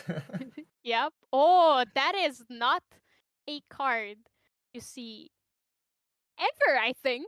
It's a Mercurial Heart, Divine Relic from ALC. Everybody forgot about, I think. Yes, it is very interesting. As your Divine Relic, when it enters, you put a Yep. buff counter on an automaton, and it itself counts as a power cell. So we're actually Yeah. one power cell away from an Overlord. Yeah, Mercurial Heart did its thing. It came in, gave buff counter, now it's Overlord fodder. And now that now that Cell Converter can go attacking because its power is more than 0. Also got a buff from a sacrificed power cell attacking the Wind Rider Vanguard, fighting for board control here. But Sen did have the influence for the reclaim. Unfortunately for Nathan, getting a floating memory out of the trade. Let's see. Another cell converter. So at the end phase here, we're gonna be at Overlord power cell level. Or it's just a very, very buff cell converter, you know? Or either is very good. In the distance, I just hear Connie yelling in joy. Their cell converter backpack is going up in value by the second. Oh, there is the level up from the floating memory. Getting a sword in case people forgot what Lorraine does. On enter, she materializes a 0-cost sword or weapon. Any weapon, yes, because Lorraine with a gun is a deck that works. So any weapon, any 0-cost weapon, Regalia. Lorraine is not picky when it comes to her weapon of choice. Indeed. Sen has an influence of 1,000,000. I'm seeing a Guan Yu there. Seeing there's a Rose, Zephyr. We know that there's a Wind Rider Vanguard again. Oh, taking care of the buffed Cell Converter. So that will shut off one power that will be -1 power cell at the end of each turn. And oh, Eternal Magistrate. it's not that relevant in this matchup, I think. But it's still a bit painful every time. Oh, That is the Did- critical recovery we were mentioning earlier. oh yeah. On hmm. That is. It's the critical recovery. If anyone even remembers, uh, it's a better. See. I was going to be so smart, and then I forgot the name of the card. Give bath. Critical Yes. recovery is just a strictly better give bath, But for your robots. but for your robots, yes. I do want to just touch point on here real quick, Clem. This is actually a table 3 matchup we are viewing right now. Table 1, we have the fellow teammate or partner of 40% sitting on the same deck list. And then our table 2 drew into a fractal mirror. So it looks like this particular water automaton deck is doing really well at this event. 2 out of the 3 top tables they are chilling at. They are cooking real hard there. You know, the deck looks fantastic, and it is very strong with the Zuchangs and Frostbine's a million ways to protect the automatons, a million power cells already on the board. So it's a well cooked deck. Not sure if you guys talked about it. The one of Gildas is interesting, but I'm sure that it's definitely there for a reason. It is indeed. We actually saw it 2 rounds ago when this same deck was on stream. That one of Gildas put in a lot of work.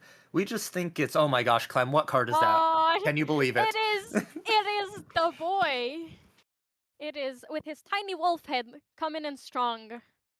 It is Overlord Mark III. Yep, Sen picking the card up to see what the heck is that do. What is this doing here? Do you remember everything that it does? Yes, Intercept, Spell Shroud, Steadfast, True Sight. It is a 5/5, 4-cost 5/5. And at the beginning of, I believe, your end phase, if you can banish an automaton card from your graveyard, and if you do, you can put a buff counter on Overlord Mark III. I will look And it up because draw a card. Oh my you got god, it. You got it draws exactly. cards. Yeah. Yeah, Unbelievable, Clem. That is amazing. You got every single keyword and the exact ability of Overlord for a card that is not played at all. I may have seen the big boy and had a Lancelot-esque reaction to it. Yeah. Not the same, obviously, but he's a big mech, and I was like, I want that. I want that to be good. It wasn't until today. It seems it's gonna be. It's on the up again. A whole year after its release. Finally, we are winning. Everyone who kept their event pack CSRs are celebrating right now. Yes. That's he was one of the in not very valuable event pack CSRs, but after today, Yeah. with the way the community thinks and processes deck information, they'll see that this deck's done pretty well. So maybe this card's gonna be worth a little bit. Donks, if you will. Yes.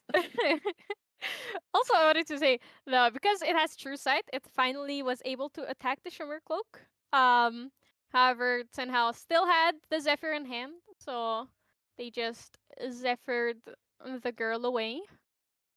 And then the Eternal Magistrate was also taken care of by the Cell Converter, and I am so bad at the I said that I like automaton cards, but Overlord is really the only one that held a special place in my heart. I believe it's Charged Mannequin.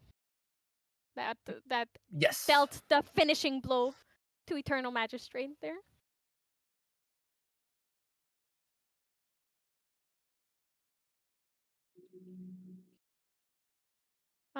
Charged Mannequin is a 2/3 currently because there is more than one power cell even on the field, and she only needs one to get a power bonus.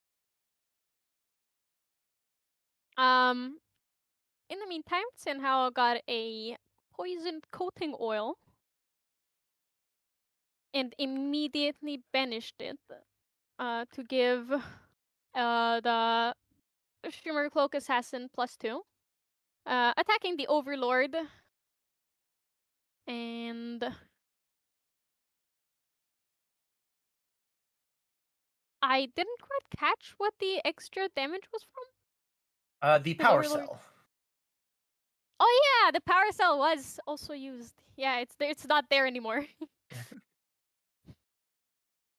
gone.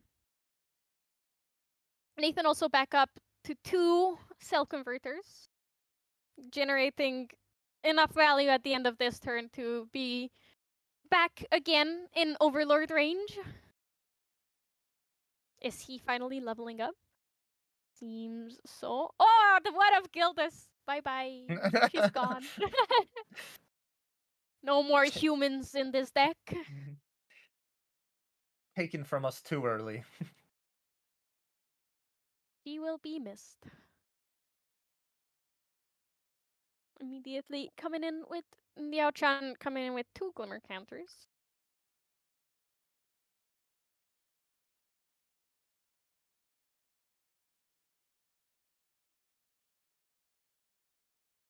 Oh, finally.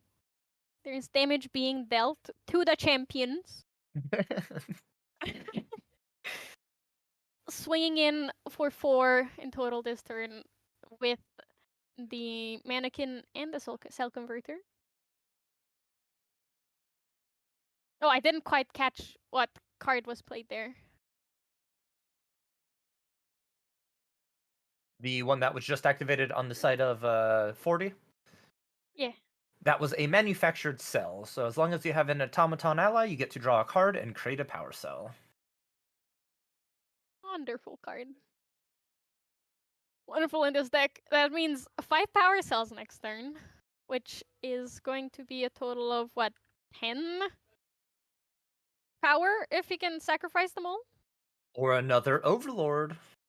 Or another Overlord and 1 left over. So that can be a 7/5 Overlord attacking next turn. Viridian Protective Trinket coming out. Although Nathan hasn't shown much interaction yet this game. So Senhao could be thinking that, oh, there's no interaction. But he does have the foresight here to play Viridian in case there are any shenanigans. Oh, that is not a water card. Manufacturer Cell is a norm card, so it is not taxed by Viridian Protective Trinket. The judge just going, our wonderful friend main deck then, saying, just represent all those power cells with the die. It's going to be easier. Oh, there is the pre-recollection Rose. Fast activation because she is a warrior as well. That's a wonderful part of Rose, right? You can activate it at fast speed. Do you think that keeping up all the influence is worth it even if you have no interaction? Yeah, I think it is a very valuable line of play that Rose does offer. Is you don't want to commit too much to a board sometimes, and if you're just happy with the 1 or 2 allies you have, you can just pass the turn, keep up a bunch of influence, and if your opponent doesn't force any interaction out of you, and you're going into your turn, pre-recollection, you just get a guaranteed uninteractable ally before going into your turn, and plus she's also an automaton that can gain benefit from the likes of a power cell and things of that nature. Yeah. I think you're absolutely right, and quick reminder here though that you cannot respond with her to an attack because intercept triggers the moment the attack is declared. So if you play it any time after, you cannot intercept with her anymore. And that's why she has that cool level 2+ ability that on enter you can just change the target of the attack directly to her. You're not intercepting, you're just sort of like taunting them saying, hey, attack me instead. But it's a way to be able to make her useful with her true sight, intercept, and everything of that. Yeah, going hee hee. Actually, I do have intercept after as well.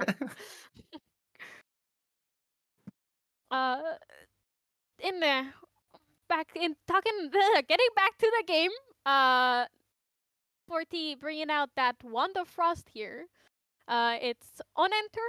It lets you draw a card if you are a cleric or mage, and it gives -3 to target units attacks this turn or until end of turn. So if an ally is a free power ally, then they cannot attack anymore. And there can be no second wind or rally the advance shenanigans either, because all the attacks that turn will deal 3 less damage. Indeed, it does lead in for some really interesting ways to stop the Win Lorraine deck from actually comboing off with what they want to do. Yeah, yeah. Charge Mannequin taking out, finally, for the last time, actually managing to take out the Windrider Vanguard. No more Reclaims or Zephyrs or anything. It's just gone. Oh, there's a Frostworm Paladin. Forty playing the Lost in Thought before the Frostworm Paladin. It's not very common nowadays.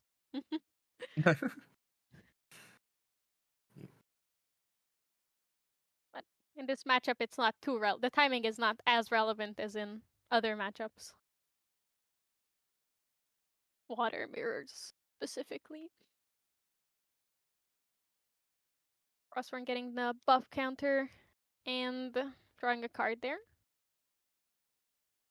Attacking for 3 into the rose.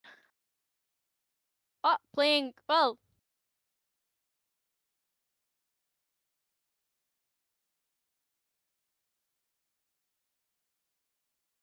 Because, so, Rose has 3 health, but the Windrider Vanguard already died this turn. So, Senhao was able to play the Guan Yu and use her ambush and retort abilities to retaliate and take out the Frostworm Paladin. And then, oh, I'm terribly sorry. I like I said, automatons not my forte. Could you remind me what that automaton is? Yeah, that is our Academy Attendant. Not one you're going to see around very often. It's a 3-cost 2/2 Cleric Automaton with a class bonus of Memory 4+. It gets +1 attack. Oh, well, he did meet those conditions, and I believe Forty also did sacrifice a power cell to buff it up to 5 total power, which is unfortunately enough to take out my favorite girl, Guan Yu. One would say she's Guangon now. She is indeed the Guangon. She's a prime exemplar of what 40 wants Senhao's allies to do. Yes. The Windrider Vanguard attacking to...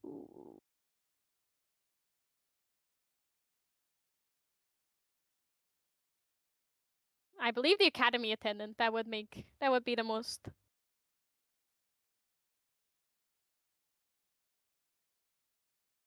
logical here. There's a Wand of Frost being used to negate basically the attack. Because now the Windrider Vanguard dealt 0 damage. And Nathan has the upper hand in this battle of allies. Ooh. Could you let us know, or let me know, what why ingredient pouch is in there? Yeah, so ingredient pouch does add a little bit of cool consistency as you do gather with your other automated automaton. You do want to get some herbs for filtering. They are also a good way to go ahead and recover. But sideboard, you run Arizona and Polaris. So it's a good way to go ahead and get more guaranteed herbs for that big board clear if needed. Yeah, I see.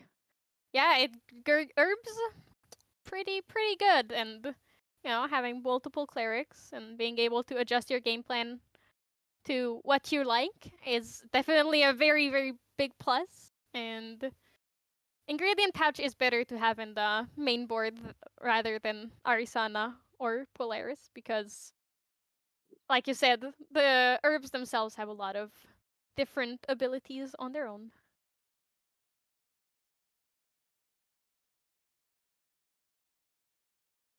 Oh, oh, is it another Overlord? Oh no. Oh, he sacrificed one. Oh, Nathan was planning on sacrificing a power cell to buff the academy attendant, but decided either not to or to do it later. But I believe he just decided not to sacrifice it at all. Paying one to sacrifice a power cell to buff the charge mannequin. Probably attacking the Windrider Vanguard there.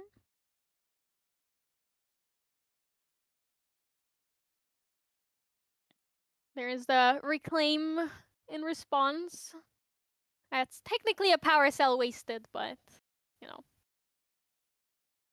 It's a Zephyr, or it's a Reclaim also out of another Reclaim out of Senhao's deck. Bringing out Smoke Bombs with it for the card draw and to either protect an ally of his or if another Frostform Paladin comes out to be able to attack through.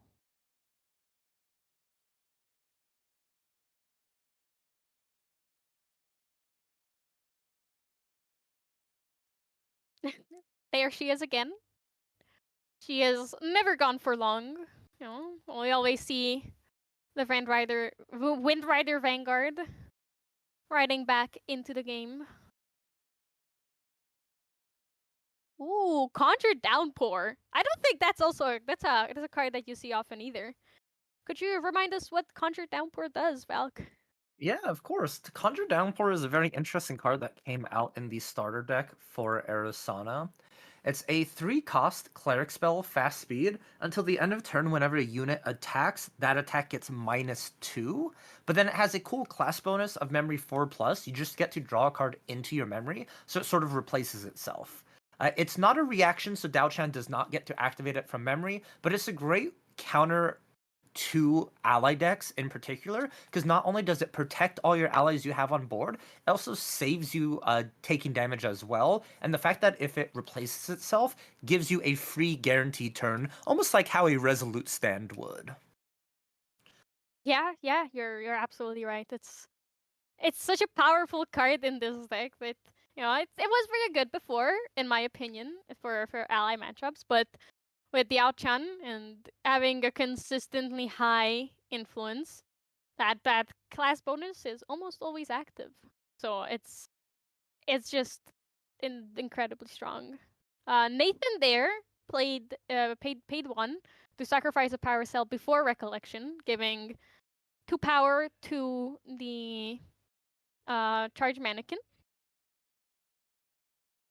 Also, once again, attacking for 4 to face. So if the charge mannequin is at attacking to face, then he is probably going for a kill turn here.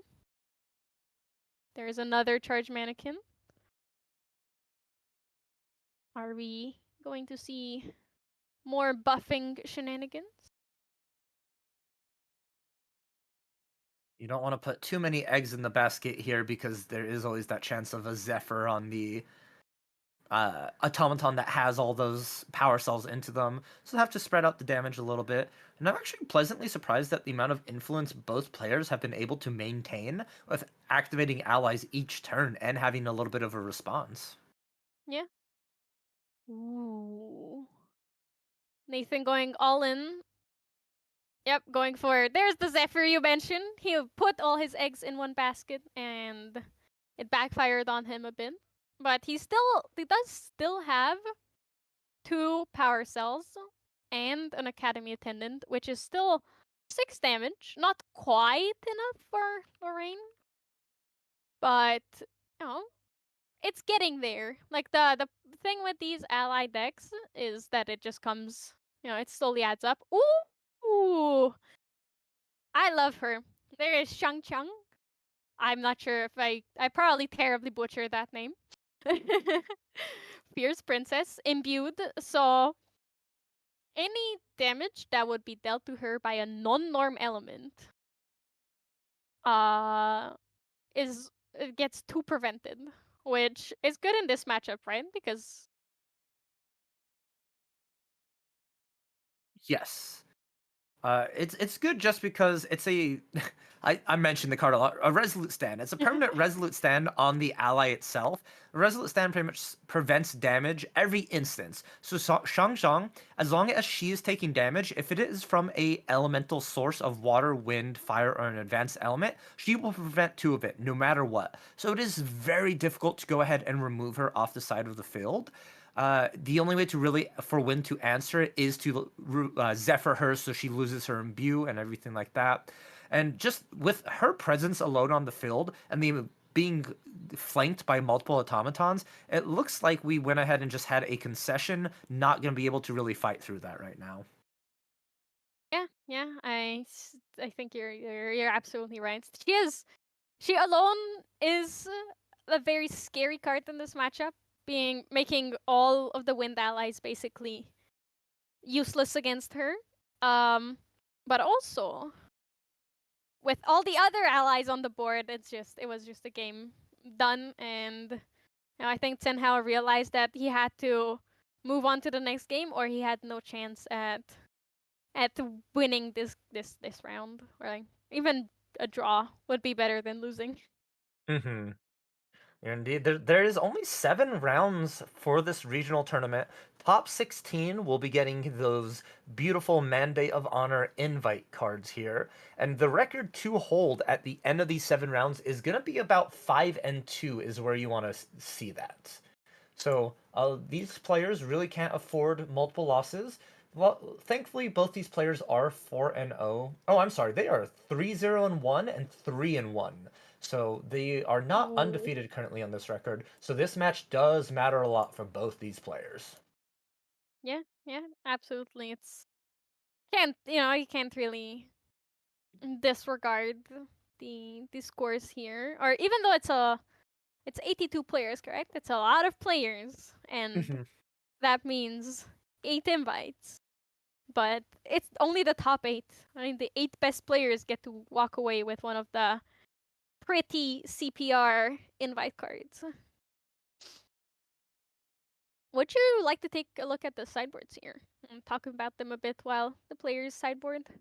Of course, let's go ahead and take a look at 40's or Nathan's list here. We have mentioned it. The Air Sauna is in there, along with the Sensor Polaris, 3 staggering strikes, and 3 extricating touches. I would really love to see the Air Sauna and Polaris be brought into this specific matchup.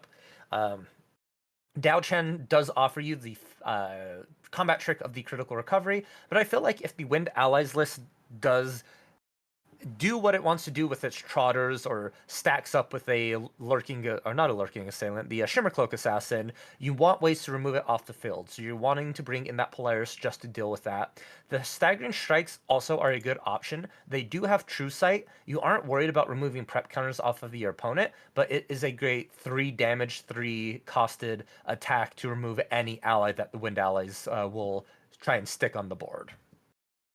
Mm-hmm. Yeah, And then I think you're right. And then over to our Wind Allies. You really enjoy Wind Allies, and you know this matchup a lot. So, what would you bring in this specific situation? No, now not the matchup, but I know the deck quite a bit. I think Enervate Agility. Looking at this game is definitely going to be very relevant here. If if Tenhao can go up to level 1, Innervate Agility is good. He gets to recover. He gets to give stealth to all of his allies and protect himself. Other than that, I don't think there's too much here for this specific matchup. I don't think they were really prepared. An ensnaring fumes would be good, but because it returns all allies to everyone's hands, but I think it might not be enough because the power cells will be there, and anything that gives on enter create the power cell is going to trigger again. However, all the buff counters will be gone. So it's a very it can go either way. But fight 5 cost, I'm not sure if it's strong enough here because that's a lot of influence you need to keep up or sacrifice for that. Otherwise, I think Stifling Trap just for the 2 damage is worth it. And Veiling Breeze, similarly, like, because you don't need to keep up, you don't need too many wind cards in memory, so even with a bad hand, you can prevent a lot of damage. And Vertiger's Decree is also, I think, is going to come in. Both the extra damage and the suppress very, very strong here. Being very strong here. I knew it. You are the master in the deck. You know exactly what you want to. Okay. After you destroyed me like that, I'm not sure. I don't forget. I haven't forgotten that. So what? One thing that I do want to see the Wind Allies player do more of is we need more trotters. We didn't see a single trotter that game 1, and I feel like that card is True. so pivotal to this specific build of Wind Allies. We need to see the big fat horse. I know he's not fat, but on the art, when I see him, he just looks like a chunky boy. He is. I do agree with you. He does have the he doesn't really hit the gym that much. But Tenhao choosing to go second so that he can get that damage in immediately. Get the allies down, go hit face. However, the risk there is that Nathan can just take care of the allies. If he doesn't have, this time he did have, right? You assume you have the Shimmer Cloak every time. But if he didn't, the risk was there that Nathan can just take care of his allies. It goes either way, in a way, but I think because at turn 1, usually you play a 2-3 ally, and a 2-3 will not trade into a 2-3. But 2 2-3s can take out another 2-3. That's a lot of time. I'm saying 2-3 way too many times. But the math, in a way, if you go second, you have a higher risk of you losing your allies. There's the Vertiger's Decree. It did come in. Well, I assume a 4th one came in because, the consistency is relevant here. Mm-hmm.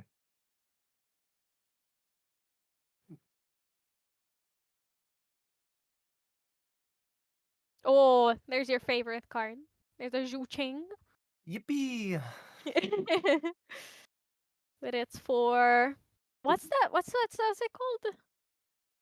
What are the counter durability, right? It's also durability on Yes. domains. Yeah. These guys do. They are the first ever siegeable domains, which means that you are allowed to attack them. They are an object with a durability counter on them, and so. Oh my god, it's the horse. He's here.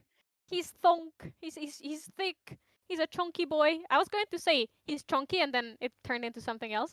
He's a chunky boy, and he buffed up the Shimmer Cloak, making it into 3-3, taking care of the Zhu Cheng immediately. Shu Cheng immediately. Your favorite. You just had to say that you miss him, and he's here. Yes, he came in the time of need. He is the hero we all deserve. Amen. The Hons. He is. Oh, and there's Arisana as well. Just like you predicted. It's almost like you know how to play this game. You see into the future. You can tell what everybody thinks. Yes, I sure hope I can play this game. Otherwise, we would have some very awkward explaining to do past the iterations. Teehee. Oh, so I mean, if Nathan played level 2 Arisana, that would be such a lucky gather. Two of the same herb, but unfortunately, those herbs will be used for a Polaris fodder. There she is. Polaris. Coming in rested. Yeah, I feel like the one time you don't want to be lucky with doubles is when you get lucky with doubles. Yes, every time. Every time. Now, the question is, did Senhao bring in Unbroken Mustangs? Did he anticipate the Polaris play here? Because if he did, that's amazing foresight from him. And Polaris gone. It's a very he's in a very comfortable spot. But if he didn't, then that Polaris is going to get very scary very soon. Indeed, it is the question of choice. Unbroken Mustang. I think there's just the two in the sideboard, none in mainboard. So you don't have Yep. the best of odds of seeing it right now. So maybe cross your fingers you drew into it. But otherwise than that, I don't think that Shimmer Cloak is going to be around for much longer. I agree. But for now, she is doing a lot of damage. Um, getting in there for 2, getting in there for 3 into the charge mannequin. Oh, that Eternal Magistrate, I think was one turn late. The Polaris is already out. Was already activated. Unfortunately, she is not going to do too much here in this matchup anymore. But there is the ingredient pouch. Going to start gathering immediately. Buffing that Polaris up to a scary 3. 3 does not sound like a lot, but when most of your allies are 2 3s, it is scary. It is a lot, it's Uh, Clem, the classic, three's not a big number until it is big, and then that is when you really got big concern. But no, you're totally correct. 3 is the magical number in Grand Archive. You want your allies to have 3 toughness, 3 life. That is like the number you're at. It's very difficult to deal exact amounts of 3 to things because most allies only have 1 or 2 attack. So it's really like that is the number. So the fact that Polaris just says, hey, I'm going to deal 3 to everything, and it can even go up from there equal to the amount of herbs, just really shows that, like, how strong of a card it actually is. Yeah. I agree with you. And I don't think Senhao plays any favorable wins. He does not play any. So he can't even get, Nathan doesn't even have to go up to 4 counters because there is no one card solves all here. Obviously, sure, he can reclaim and Zephyr a few of them, but there's only so much you can do when you also want to keep up the rate of one ally a turn.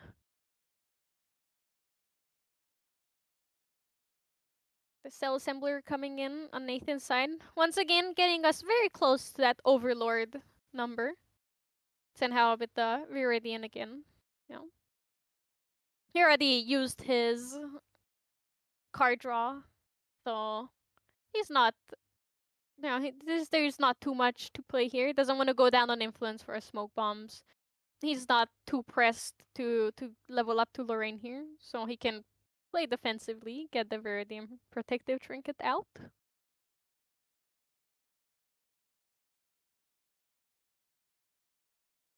Attacking with the Eternal Magistrate. Did the Eternal Magistrate go into the Cell Converter or to face? It would be into face here, I believe. Oh, the horse is back. Another one. 2 out of 3 appearing already. That's a very, very buff. It's a very buff Shimmer Cloak Assassin there. Even with True Sight, it's hard to take care of. Almost at the point where she could take out an Overlord all on her own. Let's see what Senhao is thinking. Attacking for another one. Two-Face. Yeah. The Shimmer Cloak either gonna go into the Cell Converter or Two-Face as well to push damage, but probably the Cell Converter here, so the Overlord is that much slower. Oh, I was wrong. She's going to face with the buff Paracel, swinging in for 6 damage and the second wind. So that is, it does not have the class bonus yet because she is not a warrior. Like Senhao is not a warrior yet, but it still wakes up the ally and attacks for another 6 here. Which I think both players were just decided that okay, this is it. It's over. It's not gonna get any better, not gonna get any faster. So let's just move on to the next game. Yes, unfortunately, that Shimmer Cloak Assassin, due to that buff counter, is out of range of Polaris. So really missing that opportunity to clear the board and just going to go ahead and get capitalized on with the second wind and everything. And that's how the deck really operates and wants to go. You put all your eggs on one ally, and then with Rally Advance and second wind, you just attack for big numbers multiple times, and that's more than enough to close out games against a lot of these opponents. You really have to keep down wind allies' filled. If not, they just get so out of hand. And we saw the difference between game 1 and game 2. Game 1, 40%, or Nathan just had a lot of allies already on the board, a lot of pressure, being able to just clear the board constantly. But game 2, we barely saw any, and the ones that we did saw just got cleared immediately by the Shimmer Cloak. Yeah, it was. You mentioned that we were missing the horse. It being the best, being the best card in the deck. Well, not the best card, but doing a lot of heavy lifting. And clearly, you were right. We saw 2 horses, and the game was over in 10 minutes. He's big, strong, and carries games on his back. As a horse should. As a horse should. Yeah, that was pretty fast. We were talking about how 3 is the magic number. We were wrong. This time it was 4. Sometimes you just sometimes it just doesn't work out. Let's see. Nathan choosing to go first again. Obviously he's going to be down an influence and down 1 ally in theory.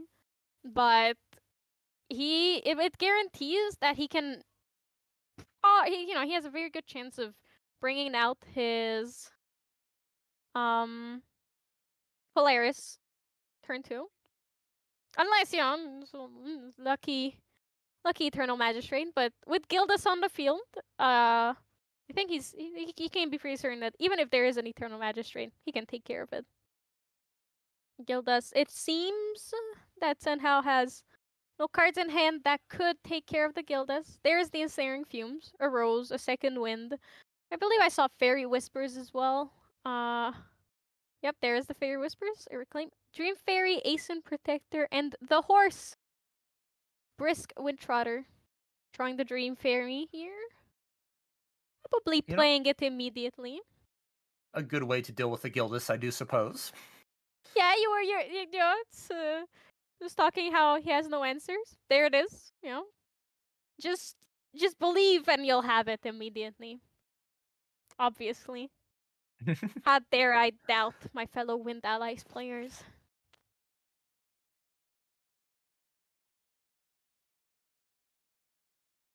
But it's not going to be too harmful to Nathan here. In terms of, he only plays 1 Gildas, so he's unlikely to draw another one, be too bricked with Gildases. Just a guaranteed memory fodder. Once again, backup charger. I'm ramping up the influence here. Yes, I just feel like we have the better Gildas for the automatons in being the Overlord Mark III. Yeah, yeah. I do believe that you are right about that. Also one thing that like I always assume that turbocharge is a one-off in a deck because in most decks you don't need more than one. But in this deck, Nathan does play 3 of them because he just generates so many power cells that the draw 2 is just too powerful to miss out on. Oh, there's the imbued Shang. Gildas Overlord and oh, this was the SP2 cell card, but I always forget which one it is. The Assembler. Assembler. It is the 2-cost 1/2 on enter, or 2/1 on enter. You may pay 2. If you do, you get a power cell. Mm-hmm.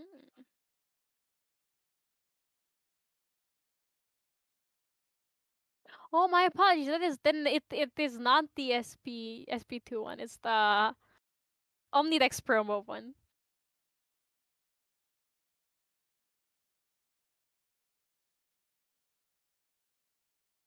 Yeah, I believe it was the silver tier was the that one in particular. Was it ALC or MRC season? It would be MRC because it came out MRC. with reduced to ash as the gold reward. Well, actually, I still have mine sealed here, right in front of me. Wait, silver rewards. I'm just going to open the envelope real quick. There's the Eternal Magistrate. She is here and scary. And there's no Polaris on board, so she is going to do a lot of work this game. That is actually the human Eternal Magistrate. That's Windmill Engineer. Oh, the no. That's why I was surprised that she was not she's not imbued.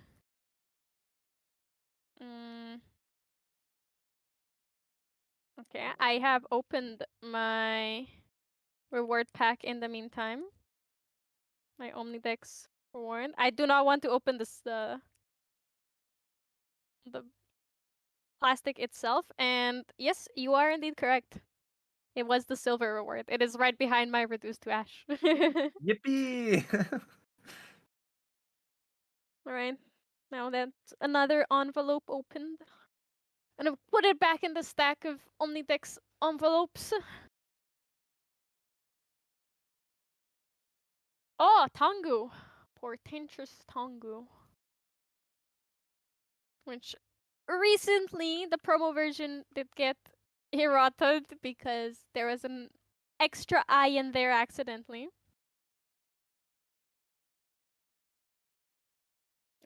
It being in this deck, arguably, it's just a worse backup charger. You don't get a power cell out of it. Yeah, you just get to draw a card.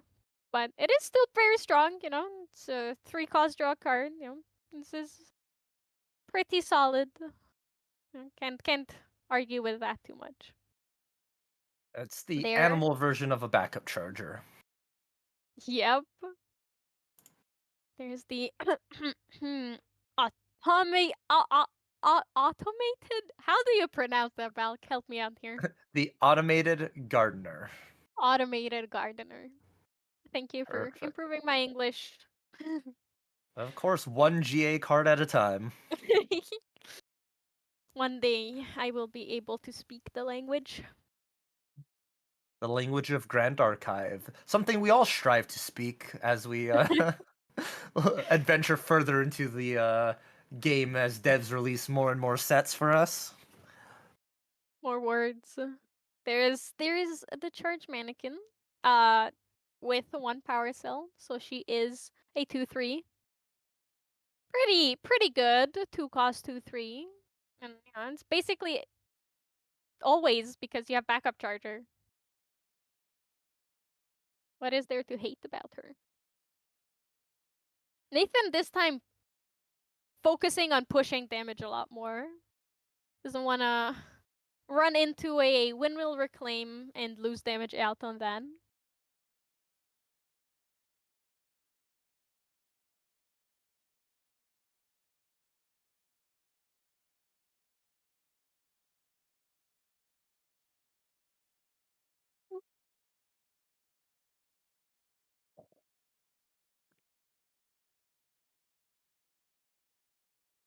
Players deliberating on what to do next.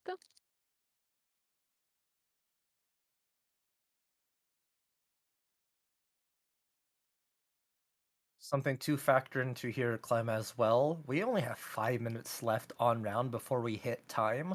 Both these players are tied in or game wins at 1-1 apiece. Yes, a win here would be, or tie here wouldn't be too hindering on both these players, but they really want to see an win, especially because they've already seen their first loss, and you do not want to have a loss and a draw, because that means you really have to win out from there, and you can't drop any additional games.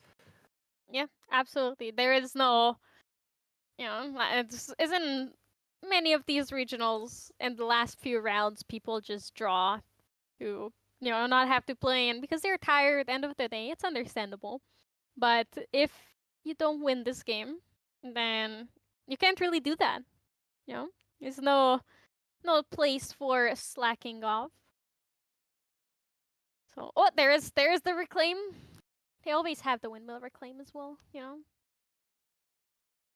obviously.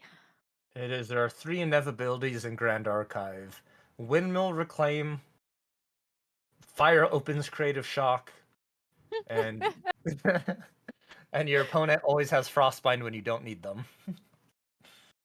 Amen. Oh, freezing hill in response. Now that is not an inevitability. Words. Very Words are much hard. saying reclaim this, and Reclaim. leaving nothing but a mangled, frozen, what's left of Windmill Engineer, and it unfortunately gets shuffled back into the graveyard. Bye bye. That's saying mangled, frozen on about a human. It's kind of messed up, Valk. Can't believe you say that. The image, I can't get it out of my mind anymore. And that's how effective this kind of color commentary is. Those images get stuck right in your mind. Just how every time Lorraine sticks out a sword. Yeah. Speak it off. Thank you for giving me nightmares, both about Lorraine and her sword, and Windmill Engineer, and her mangling. I appreciate that. We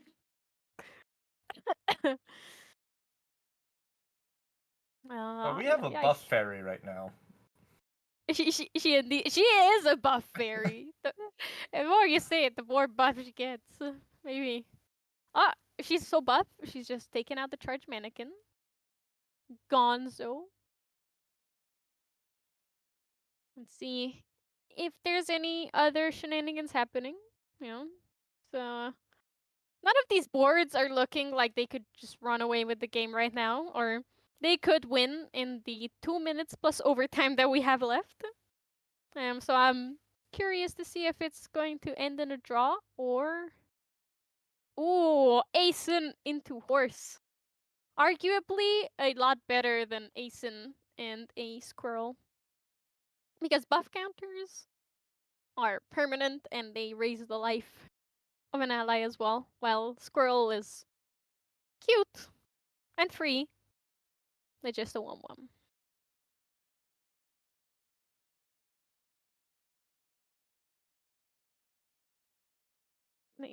Senhao passing turn here with no cards in, like 1 card in hand, I believe.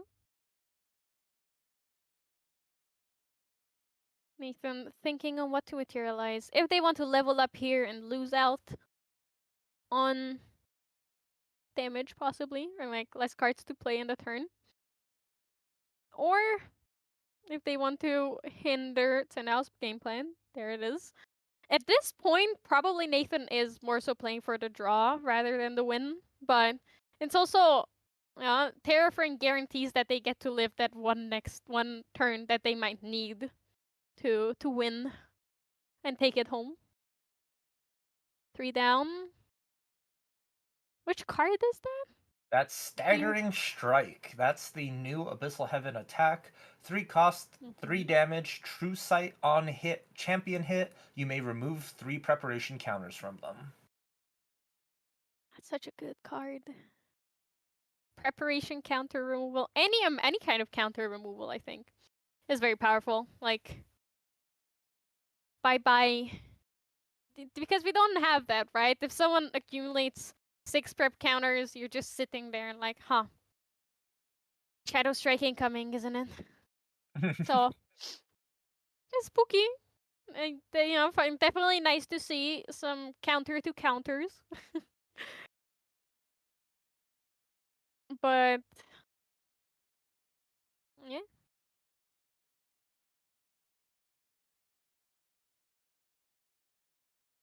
House board, once again gone. A lot less scary now, especially with the Terrafring banished in banishment as well.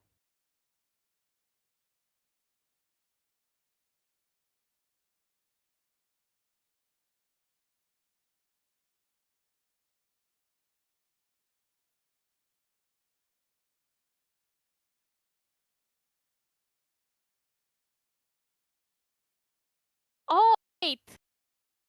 I was right. Cell Assembler is in supporter pack as well as the Omnidex promo. She's a sneaky one. I just looked it up. Yeah, and multiple printings there. Yeah, multiple full art nice promo printings. Because I was like, I have a playset of SP2 and I could have sworn that I saw her in there. I did. But I also saw her on Omnidex. Nathan, I believe, plays both versions, so kind of confusing. Ooh, ensnaring fumes. I have a very strong suspicion that this game is going to be a draw, unless Nathan can produce enough power cells for 4 recollection and enough allies automatons later where he can deal 12 damage in a turn. But it seems unlikely at this moment because I mean he can. There's a manufacturer cell for the imbue and the cell assembler for the Shang Shang. I'm going to get so much flame from Mark for butchering her name. Oh, Allied War Priestess. Alright, I'm getting there, but yeah, her the memory bonus was active. Nathan got to recover too, making the game even more likely to end in a draw here. Were you counting what active turn this is? I believe this is active turn 3. If Nice. the time did occur when I think it did, and they counted it. So this should be the final turn of this match between these two. And even if it is the final turn, we only have about 1:40 left on the clock as well. So it is not looking like they'll, even if this is turn 2, not looking like there will be an additional turn. Yeah, 3 down. Alright. Urban Rider Vanguard. There's 3 damage on the field currently. Oh, it seems that it was only active 2. But Senhao has a Stifling Trap in hand. He has a Guan Yu as well. There's the Veiling Breeze. So basically, this game is a draw. Because there's the Veiling Breeze in hand. And Nathan, like, in these ally matchups, you don't need a lot to activate Veiling Breeze. There it is. Revealing I think both players are like, yeah, should I just reveal? Yeah. Senhao reveals 5. Nathan knows that he can't hit with with like 9 allies for more than 5. So game is unfortunately ending in a draw. Both players still not completely out of the running in contention, but they are in a must-win situation now for these last 2 coming rounds. And that one went down to the wire. We were in overtime, went into turns, so we're going to be jumping into our next round pretty soon here, Clem. And it's been nothing but a pleasure commentating with you this round. I do want to give a shout out to True Champion Gaming for hosting this regionals and sort of making everything go smoothly. Thank you guys again for having us here commentating and running this wonderful event. If you do want to support them, go ahead and hit that subscribe button on YouTube, or if you want to support them with your money, you can go ahead and become a patron on their Patreon. They offer deck tech videos, inside thoughts about decks, and some other cool articles and informations of how to play certain decks. So it's really cool to see. You can find those links in the description down below along with their merch. But without further ado, Clem, we're actually going to throw ourselves to a short, maybe 2-3 minute break as we get some water, stretch our legs, and prepare ourselves for the last 2 rounds.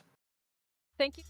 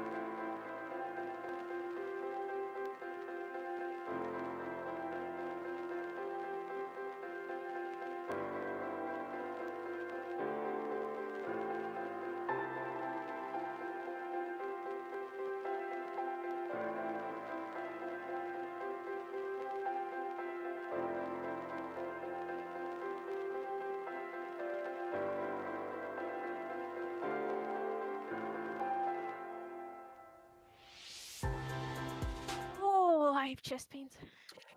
Hello again, welcome everyone. We're just about to start round 5. I'm back here, happy to cast with Clem, Hello. and it's sad that I missed the other Canadian matchup last round. I was watching the round. Thai is all right. I think they um should be rather set for the tournament. Good odds of placing, very high. Happy for them. I'm kind of surprised actually that they were playing the same deck as Felix was in the other round. See, they went in with a team deck. That's fair. But they are testing together, and Nathan is a very Nathan is a very very smart player. He's been playing Grand Archive for a very long time, since before DOA Alter was released. He's been around for quite a while. So if he has a spicy deck that works, I would trust him with my life. I would bet my nationals top 8 on it. Yeah. And it does seem to be working, and it's giving me doubts on whether I should also bring some kind of water ally somewhere for Yeti. Because it's a deck I've Yeah. always been comfortable on, personally. And for a while, I didn't like its place in the meta, but we'll see how that goes. Seems we're back with Felix, so that same Water Automaton deck coming back for round 5 at table number 1 under Felix, and we're facing against the Zhao-Chan Fractal from main deck Taylor that we saw earlier too. Both looking to be a fun matchup. Water versus water. There's no more scepter shenanigans there. So at least that is gone. Indeed, indeed. So, who do you think is advantaged in the matchup? I think fractals might be fast enough where because the automatons deck needs a bit of time to build up their board and their power cells, and that tiny bit of time they need might be enough. It's like very often can be enough for fractals to just run away with it and absolutely destroy allies. That is true. That is true. Though the allies deck does main deck Blanche. That is a very potent answer against versus Under. So we'll see how that goes. However, as far as the water deck goes, they're fairly low on protection and answers. There's no like damage prevention effects except for the Blanche. There's 2 Frostbinds and that's it. So we'll see how that goes, because Fractal is definitely a deck you want to come into with some interaction in your list. You could argue that Zhu Cheng is interaction as well. It does slow them a lot. That is true. Yeah.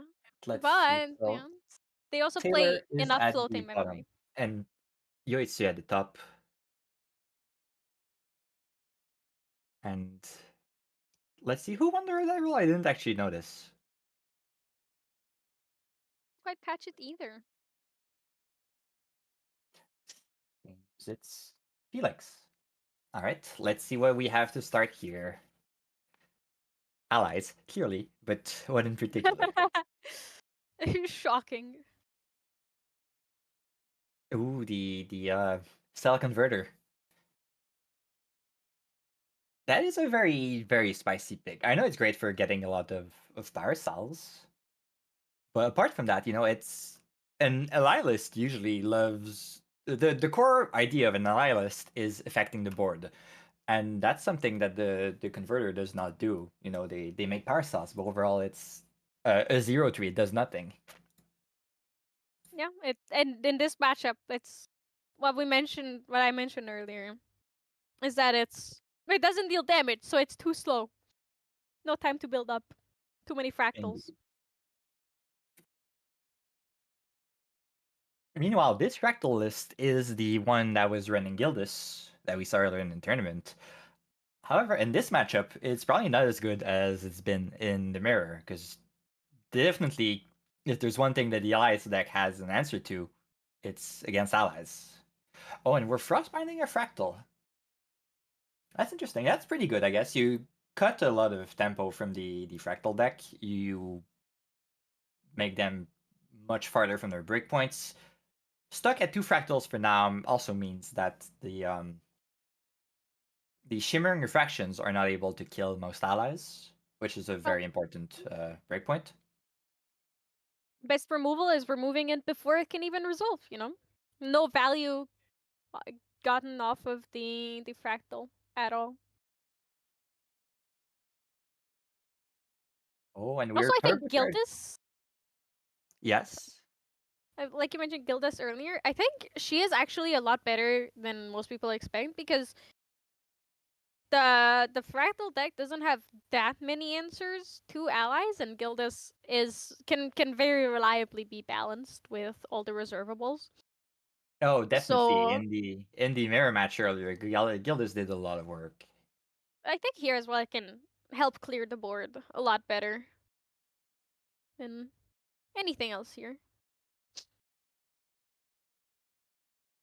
It does feel weird to see an ally deck that has now played 2 turns and not swung for a single point of damage. Turbocharge was a lot of value. Didn't even need to crack their backup charger yet since the converter gave them a power cell the turn before. But it just feels weird to my own sensibilities to see that ally deck doing essentially nothing. Let's see if you're right about Gildas being not good enough here. I do think that she's very powerful here. Takes away damage from face, like she basically has taunt, and she takes away allies as well. Yeah, indeed. Here, clearing a converter, fearing the power of those stacking up power cells. Maybe I don't know. You know, there's a lot of players that walk around try to scout their future opponents. So I don't know if Taylor here is aware of the fact that the deck is running Overlord. There's a very good chance, it's not the kind of decks that you miss. Everyone's probably talking about it in the room. Yeah. Anyone who's seen it is like, wait a minute, what is this new thing? A new deck we haven't seen yet? Time to yap. So I spotted. So the Academy attendant will come down. If you play a second ally, it will go up to 3 power, and so be able to clear Gildas. Might be that charged mannequin that we see in hand.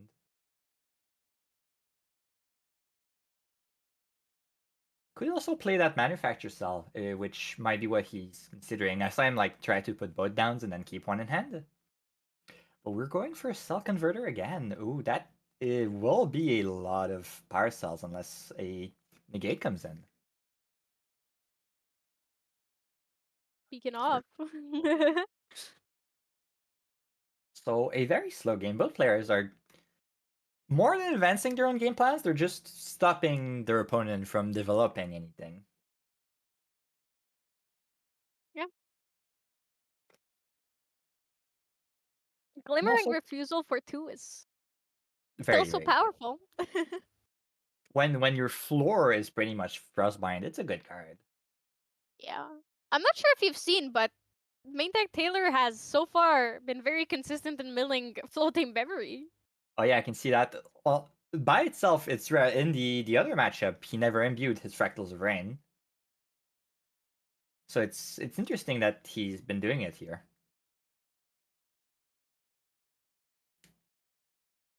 Maybe he's like you said, he could have seen the Zhu Cheng, so he wants to be sure that he's able to pay for him and doesn't have to be taxed every time.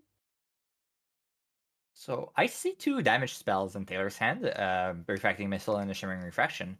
Do you think maybe he's using all of those on board and he'll try and kill just with a Bursted Sunder, kind of late game? Uh, most likely think so. It's he's definitely more so building up for later turn and using them to clear allies and then go to face with the burst asunder. Survive until burst asunder, win with burst asunder. It's a good game plan. So we do see a Paladin that will eat the Cell Converter. Also, since the card's not played very much, a lot of people tend to forget that it does have a Cleric class bonus of Floating Memory. Yep. And we see the very first point of face damage of the game. Paladin carrying. I don't think the level herb does anything in this deck. There's nothing that scales off of level, if I'm not wrong. There's a card or two that cares about level 2+. In But Yoitsu's deck? Yeah, well, I can't. I'm pretty sure some of these None? allies. Not that I can see. I But could. I think it's mostly there as a fracturized target, maybe. As I mentioned earlier, the main use of it is probably for if they go into Arizona after sideboard, where it can help fuel the Polaris. Yeah, definitely. That is the main use for them. So a couple of interesting Unfortunate. lines here. First, Taylor made Yoitsu mill with the Fractal Rain in Recollect instead of himself. Doesn't need the floating memory anymore, so you can start milling the opponent, because why not? Milling the Blanche, which is huge in this matchup. It's the main point of interaction that Yoitsu has for Burst Asunder. And then playing the Zhang Zhao to refill their hand. And I see a second one, so that'll be another 3 cards next turn, I think. Yeah, it's kind of crazy. It's Running. starting to be a lot of influence, yeah. Maybe a little too Yeah. much for Yoitsu to deal with. Of course, you always need to draw your win con. Sometimes you draw, and maybe your first 4 Burst Asunders are at the bottom of your deck, and there's nothing you can do about it. You just cry. You survive for so long, but at the end, might not be enough. It's like you can take care of a board for a long time, but if your burst asunder is so far, you also run out of answers. Yeah, there's indeed not a lot of action in Taylor's hand. I see 2 Fracturizes, the Zhang Zhao for next turn to draw more, and I think that was a fast cure, so not a lot to actually do here. Yeah, it's just a waiting game. Draw the cards and hope it works out.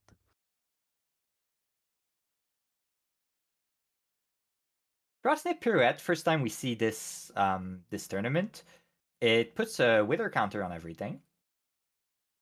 So Wither counters at the start of the main phase, so about here, you need to pay 1 for every Wither counter on stuff, or you need to sacrifice that object.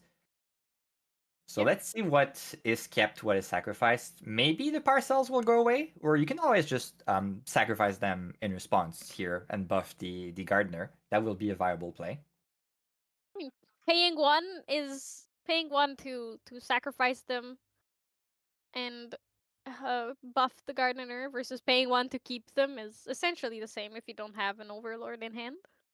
But Yoichi didn't. Seems he just decided to do away with them, keeping whatever. It seems the Charge Mannequin was the card he wanted to play more than use the Power Cells. Starting to build a board, push some damage. It is not a bad position to be in. There's very few cards in your opponent's hand. You have 3 allies on board. You're in an okay position.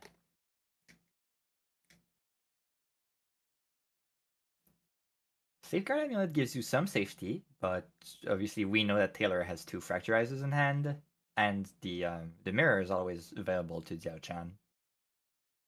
Yeah.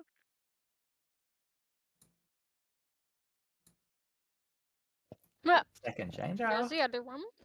That's a newly drawn, right? He had a non-CSR version in hand, so he still has another one if he wants to. Ah, fractals. Well, on paper, 0 influence or like 0 cards in memory is so hard to achieve, but then you realize fractals are reservable. Yeah. I'm more sad that we haven't seen Zhang Zhao used in other decks yet. I know some win decks can also abuse her in some way. You can always suppress her in your Recollect, play nothing during your main phase, and then when she comes back, you're at 0, so you draw 2. Or I really wanted to see her being used for uh, the other effects, especially if you play her. Say you're going second, you play her, and then you escape the wreckage her. You go +1 and -1 on the opponent.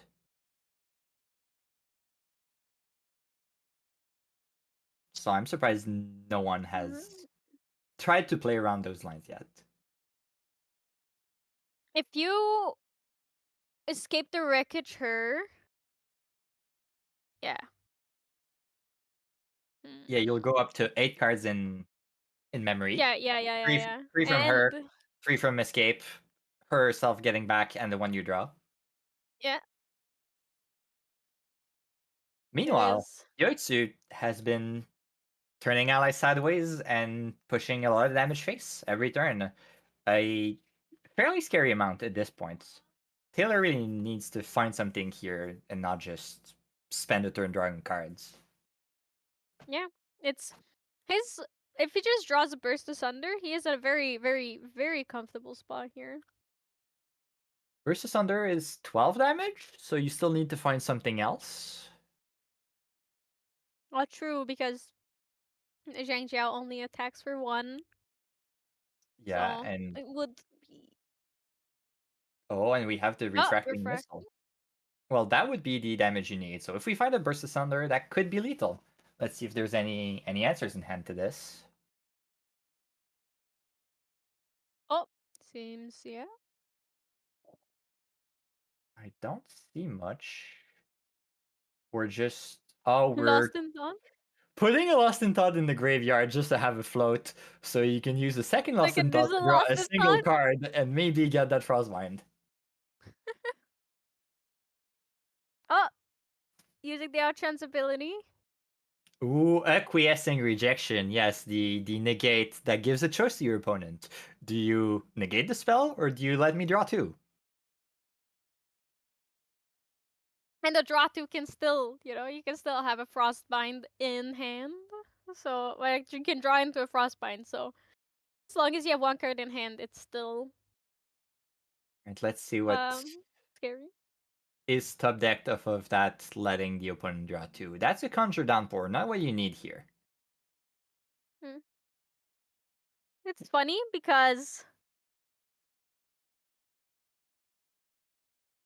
he the Joitsu went to draw to possibly draw into a negate, and then Taylor did the same thing, and in the end, Taylor ended up coming out with more influence than Yoitsu out of the whole interaction. He came out with, a bigger growth and influence, and the damage from refracting missile as well. Yeah, now the big question is, does he have the Burst Asunder? Because he did glimpse just last turn. No, he did not. That was the turn before. So he doesn't know the top of his deck. He didn't have a Burst Asunder in hand before. Does he now? Will he find the win? Or there's always a second Zhang Zhao, so he can dig pretty deep to try and find that win con. Yeah, and Looking at the he graveyard, can trying gamble to on the mill for indeed. Fractal of Rain as well.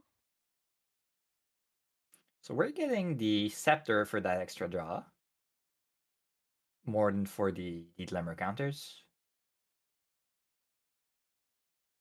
Milling, oh, Zhang Zhao. That is rough. But that means we saw Unless, all 4 of this game. yeah, unless he draws into a Burst Asunder here, in which case it is very fortunate that he milled it. Yeah, you're always just one top deck away.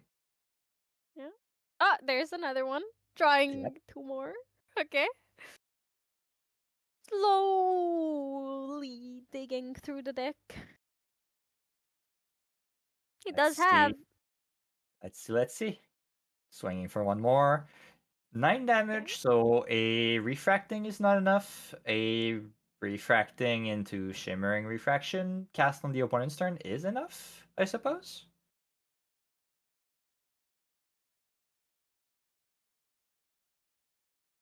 Three down. Three down. Okay, yeah, for Fractal Refreshment, we're still digging for more. Okay, going deep. Oh, 3 Fracturized. Sure. You're happy to see those go. Definitely. But Oof. Refreshment only draws into memory, so if there is a lethal to be had, it won't be until next turn. Yep. It's a waiting game, still trying to survive. Using the So fractals to play more fractals. Still no that Burst was of not Thunder it. in memory. No, I saw, I think, a Fractal of Insight, a Refracting Missile, and not sure what the last one was. Probably another Fractal. Though the refracting missiles are nothing to be scoffed at now. They each deal what, 8 damage, 7 damage? 8. So you need to kill the Zhengzhou here, or you'll die to the 1 damage swing, 8 damage Refracting Missile. Yeah. On the other hand, you can also push a lot of damage to face, right? You have 8 We- damage on board.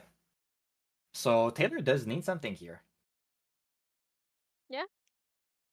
Plus there is still a power cell. So it's 10 damage currently on board. And you can freely sacrifice it, since the Mercurial Heart by itself gives the attack bonus to the Charge Mannequin.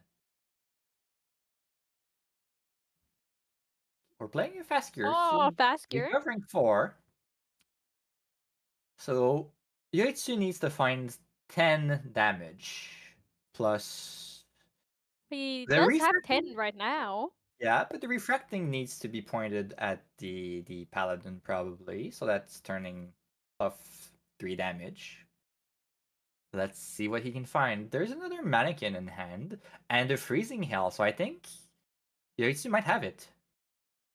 He has the powers, so it's another 2 from Mannequin. 3 from Considering Phosphorn. what he wants to keep up.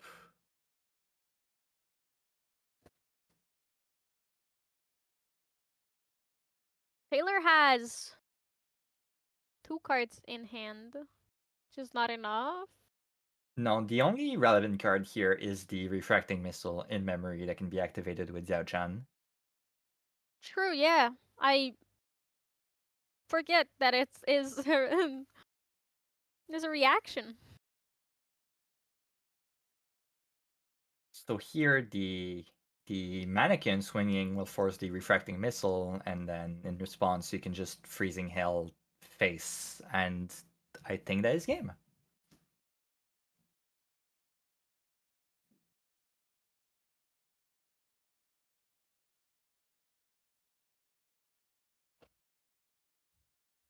So we see the attack, it forces the answer.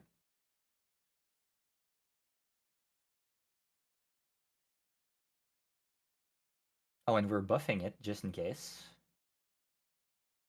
But the buff does not help the health. Ooh. Oh wait, no, right, because he's level 2, so he's at 20, not 19, right? I was looking for the 19.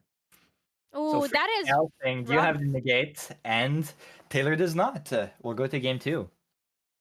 That is unfortunate. If Taylor did play the Shimmering Refraction there, he would be alive. But he would be barely alive, but he would be alive. Barely live, needing Right? to top deck the Yeah, I think he would be alive. And That needing is to top hard. deck with Burst Asunder if you want to win. Yeah. Fortunate, but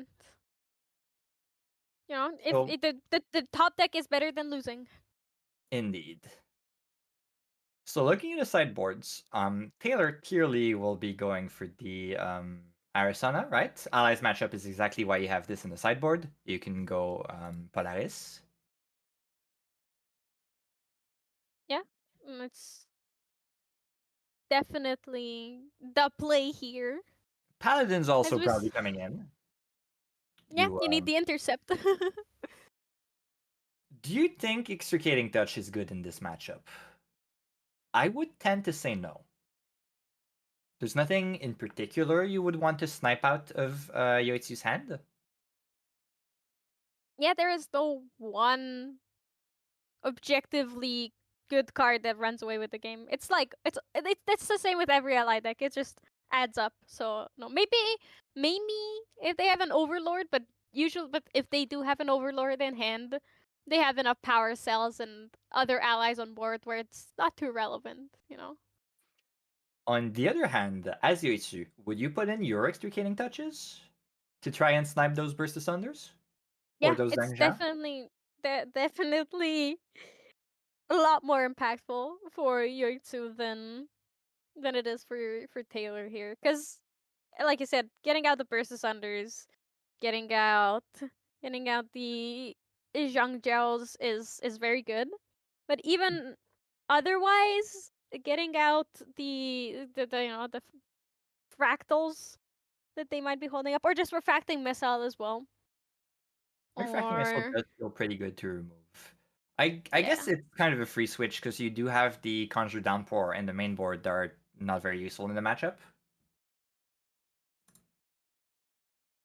yeah, and so it's just even if it's not that great, it's better than Conjure Downpour because you can at least play it and it has an impact on the game.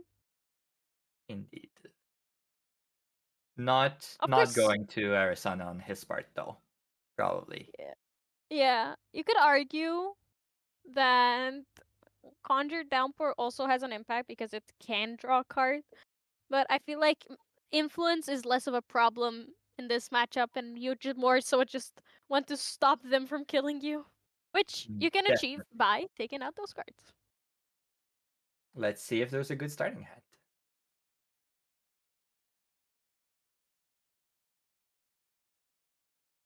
I see a Zhangjiao, a couple of fractals. That seems very good. Yeah, Refreshment. Use refreshment to cast Unstable. chaining them into each other as a good Fractals player should.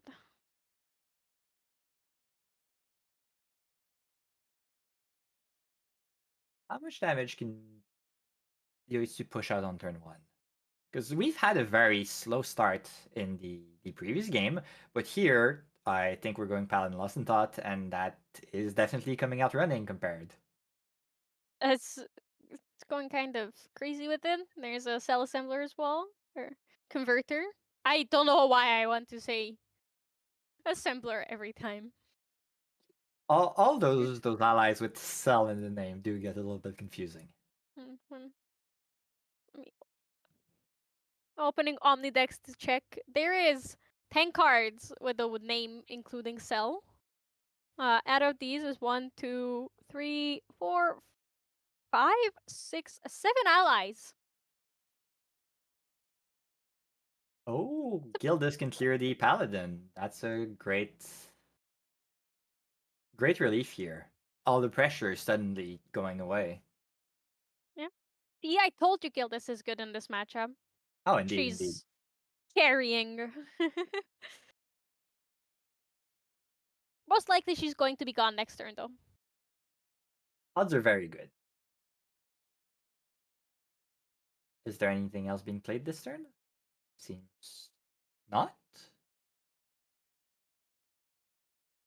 All right, keeping our options open. Passing the turn, we get Mercurial Heart. Interesting. So the cell converter will be able to come in for 1 every turn.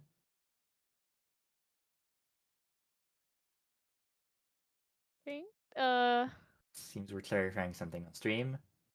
Probably some timings and triggers and Oh, and then we're casting Shimmering Refraction in response to the on-enter of the Mercurial Heart to yep. kill the cell converter.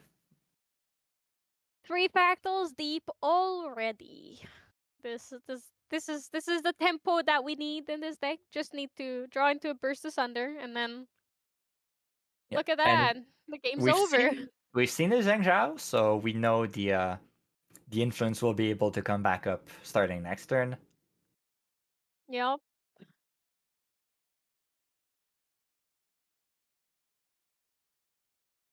What will we play here? We need to find. Yoichi needs to find a way to kill Gildas, so let's see what he has in hand. I don't see. Oh, that's a charge mannequin Okay. that deals most of the work. Yeah, it's more I than halfway there. honestly, I think you could play Blanche here and use that for the 3rd point of damage, Yeah, and but Blanche he does will. also have. Oh, there you Yeah, go. Never mind. exactly. So You're right. You're right.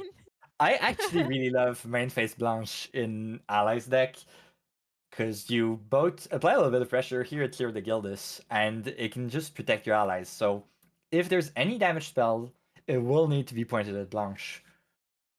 So it's trading basically 1-for-1 here. It's a taunt for spells.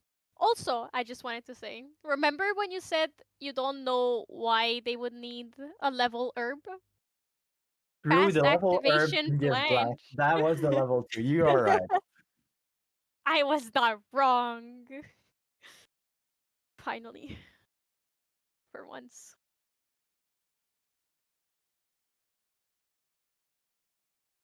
Mitiara is here. Ooh, Censor of Restful Peace, turning off the floating memory from from both graveyards. Every ability of every card in graveyard, but I think the only relevant in this matchup is floating memory. Yep. But, yeah, it's not but. That means no more lost in thought into lost in thought for one shenanigans, looking for that negate. Oh, there's a It's funny over. play here. So Torpid Fractal will try and essentially Snow Fairy the mannequin. But if you want, you can activate the Power Cell here to fizzle the Torpid Fractal on enter. True. Seems it's not the line chosen. I can see also the point of keeping your Power Cell up to give more damage to a unit on a turn. But It yeah, could also Torpid be that Fractal only targets a unit with 2 power or less. yeah, it could also be like that he just forgot about it. Yeah, And, he didn't obviously. quite realize that that is what's needed. Oh, going to Iris. Interesting. So he did decide to change his champion in sideboard. Hmm. What do you think that is? More herbs? Maybe the herbs, maybe the looking for cycling herbs, maybe healing herb is 1 point of damage can sometimes save your life. The mat can be very tight at times. Or maybe he is wanting the Polaris to maybe kill a Gildas in a future turn. We'll see.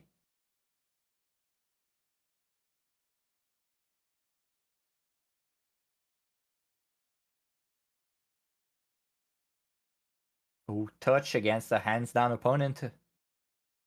Again, that is the timing you always want to see. Not hands down because there was a card in left and right that was there on the board, and it does hit a burst of sound there, so that's pretty good.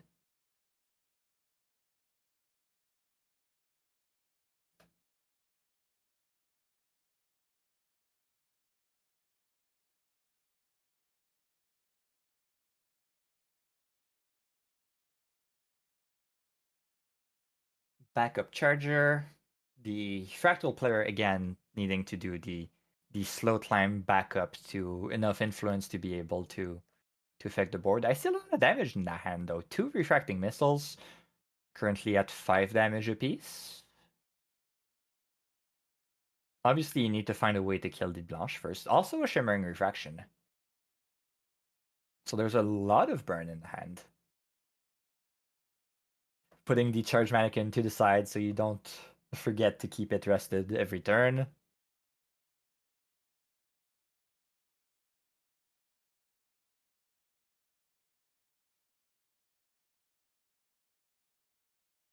Backup charger will come out. Cannot be used in recollection phase. Not enough cards left in hand. We get a cell assembler. Perhaps are we? We are using the unenter ability to get an extra power cell.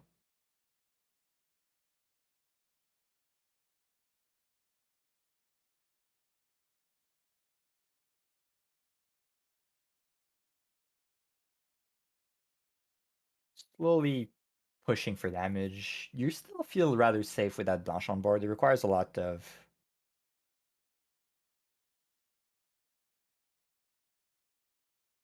burn to deal through that. So we're drawing a Yeah. card using the fractals, which is Hmm. kind Hmm. of rare.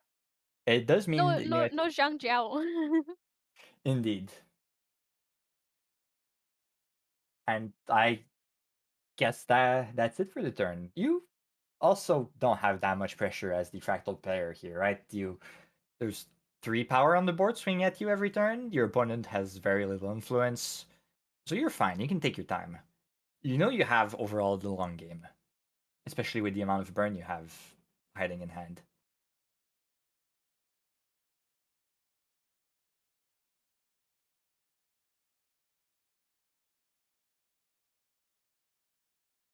Since Yoitsu is hands down, I feel like there's the idea. It's probably not right, but you could use the unstable fractal here to destroy the backup charger while it can be used. True. And That would. negate a potential influence. When you're that far ahead, Yaitsu's down to 4 cards. It could be interesting to keep him on that back foot on basically That's the starvation. Yeah, but that doesn't mean that for his deck, it's much more than just getting rid of keeping their influence low. It also takes a power cell away from them, and or a deck that's pretty reliant on power cells, or is like an automaton deck that is focused on power cells. It is devastating to miss out on the one that's guaranteed for you every turn, every game. Uh, as for what's happening right now, the players were uh Yoitsu at one point went to wake up the charge mannequin rested by Torpid Fractal. So right now, the table judge was clarifying that that is most likely a warning for uh like forgetting to wake up or not wake up an ally at the beginning of turn.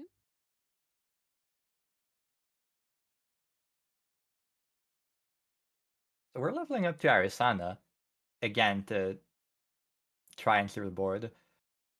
I think this is pretty much the last moment where you can try and destroy the backup charger. I think it might especially be worth it because that is well, the Earth is currently at 3 power cells, right? 2 plus the Mercurial Heart. So if you destroy the backup charger, they're that much farther away from an Overlord, which is the last big win con left in the deck that might get them back from this situation. Yeah. It's I would say it's scary to be up here against Taylor, but he doesn't have okay, at the moment I say he doesn't have that many fractals. He plays another one. So he is getting to the point where it is terrifying. And Yoitsu just lost another one of his allies, so it is slowly starting to be very scary for Yoitsu here. So he has 12 damage in hand, right? 2 refracting missiles. Yeah, that Yeah. seems to be right. And he has another Torpid Fractal to take care of anything that might come down. And add additional damage to the refracting missiles. Safeguard Amulet, very safe. You need to survive here. Accidentally short card from your hand.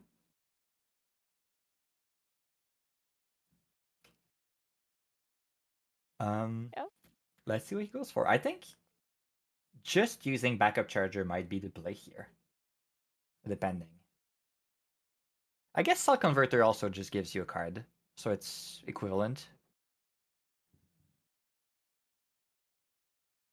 But it's going to be met with an acquiescing rejection, so immediately Yoitsu saying, no, you can draw 2, I want that Cell Converter. And the second acquiescing rejection. Do you let them draw 2 more? You do. All that 4 cards for a 0-3. Quite the good trade, I think.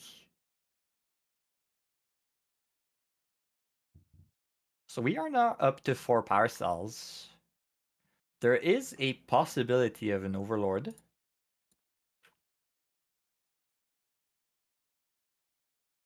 The giant robot with Intercept, Spell Shroud, Steadfast, and True Sight. I'm not sure if it's going to come early enough, though, at this point. The mirror comes in to deal with probably the Safeguard Amulet.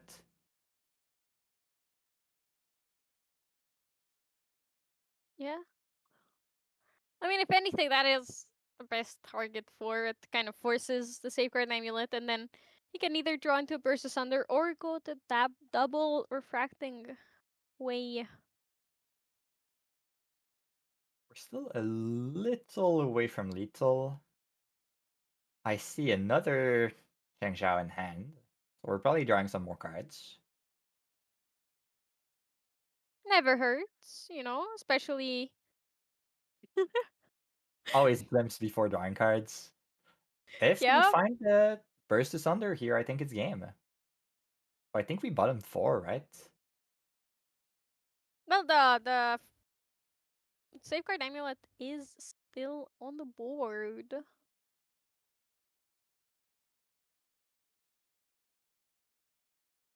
So So we're clarifying the extra glimpse here. The mirror, in addition to being able to destroy an item, every time a Fantasia enters the field under your control, you can glimpse one. yeah, it does not make you glimpse 5 because it's two separate instances of glimpse. So you Yes. glimpse 1, and then you glimpse 4. So we'll be using both refracting missiles in response and the shimmering refraction in response to the amulet getting tracked, and that will be game. Let's go kind of crazy with it, go all in. Well, all out, all in. You go steal. Oh, overkill just to be safe. Yeah, exactly. And we'll be going to a game 3. Yeah, it's do you think either of the players will change anything about what they're sideboarding here, or just? I don't think there was much to sideboard.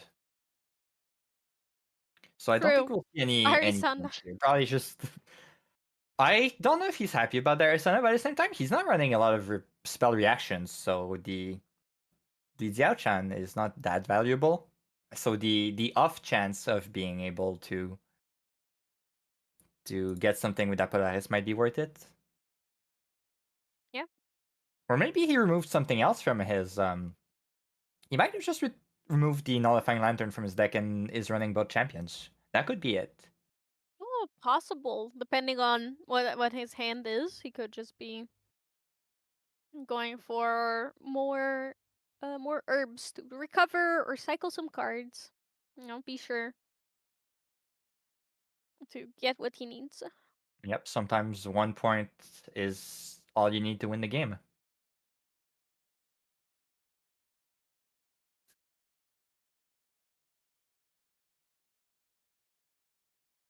So there were very few allies drawn this game, I feel. I don't know if it was just an exceptionally bad draw on Yoichi's part, but definitely not as aggressive a start as the other game was.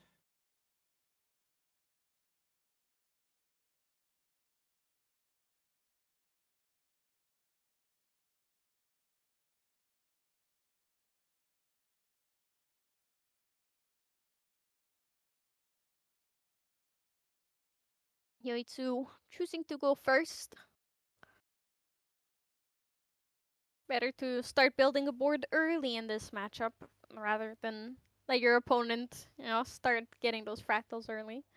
The +1 influence doesn't affect them too much because almost all of their fractals are reservable, so they just snowball immediately. Yep. Just have to be careful again of maybe dying to a turn 1 Gildas again. Yeah, that is true. It Academy attendance does not coming seem in. to be the case. So the allies will be able to stay on board and do some damage for at least the first couple of turns. Although there's a Torpid Fractal, which might shut down that Academy attendant from turn 1. Yeah, very possible. I'm not sure if it's there. Okay, there it is. It is shutting it off. Um, but that makes Yoitsu's plan a lot more calm. Like they're not in a rush to level up and be a cleric immediately. Indeed, indeed. Again, putting the ally to the side, just making sure you completely forget about it. Don't want to wake it up by accident Oops. again. Yeah, oops, I woke it up. Teehee, my bad. It happens, you know. It happens to And the then best of us. the early Viridian protective trinket, making sure there's no shenanigans on the Diao Chan's part. No funky negates or um cheap refracting missiles. Um I wonder what happened here. I didn't see anything being woken up that shouldn't have been. Maybe just a question getting asked. Always possible. Always feel free, everyone. You can always just call them a judge. Make sure you understand the rules completely. They're there for exactly that reason. We're like, hey, is this possible? Yep, it is possible. Make sure you also phrase your question correctly. Judges are a bit like genies. You want they'll answer to the strict letter of the rules. Yeah. Oh, what? Are we Hmm. scooping up? Are we restarting the game or did We see? should I know get it's a a word bit from our table judge shortly. confusing. Yeah, it's a bit confusing when the casters are speaking or it's saying I don't know, but unfortunately we do not have audio to the tables. So we also have to wait and find out, and we will deliver the news to you the moment we get them. Uh, it seems it was a double game loss, so we are going to play Restart the game. another game. Yeah, restart the game because if they both lose, if it's 1-1. So if both of them lose at the same time, it's um it's going to game 4 and a best of 3.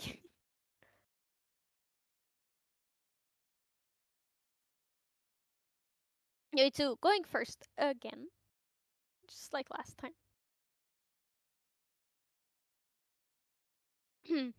We will be updating you in just a few seconds on what exactly happened to warrant that game loss. Oh, it's so there have been so many warnings issued for failure to maintain game state this round that both players have accumulated enough warnings and to warrant a game loss. So we are back and restarting. Luckily, it didn't really negatively affect either player. They just got to re-roll and restart the game because at 1-1, it is what it is. Yuitsu So, having the perfect round turn 1 though. yeah, the paladin into lesson thought. So we start with a fractal of refreshment that for once will actually filter 2 cards. I think that's the first time I see more than one in no, actually there was the triple fracturize, but so we're playing 2 fractals again. Pretty much the exact same start. No torpid fractal to deny an ally to the opponent this time. We have the backup charger, make sure your influence stays up. A pretty good starting position here from Yoitsu. Oh, getting the power cell early as well. Getting ahead and going for that push.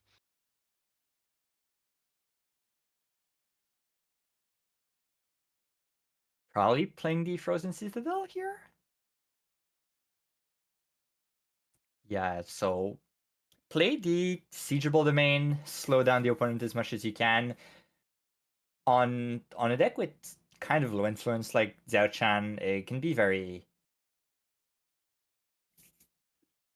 effective. We also get the Cell Converter that will get a power cell out of turn.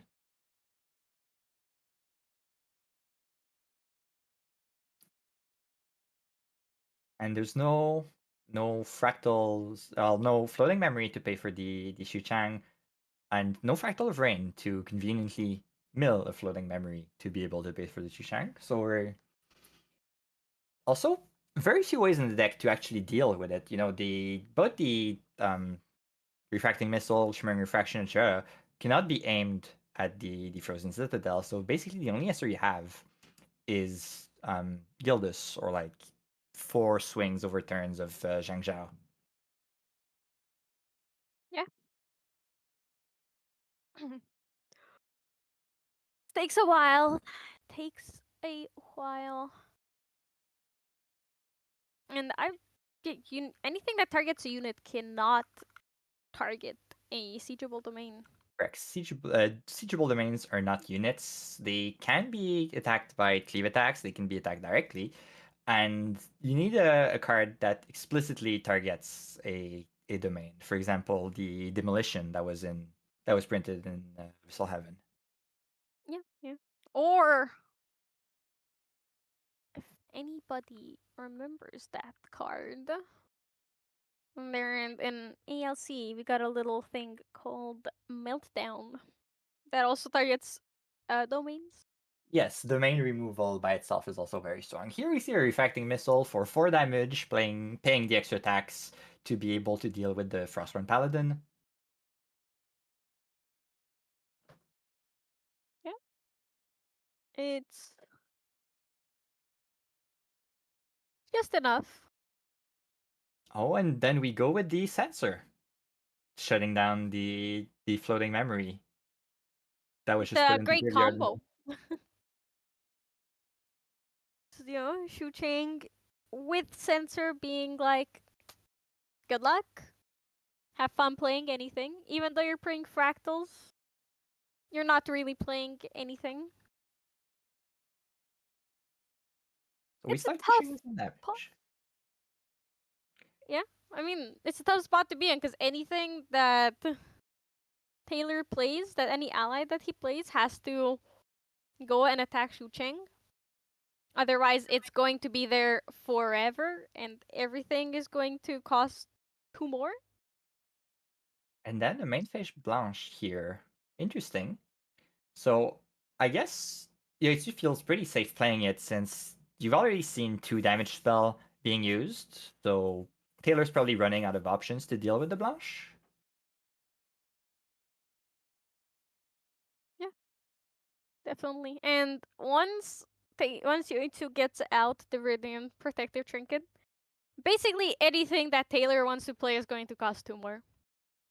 He's just going to sit there with his whole hand in hand, whole whole everything in hand, and look at it being like, huh, can't really Also play anything. very effective against Zhang Zhao as long as it upgrades the need to 5 fractals to be able to cast Zhang Zhao and draw cards off of it. We see a paladin.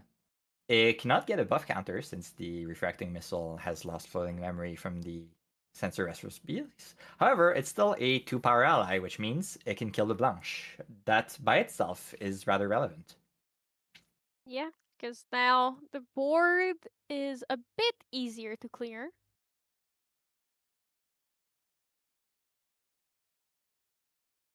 Exactly that. Paladin, clear the Blanche, and then pass the as turn. as predicted. That fast gear in hand is also rather less attractive now that there's no floating memory. However, I think there's also a Fracturize, which is interesting because Sensor, as opposed to Unifying Lantern, does get shut down by Fracturize, so you do get your floating memory back. Yep. So it is not. Fracturize is not useless at all against it.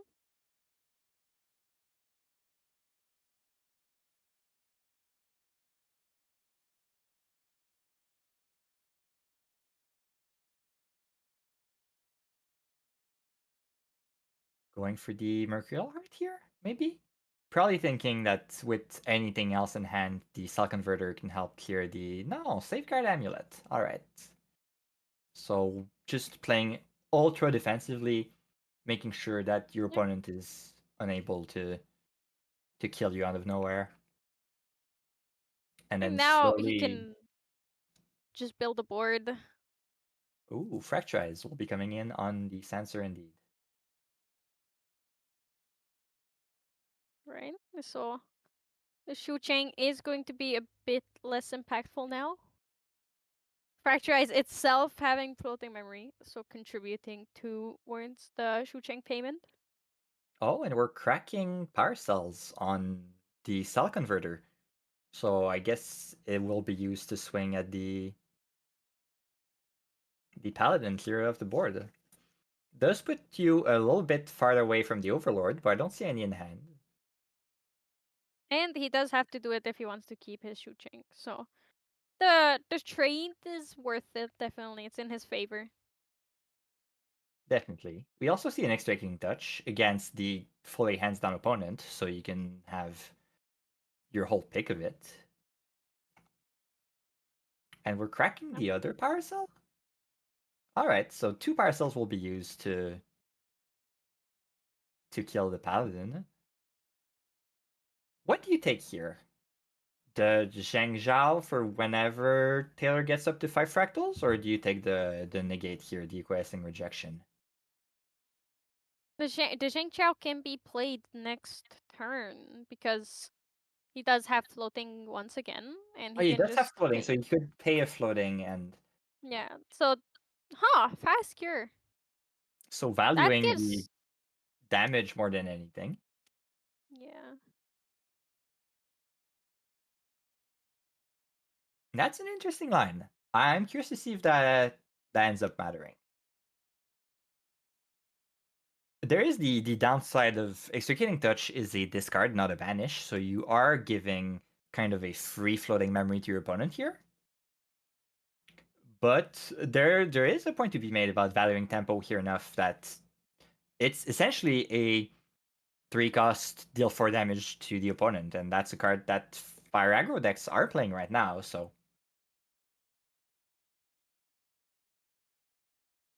Yeah. we do see the Zhang Zhao drawing 2 cards.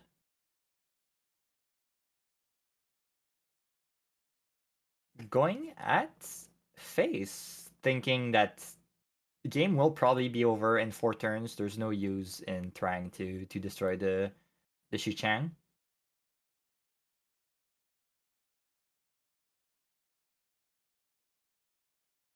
And we get the Polaris out.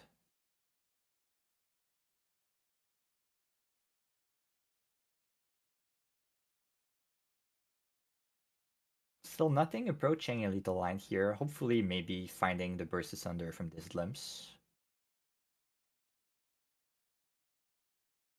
But there's a lot more that needs to be found for it to be close to game ending. There's still a Figure Amulet on board. We know there's still a Blanche in Yoitsu's hand. Yeah.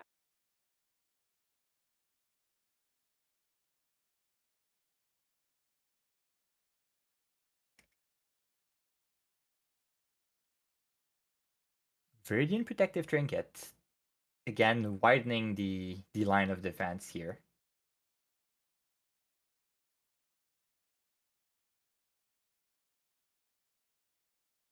Nothing can get through to Yoitsu anymore. Still at Spirit though, so those Allied War Priestess in hand still have only 1 power. We do see an Overlord. So we're probably making Slowly. a power cell. Yeah, we're making a power cell from this cell assembler, and then we're getting a second one from the cell converter at the end of turn. So we might finally see the big robot next turn. I love him. I love seeing him. He does so much. He's fun, he's cute, he's big and scary. 5/5. Pretty solid. It's funny because one of my local just opened a CSR one from an event pack and was just hoping someone was winning with it this weekend so it would spike. There it is. May all their hopes come true like that. All their wishes come true like that. Damn. They knew. They knew that the other Canadians were up to some. Shenanigans. Clearly. They felt it. So ingredient pouch, maybe eventually building up to the ability to kill the Overlord. I'll take a couple more herbs than that, but someday. Little by little. It is one of the rare answers that the deck has for Overlord. Apart from that, very few ways of actually dealing with it. Once it's down, it's there. And growing every turn. It's a bit, yeah.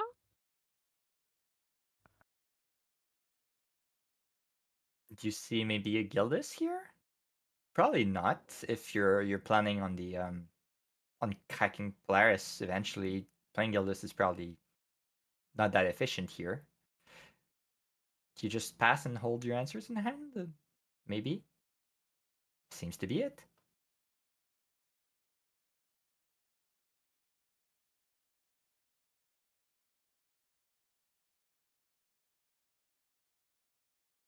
I know the Overlord has been put down, so leveling up here is probably a little risky.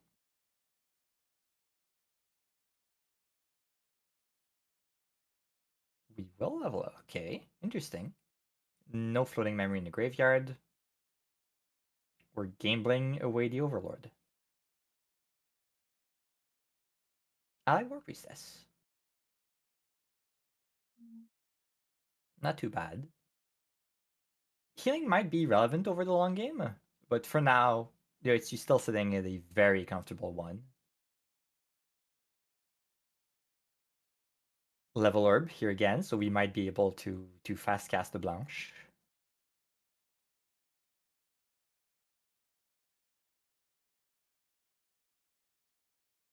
And then playing Automaton, well, the Overlord here is probably a little too risky, right? Because there's maybe a negate waiting in hand. It's probably what you're waiting for as a. Oh, and we're cracking the Polaris. Interesting.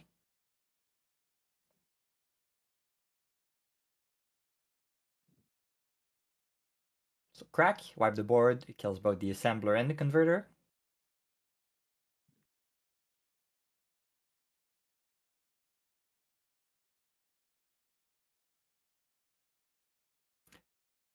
Probably wasn't worth it, but there was a possibility of playing a Blanche here to protect the other two allies on board. Yeah, that was possible, but I think it's also a bit risky because there is a lot of fast speed interaction that can take out the Blanche, and That then is you'd be true. down the Blanche But at and the same time, the others. every piece of interaction that's used on Blanche is not used on your own face, so it could have been worth it. I always like exploring all those other lines. Yeah. And we are going for the Overlord, saying, well, I'm probably losing if I do nothing, so let's hope for no negates. YOLO. Oh. Acquiescing rejection, drawing two cards. Do we find another negate off of that? It seems not. Unfortunate. However, drawing two cards is never that terrible. Even with a 5/5 massive, terrifying ally on board that just keeps on drawing cards every turn and growing. Yeah, and there's more than enough automatons in the graveyard to fuel that draw for more than a couple turns. So every turn, the Overlord, you can banish an automaton card from your graveyard to put a buff counter on it and draw a card.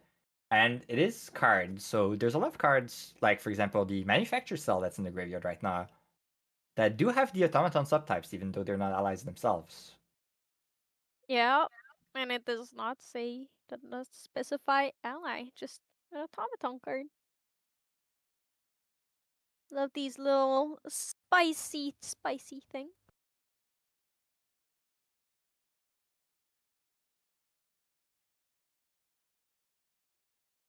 And a Taylor waking everything up, going to materialize a crystalline mirror. The players did get a 2-minute extension. I don't believe the timer was updated for it. I do not think so. So even without thinking about the clock, as Taylor here, you probably want to race for a finish as fast as you can, because you're not beating the clock that the Overlord is. Yep. It just keeps on growing and smacking you for more and more each turn.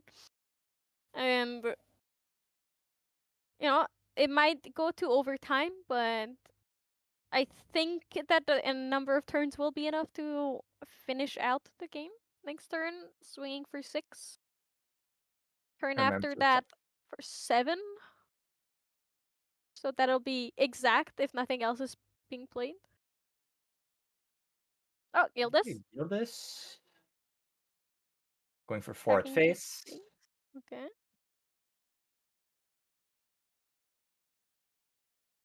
Does Taylor have anything else? His influence is quite low here. Ooh, he did get An extra Crackle of fact. Snow. So probably setting up for lethal in the following turn. He'll be able Yeah, to break the safeguard amulet with the mirror whenever he wants to. most likely going to do it at the end phase or end step of end phase of Yoitsu to force the pop and for it not to affect his win combo turn. Okay, I One believe that frost the on clock this. was updated and we are in overtime. That is possible. So we get the Wand of Frost that will be able to give -3 attack to an ally. So shaving off 3 damage from the Gildas here. Yeah, Maybe hopefully attacking making for sure 7. that there's no lethal. Yeah, if that could be what pushes Taylor over the damage threshold for lethal at 4 damage, so it is definitely relevant. That other fast cure in Taylor's hand might be enough to save him, depending what gets played. So we do see a Blanche here, while um, Taylor cannot negate it, and we see an allied War Priestess that will also be able to heal a bit and stave off that impending death. The Doom. Oh, there's fast gear for 4. So those allies Recovering. could be killing the Gildas, but given that there's the One of Frost on board to protect, it's probably better off to just go face. Yeah. I believe Blanche was played on the stack of or automaton war pieces because Fractal of Snow says the next time one or more allies would enter the field this turn, they enter the field rested, and he did come. Oh no, you're right. No, it was in response to allied war priestess, and Blanche just went attacking for 1 to face. So we pay the floating memory for the Shu Chang trigger.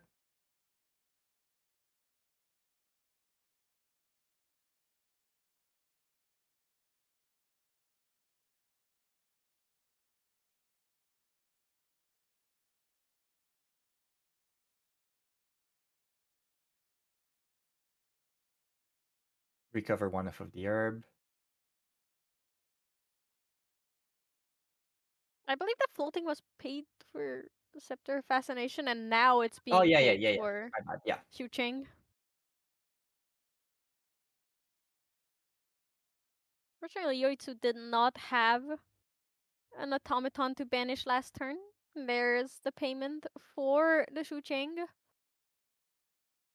Hopefully, Taylor having the Burst Asunder in hand so he can finish out the game.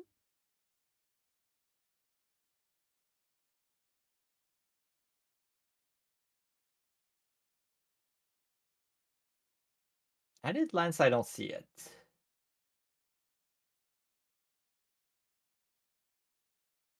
That's a Fractal of Rain. There's a Fracturize and a Refracting.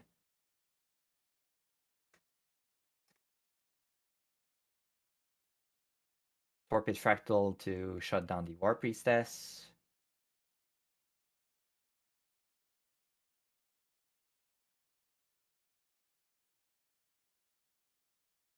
And another Fast Cure. That should put Taylor quite out of range of any lethal attack. So one of Frost, making sure the Gildas does not kill the Blanche.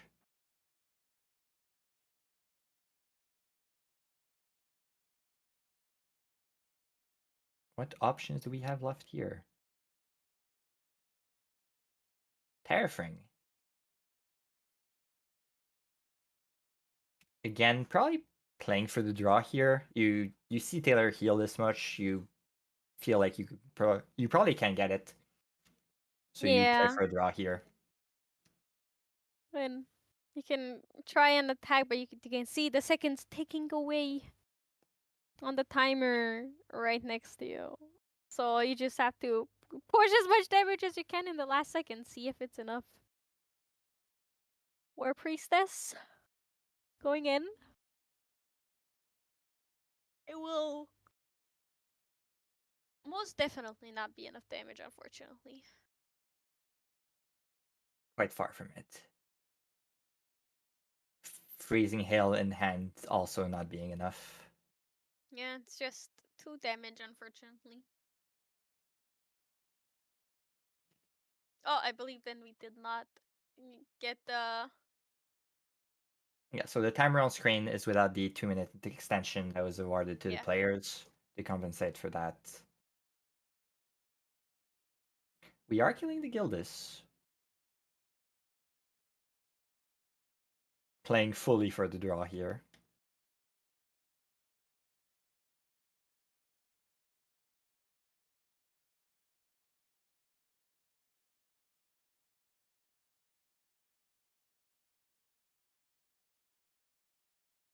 Producer saying that it seems that the time was added to the timer, so the time would be up, making it a draw.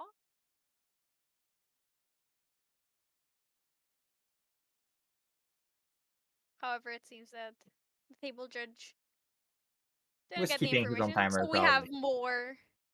Yeah, we have more wonderful gameplay for you. I still don't think anyone's going to be able to take the game home unless I'd be Taylor's top deck surprised. the versus Thunder.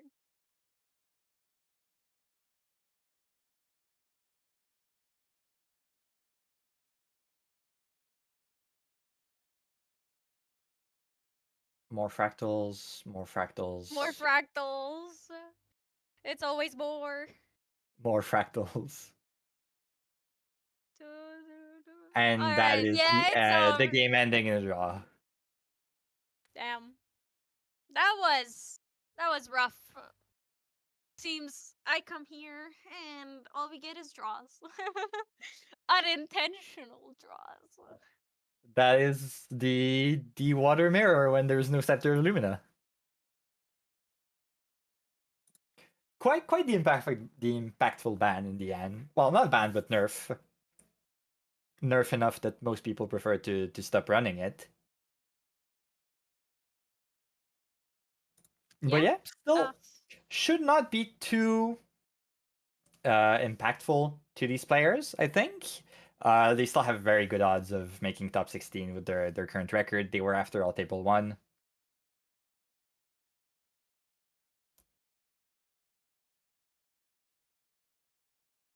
And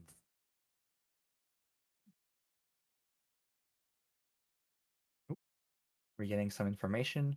No. So yeah, that was still a very interesting matchup. It's the usual late game combo-ish deck as opposed to the early game aggro deck. Seems that Taylor scooped to Yoitsu. So it was a 2-1 win for Water Automatons. Very respectable and very sportsmanlike. Yeah, you Seeing that definitely you see that there was very you're clearly not lethal on winning. board. You were not winning. You didn't have your win con, and 5 more seconds. You just need to give the turn to your opponent, and they say I swing, and that's it. Yeah, I also I respect this a lot because it seems it's a main deck trademark nowadays. That if you see that you are going to lose, and then you concede, and it main deck then did it at Innocent Utrecht. Now main deck Taylor did it here, and I think it is extremely respectable and admirable of them to do it. So It's great to huge see shout out. a friendly community like this that's able to acknowledge that they're still playing a game and playing it in good sport. Yeah, yeah. Our third round once again went to overtime and more. So we will take a very short break and be back with you for the final round of the HVN Michigan Regionals.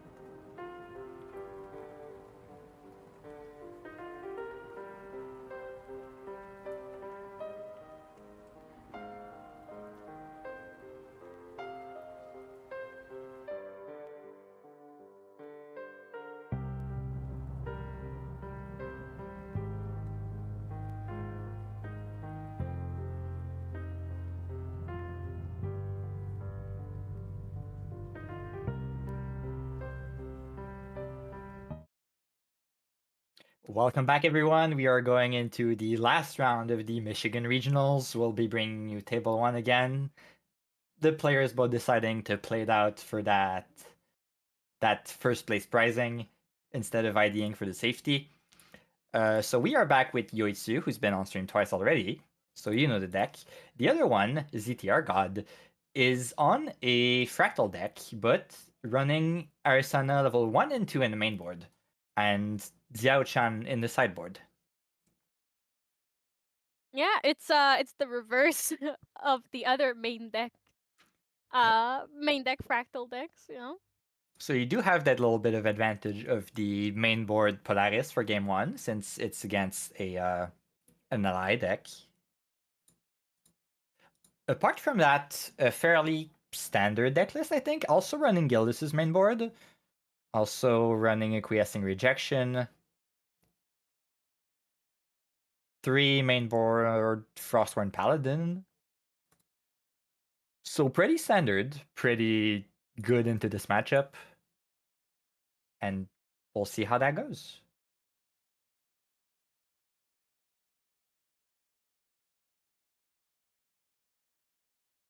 So this is basically the same game that we saw last round. Basically the same. The Polaris will make a big difference game 1, but apart from that, it should be pretty much the same. I'm noticing now, it's funny seeing those meta shifts. People used the main board Song of Frost, and now it's relegated to the sideboard. Kind of sad to see. But obviously, Yeah. no one is playing those big one swing deck anymore. Even though we did see a Wind Ally winning earlier with some big, easily interruptible swings.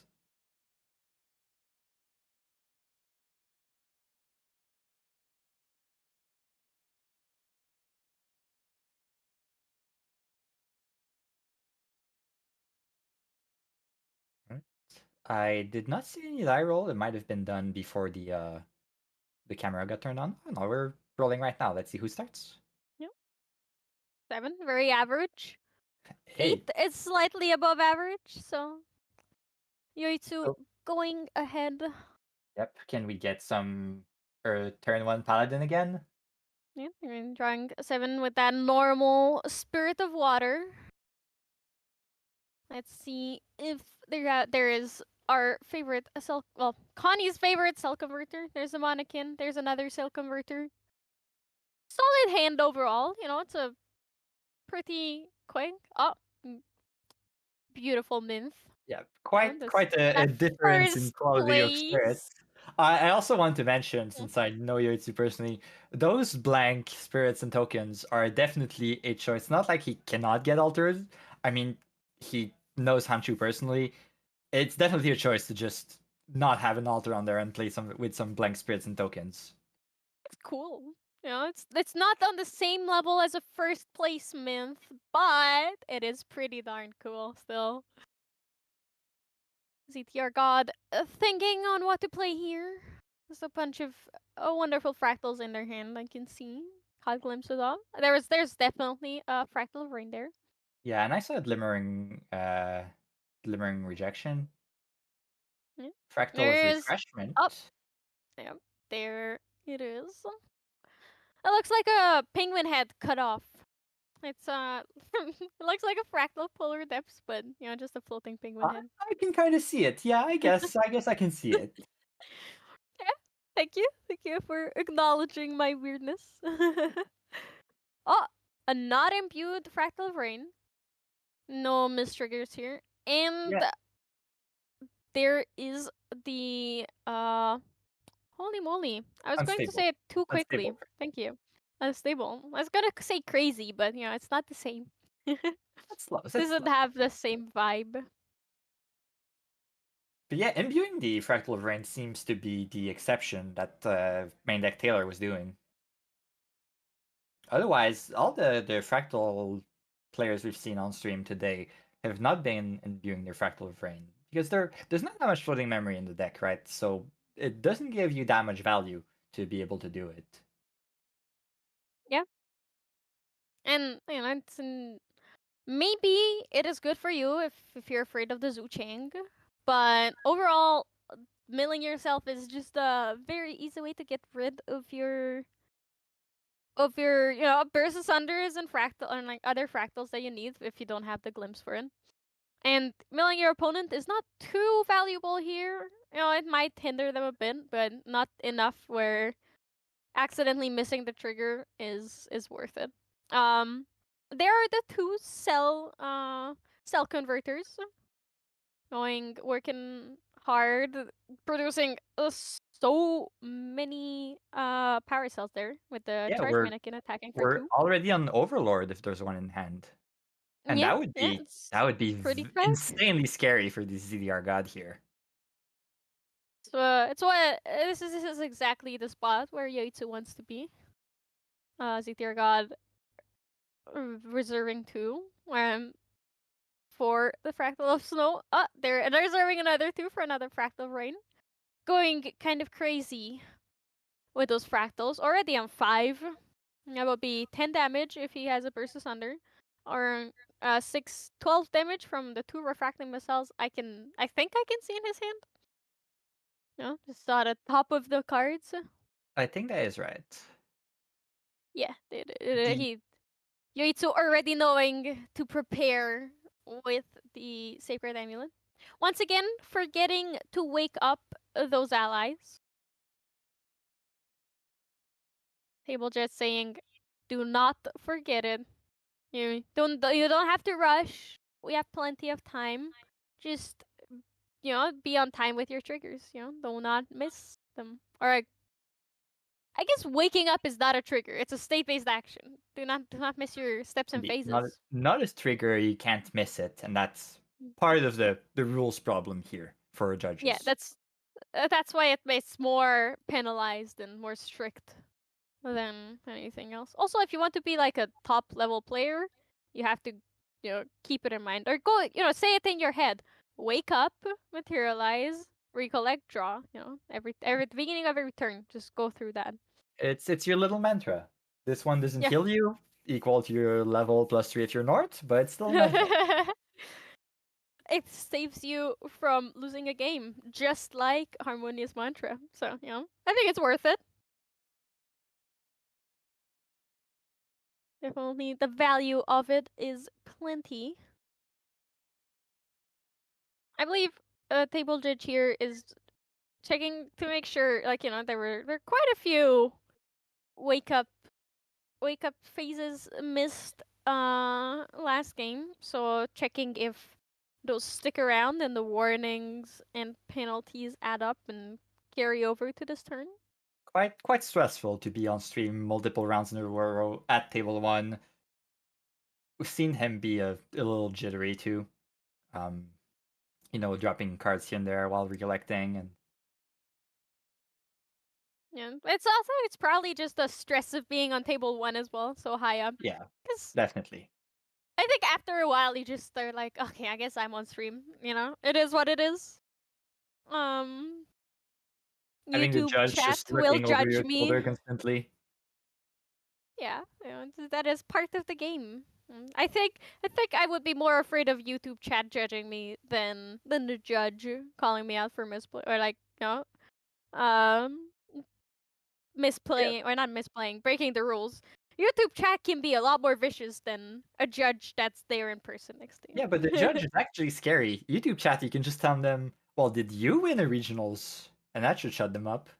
No, because the judge will not be an asshole to you. The judge sees you as their person, is generally kind and understanding. YouTube chat doesn't care. Doesn't care that you're a person. Respectfully, I love you guys watching. But, watching some Ascent streams, YouTube chat can go kind of wild with the comments.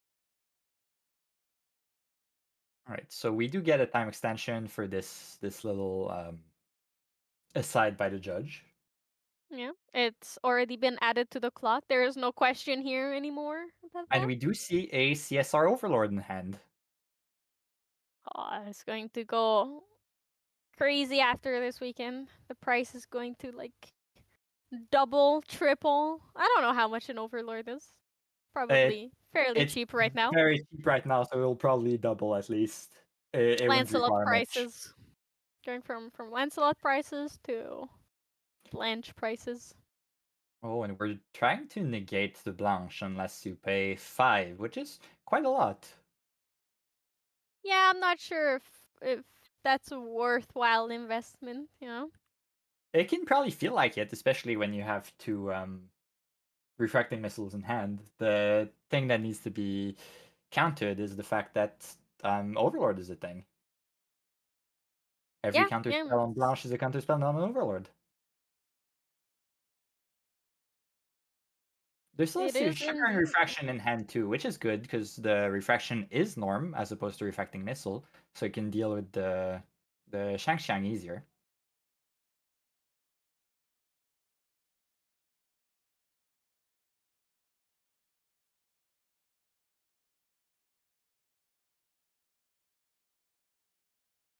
Imbued.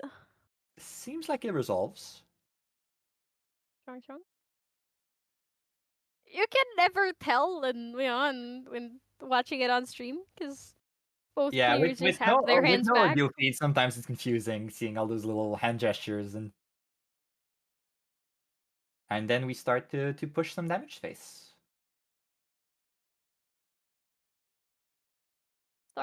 Start pushing. Start building up the damage here.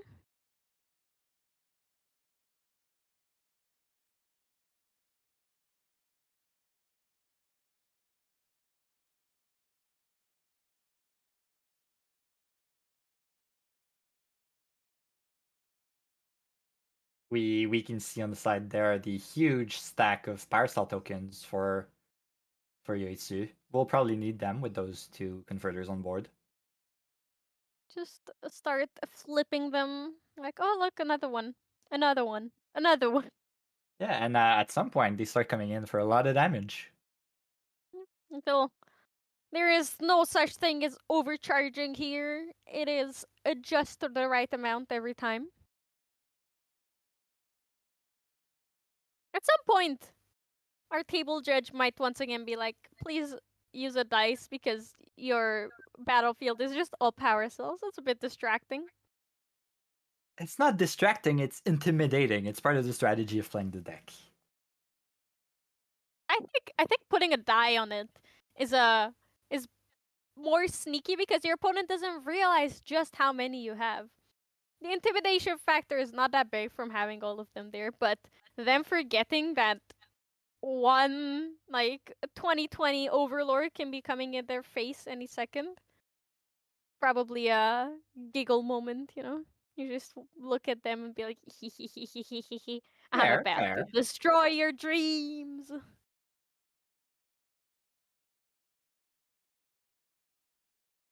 So that's a Paladin that was just drawn, I think. We do get the Polaris coming out. We'll be able to wipe the board next turn. Do need to find an extra herb if you want to actually kill any of those allies. Indeed. In this matchup, three probably is the magic number. Like we mentioned back in the Wind Allies matchup. We're resting Also, three fractals. still no Zhang Zhao from the fractal deck, which slows them down a lot. Indeed. But you can't have it every time. It's a bit No, much to expect. you would sure like to. You would love to. That would be the most ideal thing in the world. Be like, oh look, I haven't once again. Teehee.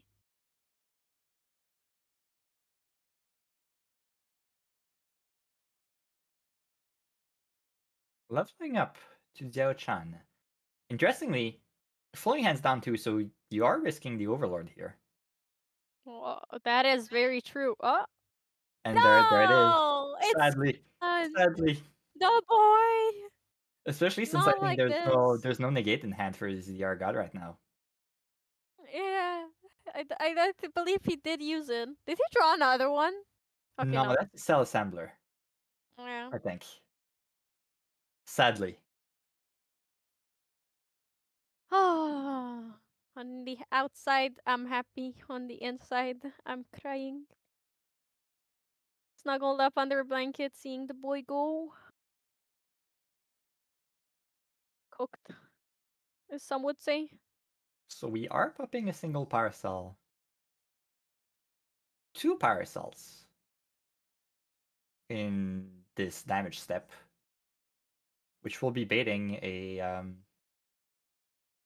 refracting missile here. Or a shimmering refraction. Wow.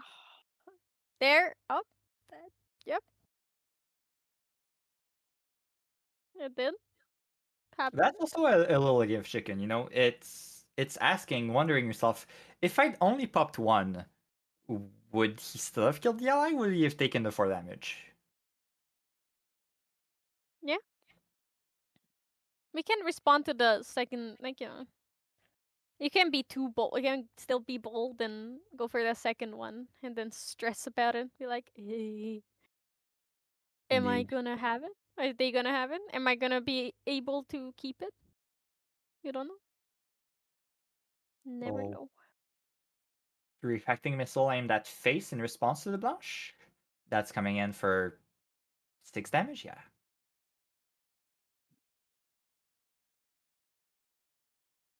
And then popping more Paracels to swing at face. The damage is piling up quite fast. Yeah. And now that there is no overlord to save up for, he can Yoitsu can freely use those power cells to just keep on hitting. Yeah. But we will probably see a full board clear here, right? We saw a Frostrun Paladin in hand for ZDR God, which will be able to clear the Blanche. And then the Polaris will be able to wipe the board and prevent any further automaton shenanigans. Yeah.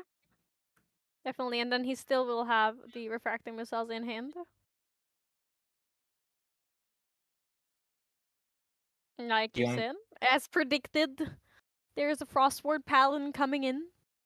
the only sad part about all of this is losing the Paladin to your own Polaris.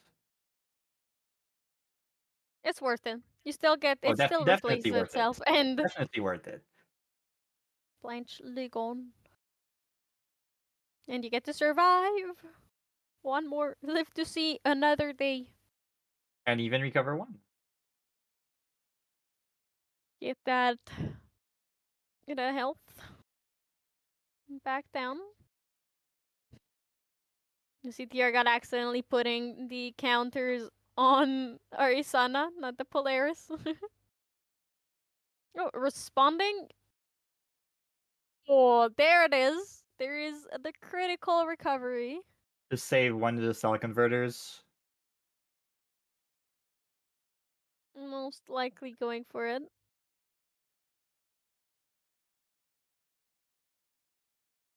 Will we see an answer to that? Probably not. Probably not worth it. Yeah. So, the reason the cell converter is saved by critical recovery is the buff counter, because no actual damage will be removed. Because it it doesn't have any damage on it, and it has to get the buff counter to survive the Polaris in the first Oh yeah, place. and only 3 counters, so the Paladin doesn't die to it either. Yep, which is as calculated, all going according to plan. ZTR got twirling his mustache right now. His scheming is paying off. There's the Wand of Frost paying for the cell converter. Still quite a precarious situation, you know. That attendant can come in and swing for a lot of damage if need be, Oh, definitely, yes. or just the cell assembler swinging for 8, Still, cracking 3 power cells.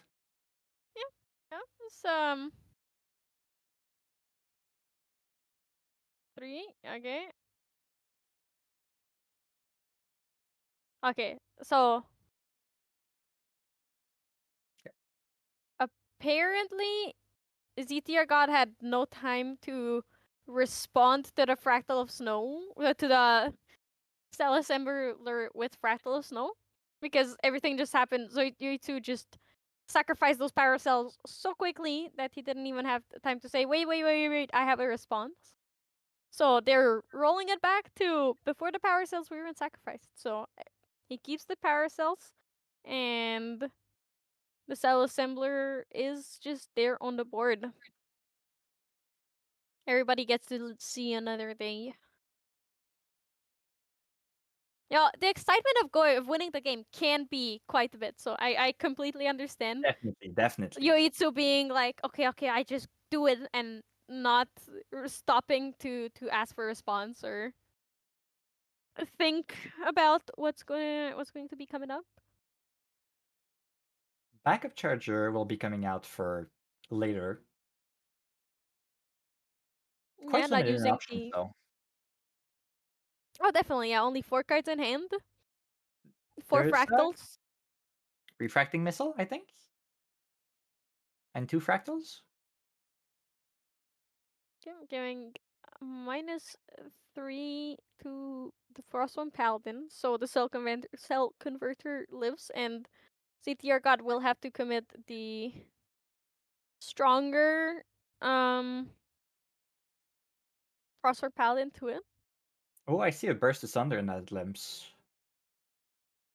I'm not quite sure if it's enough because it's 10 damage currently, which would not push them over the threshold quite yet. Not quite yet, but the paladin could be going at face or any other amount of options. Yeah. Let's see what the materialization is here. A Tengu Tengu. for the extra card. Yeah, it's once again a worse backup treasure in this deck, but any card draw is appreciated in any allies deck. There's also It no is what you smoke want to bomb see. in the allies list. So it's slightly different than 40% deck. Did that one have a smoke bomb? Yes. Had Ooh, a I'm pretty sure it had main board. But it definitely yeah, it had a main board smoke bomb. interesting. So we do Yeah. buff the assembler with a power cell and use it to kill the paladin. Oh, Need to clear the way. interesting. Maybe I mean, going to there are the 4 Tender? awake fractals, so them playing anything would be quite detrimental to Yoitsu. Like ZTR God can have any number of responses to whatever they swinging to face with, or like protection for themselves. Even a fast gear helps a lot, and it's all your investment will be for nothing. Yes, the phase where you're putting down cards to make some math in your head a bit easier. Yeah. Lost in thought for 0. For one? For one. Oh, for 1. Yeah, taking that cell converter out. That's a turbocharge? Yes, it Interesting. is. It does give you a lot more option next turn. Yeah. But it Yoitsu does leave can you lose pretty much himself wide open fully. here. Yeah, but that is the risk every time. Doesn't really have any responses in hand anyway, so it was literally the best he could do. And if he draws into a Frostbind or something, Indeed. he can still reliably. And with 3 cards in hand, he can just have the threat of Frostbind carry him to safety and live to see another turn. It's still game one, so players tend to play a little more conservatively than they would if it was a game 3 and it's do or die. Oh, there's a Refracting Missile for 6. 6.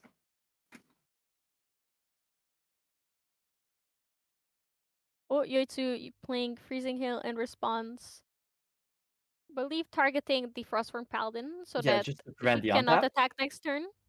Yeah. No waking up. However, that leaves you fully open to what I think was the burst asunder that we saw from the glimpse. Yeah. There is the crystalline mirror. Also, before recollection, gathering ones. See if you can have any good cards that he needs. Oh, Versus Under's game. where's Under? There it is. It's over. Okay, moving on to game 2. Again, the sideboards are pretty much the same as we've seen before, so not much to change there.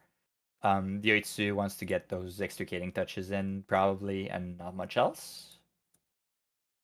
ZTR God wants to stay on Arisana, I would suppose. Definitely.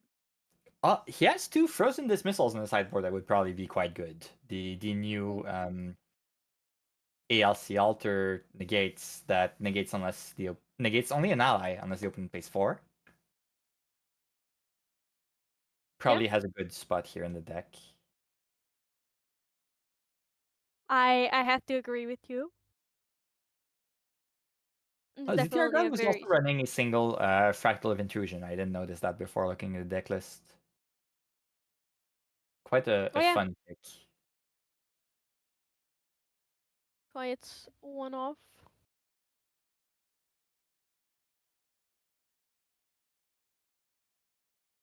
Let's see what kind of change. I think Yoitsu might have put in the Arisana. It's a lot of cards changed there. I enjoy being able to see the players take out cards. Yeah. So that is what 6. I think it's 3 in, 3 out. Trying to find those Conjure Downpour, probably, if I had to guess. Oh yeah, definitely. Conjure Downpour is just absolutely useless here. Yep. That is indeed what he removed. And yeah, those are the touches.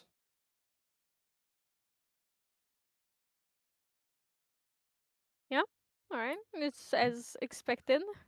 Yep, and perfectly average time-wise too. We are 20 minutes in that Time 1 hour for round. 2 more So games. It is. exactly 2 more games if everything goes as planned. And surely nothing goes awry.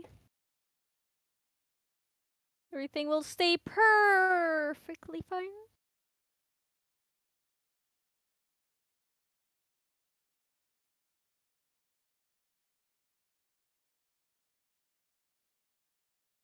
So clearly Yoitsu will be starting here, hoping for a good start, hoping for a paladin that will not get answered immediately by Gildas, as we've seen happen so many times before today. Yeah.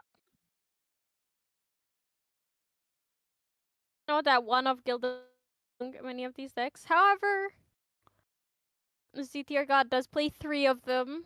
So the odds are in his favor.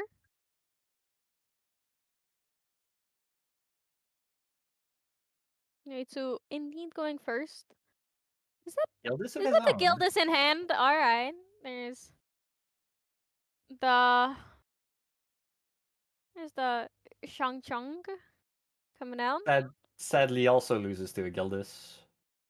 Yeah, it is. It is quite unfortunate. It also does have the Overlord in hand already. You know, being ready Oh, and the for Frostbind. that later turn. First Frostbind of the match. That's kind of crazy. On the other side, I think There's you'll see also Gildas. a Shangzhou on the other side. Askure, Shimmering Refraction, Fractal of Snow, Fracturize, maybe?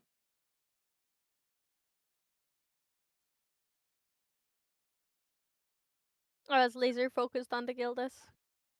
I will not lie to you.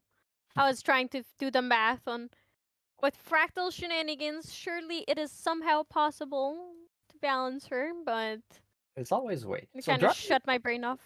drawing a card here means you cannot balance Gildas this turn. So clearly you're going Not for sure another if that's the option. plan to do. Yeah. He might be going. Does he have 2 charge mannequin or only 1? I'm not sure I saw correctly. And we're going for a Only cell assembler. And Yeah. not paying for the parcel? Not paying for the parcel. Or waiting for an answer before paying for the parcel? That might be it. No need to be hasty with it. He's definitely going turbo on the power cells because he needs four for the Overlord. I wonder if ZTR God noticed that, is noticing the difference in the speed at which he's trying to accumulate power cells. Like, it is, obviously, it's very important to the deck, even if you don't have Overlord in hand. But he is actually just turboing to In four some way, the power point cells. of comparison here is the two cell converters that were there the previous game, so he's not actually putting out those power cells that fast. True. That is very true. Like, he has 3 allies on board, only one Shang Kao from making. Level Up hurts. Oh, that is rough. That is very, very rough to lose.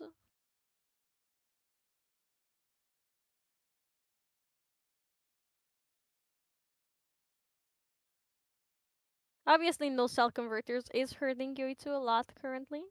Yeah. He can kill us next turn. Polaris is still a turn away, so that's a lot of damage that can be pushed out here. Yeah, next turn that would still not quite be enough, but it would be. No, it would be enough because he attacks with Gildas and then sacrifices power cells to buff the automaton. So it would Yep. end up being enough damage if he gets to pull it off, and ZTR God plays no interaction, which is I find unlikely. Yeah, but Unfortunately. the interaction is still pretty hard to get. As you can see, there's only a single fractal on there, so even the refracting missile is unable to kill Gildus or Charge Mannequin or. That is correct. That is indeed correct. So Is that Frozen Dismissal I see in hand for CDR God? The one on the edge there? Might be. That does answer a Gildus. I will not lie to you. I cannot quite tell all of these new water cards apart. They're all so blue and they're the people on them are on in one of the corners, and there's a lot of bright blue happening. Of course, when they're in front of me, like the card is there, I can tell, but it's a bit harder to tell on camera when it's just the corner of the card. Ooh, Gildus is a Gildus of his own. Oh, it's definitely going to change the plans because it can take care of one ally, so it's going to be at least 2 less damage. Chang Chang gone. Shang is the logical play here since it's Yeah, the hardest one to remove. So obviously if you can remove it, you try to do it as fast as you can. But that means leaving a lot of damage on board. So we'll see how that goes. yeah, it is. It is definitely like the objectively good choice is going for the Shang Chang, but I'm not sure if it's going to be that helpful this time around. There's a Mercurial Heart giving a buff counter to one of these automatons. Very important because it pushes the charge mannequin out of Polaris range. Yeah, it also allows you to sacrifice the power cells before attacking with the charge mannequin, or even after. Like you don't lose the attack buff from the mercurial or from the power cells being around because mercurial heart is indeed a power cell. There's Indeed. the Gildas paying 3. Deciding how exactly to pay 3. Uh, ZTR God holding up With the frozen dismissal. interaction. Yeah, there is the frozen dismissal. Definitely not what Yoitsu wanted to see here. He really wanted to get that win and have a calm 30-minute, at most 30-minute, game 3. Just calm down and play the game. Well, not too bad a position since you know the You can almost just hit the Gildas here instead of going face, because you know Yeah. that will save your charge mannequin. It will Because save your allies, period. well, one of them would still die to the Polaris, but Oh, you yeah. need the source of. No, we're going face. Okay. Go full aggressive with it. Yeah, Zithier God, in the meantime, accidentally paid one more for Frozen Dismissal because he forgot the class bonus makes it one cheaper.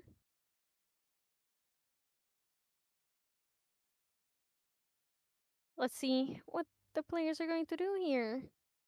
Probably it is best for Yoichi to keep up that Frostbind for any kind of interaction, any kind of shenanigans that Zithier God might be up to. Definitely Yeah. bringing out that ingredient pouch for the gather here. Start threatening those allies on board on the side of Yoitsu. You do need to, yeah. Or you can find a way to balance Gildas and just kill Mannequin right now, and then maybe keep Polaris for later. That's also a line. I think it's a waste of the damage from Gildas. I mean, if you can just get one more, get one or two more herbs and spices, and just attack with Gildas to face, it's probably going to be a bit better. You do have to have her clear an ally here if you want your Gildas to survive. So you're right about that as well. You do. Also, we need to point out, ZTR God is still on a single fractal in this fractal deck. Yeah, it's not what not the spot you want to be in. It stifles a lot of the plays he would want to be making right now. Yeah, it is quite the opposite of the last game. It's he has a lot of interaction in his hand, but not enough fractals for it. He can't even play the Zhang Jiao he has in hand there. I almost felt like he was considering playing it just for healing here. That Yeah. 1 to 3 mode of Recover 4. I wonder if he's just going to take the beating and just win in game 3. Because that is absolutely a valid plan, right? If your hand is terrible, then it is not a bad idea to just take the beating and go next round or next game. So 1 damage on the charge mannequin to enable the board wipe from Polaris. Go all out, go hitting. Get to recover 2 in the meantime. This is a pretty good side effect of Polaris. Sacrificing all those herbs.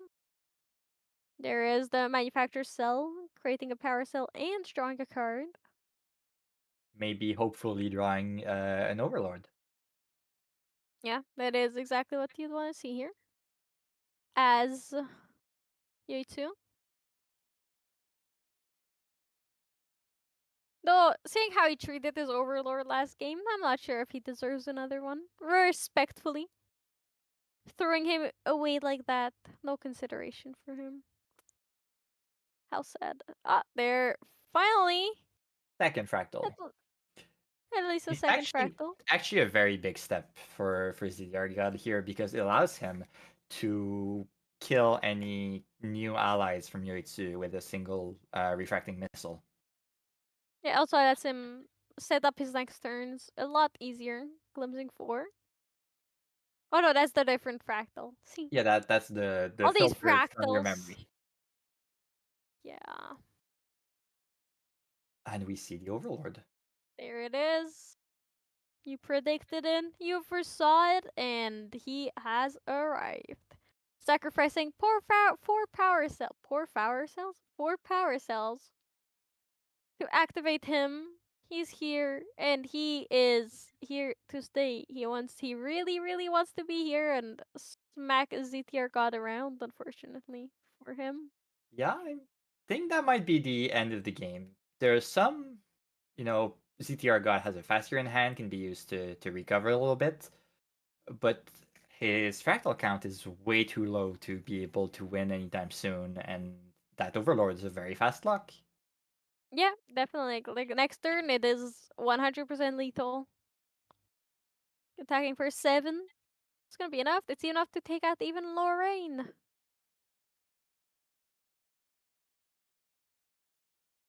Alright, waking up with his. Well, yeah, well, it's swinging for 6 next turn, but yes, it's enough to kill Lorraine. Oh, yeah. Math is hard. 5 plus 1. Can't do that. Yeah, the buff counter is at the end step. Yeah. GCR desperately digging for an answer. That probably will not come. Looking at the deck list, I don't think there's much that can be done here. Yeah, I believe you're right. It's a very rough spot to be in. There is a fracturized play to get one more fractal, and then it just gets frostbinded. We So are paying cooked 2 with the God. paying 2 with the fractals. True.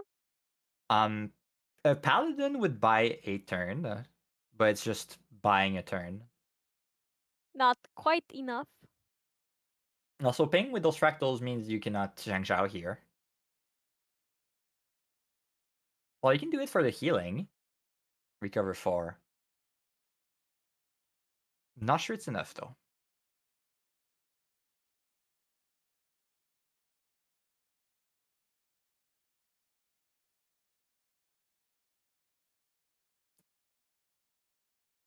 So faster puts you out of range of 1 Overlord swing.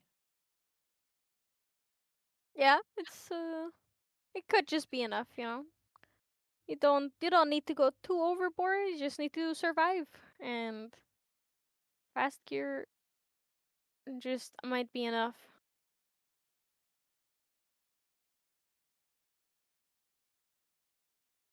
So the only thing you're scared of here is Yuitsu is probably a very out of nowhere burst asunder win. So you probably go for a level up, safeguard amulet, whichever makes you feel safer. It will be the level up.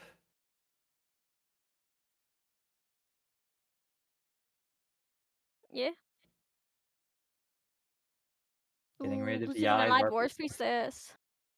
I'm so happy that a lot of decks have started playing that. It's one of my pet It is a allies. really good card. I remember I had a Tonora's Guardian Allies deck back in the ALC days, and oh my god, that card was so good.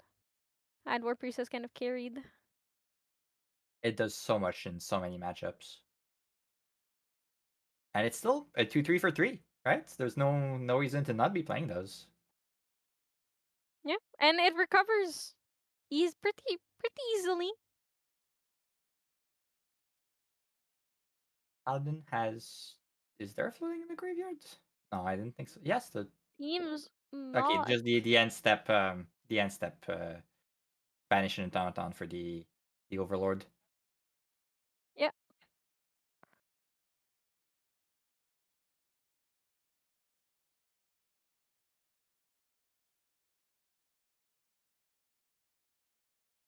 No, every time I think this game is over, it is not.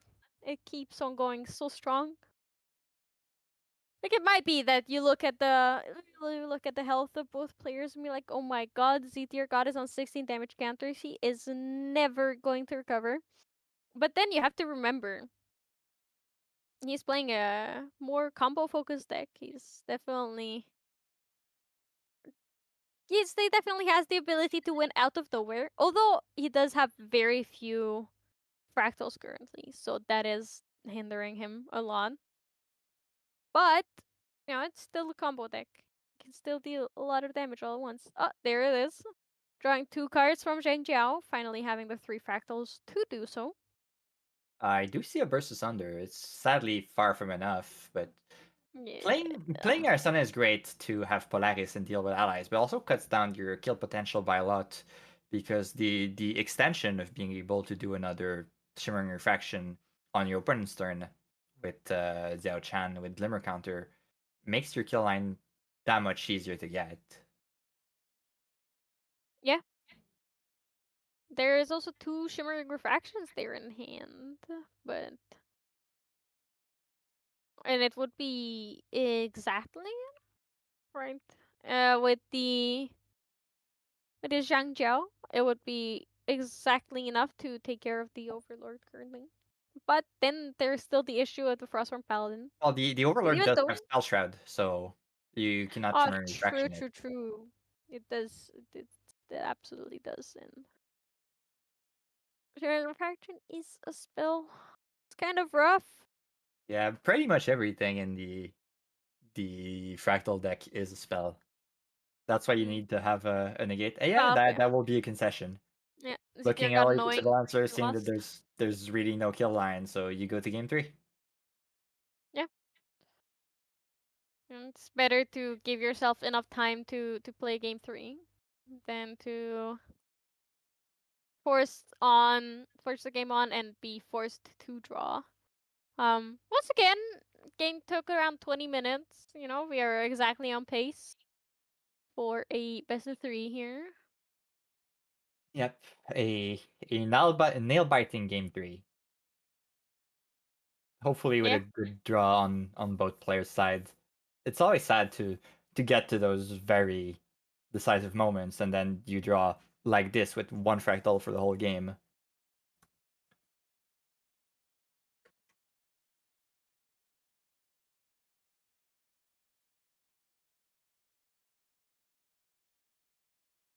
Probably no more sideboard changes. Not much Yeah. else to change anyway.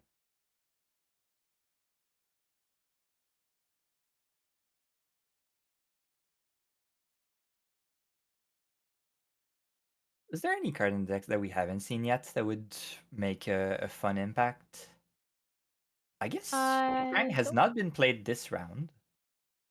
That changes a lot. remember. The Frozen Citadel. Oh, yeah, Shucheng. Yeah. It would be pretty impactful. I don't know if ZTR God kept the Acquiescing Rejection in the deck, or if that's one of the cards he might have sided out. In a way, the Frozen Dismissals are just much better in this deck. So we do side with 2 Fractals. That's already a much better start. Sadly, not getting any value out of the Fractal of Intrusion.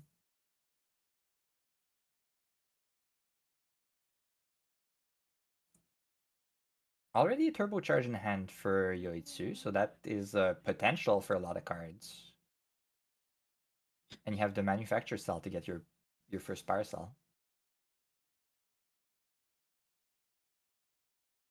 Yeah. It's already going strong. Gildas is kind of rough to balance going second like this. I think that's a Frostbind in hand, and I'm trying to guess at everything else, and that's an Overlord as the last card. Ooh, Shucheng. Shucheng and keeping a Frostbind up. That is Or not. very, We very play a solid. Mannequin. Okay.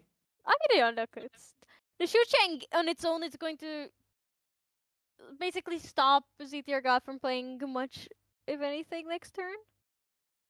Yeah, it's very close to Blessed Liturgy in this way that's saying, yeah, you're probably only playing one card each turn.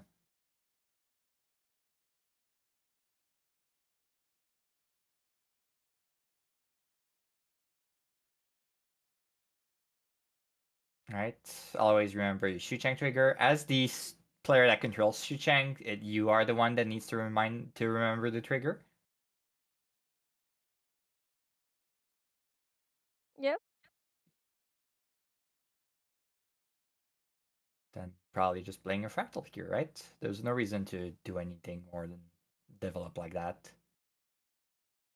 Yeah, definitely not. I see a Zhang Zhao that will be able to be cast maybe next turn.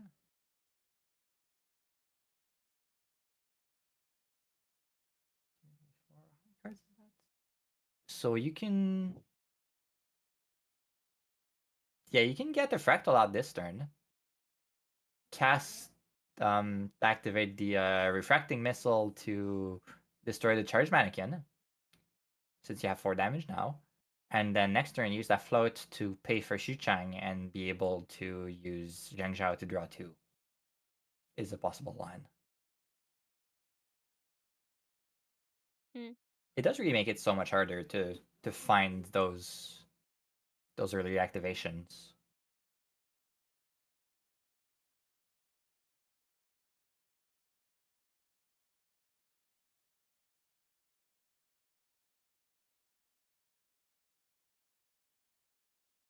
What will we get?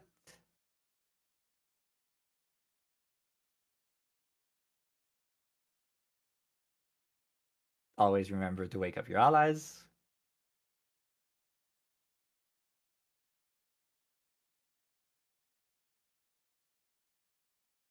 Probably maybe considering leveling up here if you're looking at your memory like this. Safeguard Amulet. So you see a lot more fractals than the previous game, so you fear a much earlier kill, so it's reasonable to get the Yeah. amulet out this early. Second Su Chang probably won't be that useful. Gildas, though, is a bit more dangerous.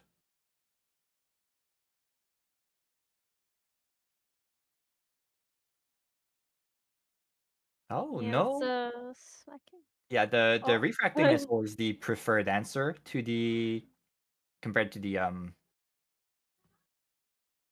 the frozen dismissal that was in hand that was also considered. But this one just gets frostbinded and also means there's no floating memory to pay for Shuchang here. So no Shangshao this turn.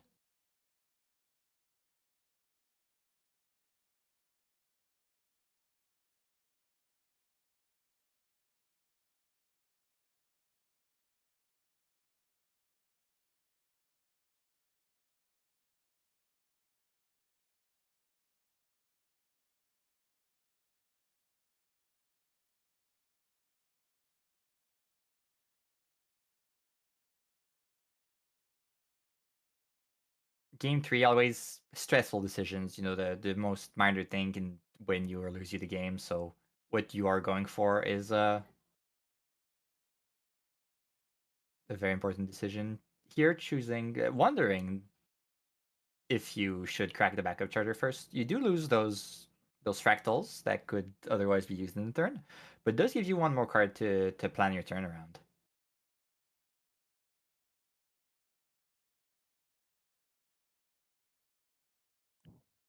So, Suchang Trigger, can't pay for it. Next card will cost 2 more. What is in hand? Fast Cure, Glimmering Refusal, Frozen Dismissal, 2 Shimmering Refractions, I think? That's a lot of damage. Yeah, Eventually. that is. Yeah, he has the fractals to pay for them, and the influence is slowly going up as well. So if Yoitsu doesn't level up soon, it could be enough. Oh, the Mercurial Heart for a buff counter and an additional power cell. That will be answered with Refracting Missile, probably. Shimmering Refraction, yeah. 3 damage. And then 3 damage. Clear the board. It does cut your damage potential by a lot, though.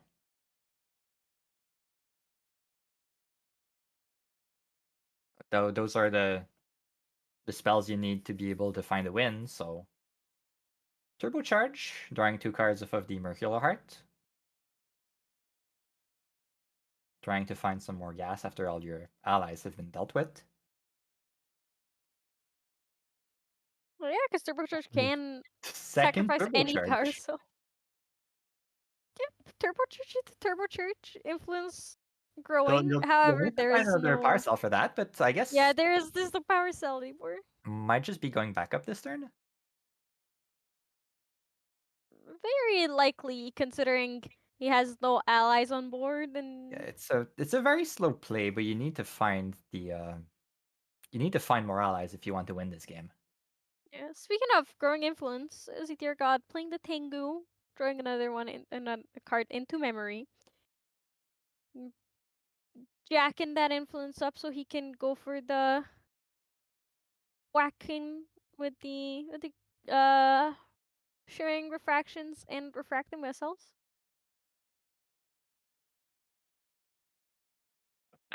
Angu Oh, instead of backup charger? That's interesting. I believe Oh no, he hasn't used the backup treasure yet. Because it would be in banishment right now. I think he's looking because if I saw it correctly, he does have an overlord in his hand, He does. so he might just be waiting to see if he can generate any more power cells before using it to draw with a turbocharge. I believe I saw one. I could have misseen. There is a Frostborn Paladin on enter on the stack. Lost in Thought for 0.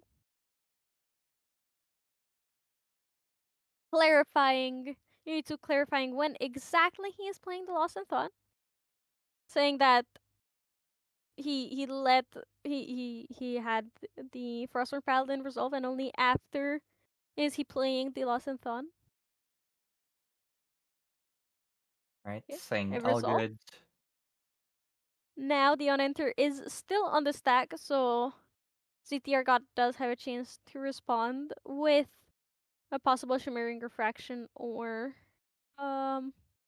Refracting Missile. Take care of that Frostburn before it gets a buff counter. We'll let it go. It happens. Gets a buff counter, draws a card. Freezing Hail is not the Ooh. kind of gas that you want to find here. Indeed. Yet there is the Overlord in hand. 5 cards still in hand.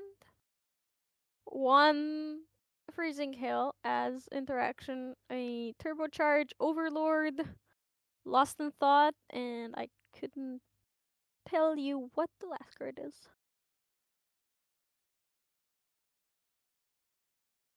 You're two just passing all those cards in hand. ZTR God on, well, waking up those fractals, bringing out the crystalline mirror.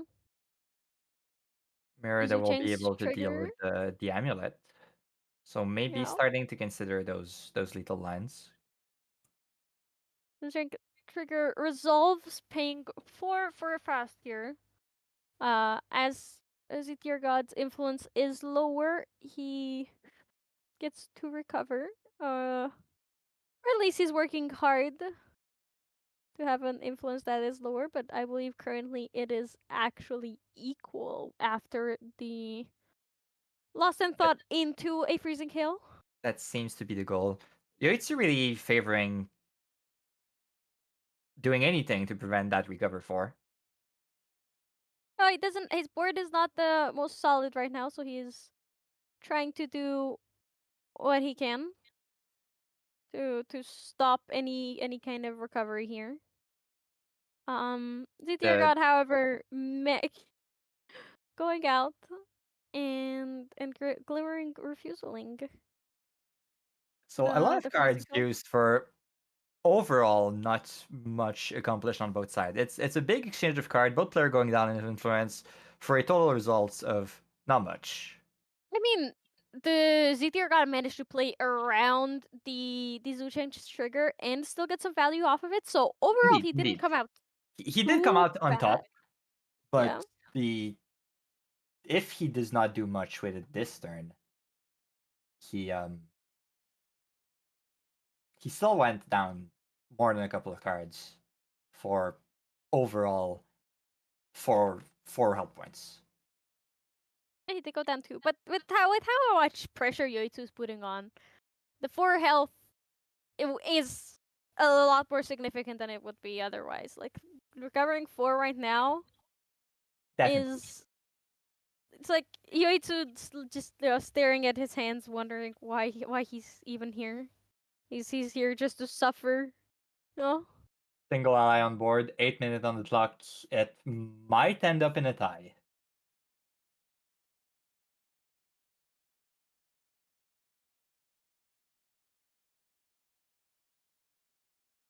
We'll see if damage can be found. There is a Burst Asunder in hand.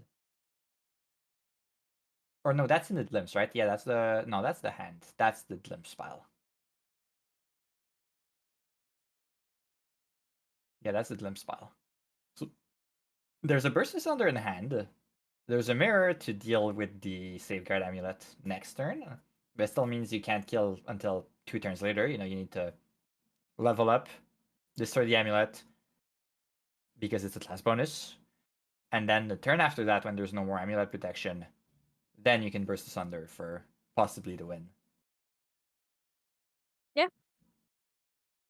He has to really focus on it now because we are 7 minutes away from overtime. That is including the extension we got earlier for the missed trigger or missed phase for the wake up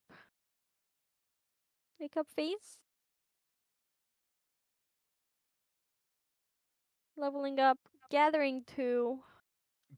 Both good hits. The recover might be relevant in preventing that lethal line from ZTR God. The cycling is definitely what you wanted to see here because your hand is not the best right now.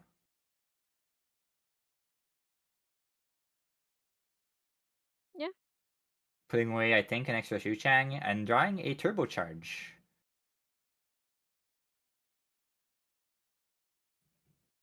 Swinging for 3 damage, putting on some amount of damage. What ally do you think he's favoring here? The Fierce Anything. Princess. Yep. Chang It pretty solid here. still dies to Refracting Missile right now, Yep. since there's so many. Oh, and the Doesn't even Frozen matter. Her Dismissal. frozen dismissal just takes care of her before she can even do anything. Showed 3 cards and got nothing out of it. So currently the game is definitely looking a lot more in favor of ZTR God here. Ooh, leveling up again to Arizona level 2, gathering. Oh, sorry, leveling up. Period. I was so lost. I was like, oh, just leveled Yep, up, this but it is was level 1. Yoitsu that just leveled up. So now the mirror is online, we'll be able to destroy the amulet. You also have 5 fractals. So you are able to activate Zhang Zhao and draw from it, even through the extra tax from the Xuchang.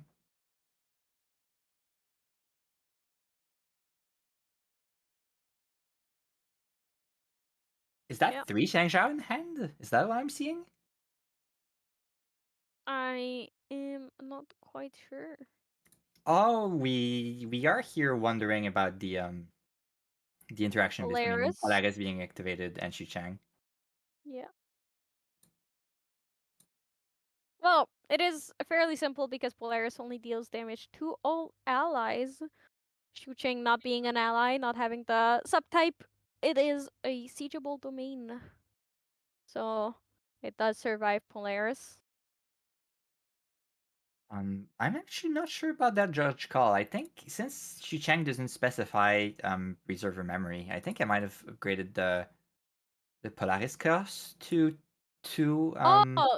Playing it. yes, I since you activate it, it's still a see. memory cost, so I'm not sure about that interaction.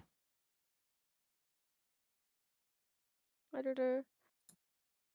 If yeah, because it is activated, it does cost 2 more. Because it doesn't say 2 with the yellow bubble around it. It costs 2 more of any cost that they would be paying for it. As it is in activation still, regardless of what type of cost you need to pay for it. It does cost 2 more.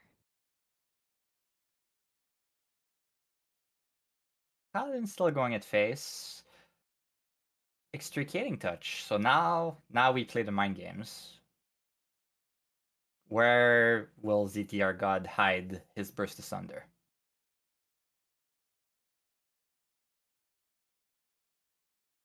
Hmm.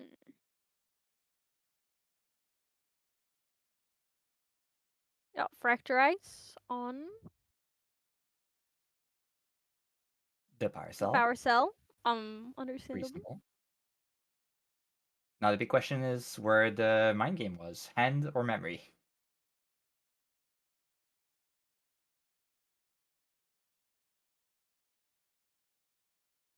Essentially a coin flip, but a coin flip that could decide the game.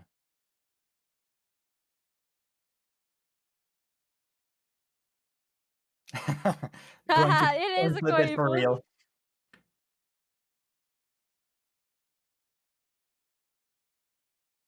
Oh, it was unlucky. Zhang Zhao's. Yeah.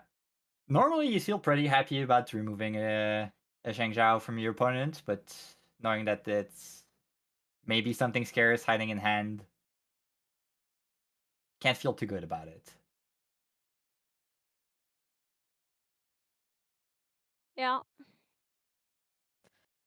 So Ally Priestess will recover one here. I don't think it changes anything to the math, because the Burst Asunder will come in for 14 damage.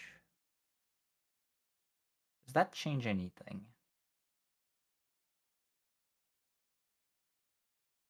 I think not.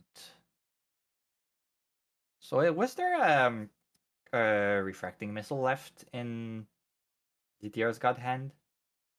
Because he does need an I extra source of damage if he wants to have the win here. yeah, it's absolutely not enough as of right now, and he might just be praying to top deck it. There is forcing the safeguard amulet palm.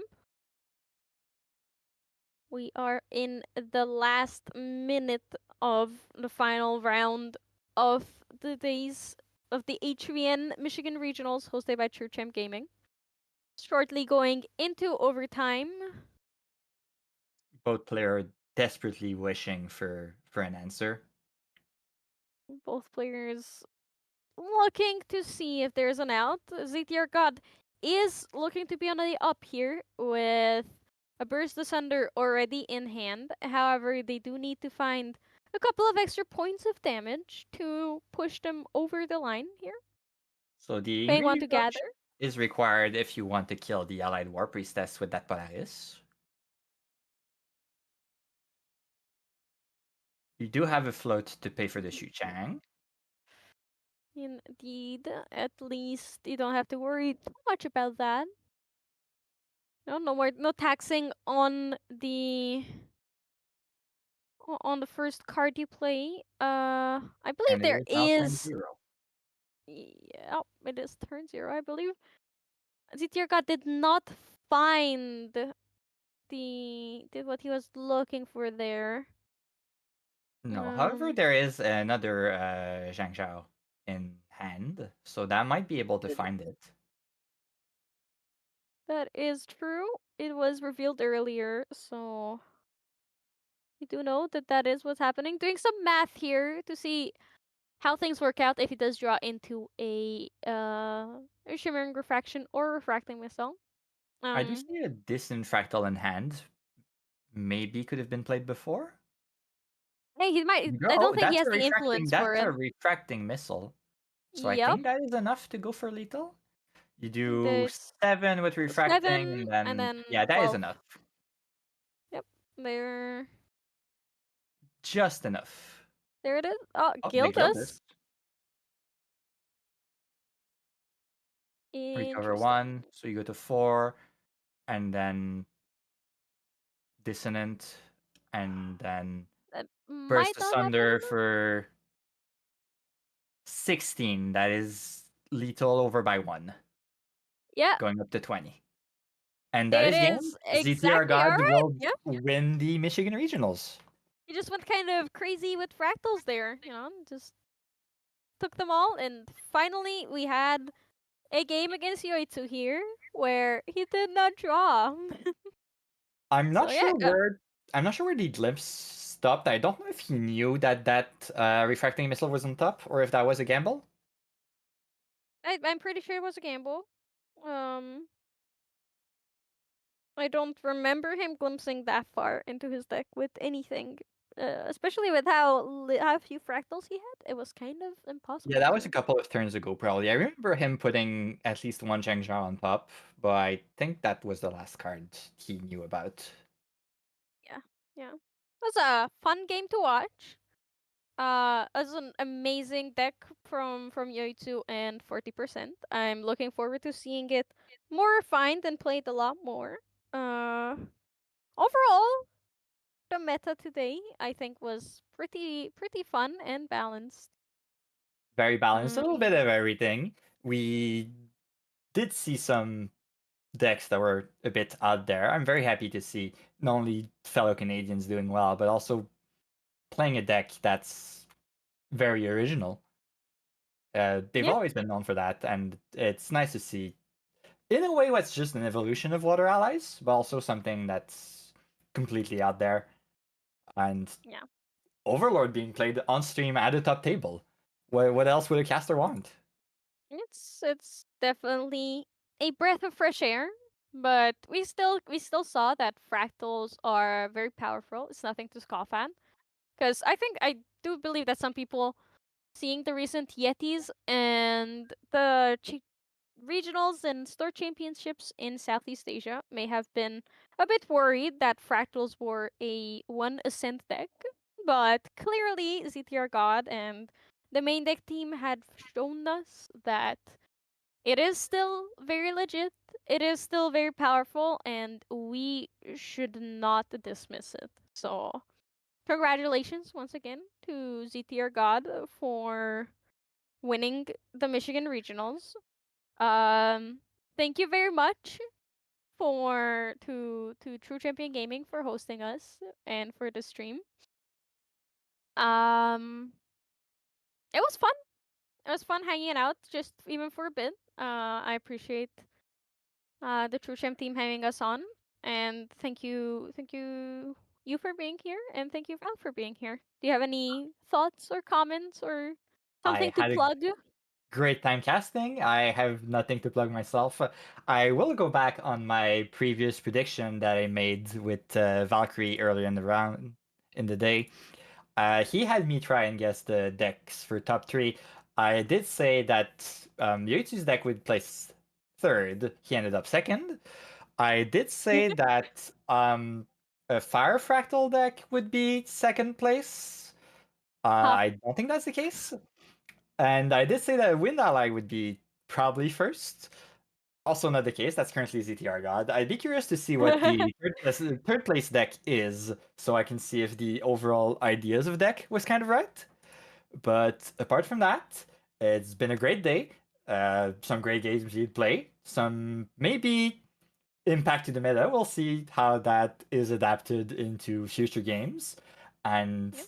best of luck to everyone's in their own regionals in the future. I'll myself be playing into Yeti Online 1 tomorrow. You'll be casting it, I think. Yes, me and Valkyrie will be there casting with the lovely Garrett from Germany. So So do tune in for that. It'll be on the Serene Balance Productions channel. But also, if you enjoy the stream and you want to support True Champion Gaming, do subscribe.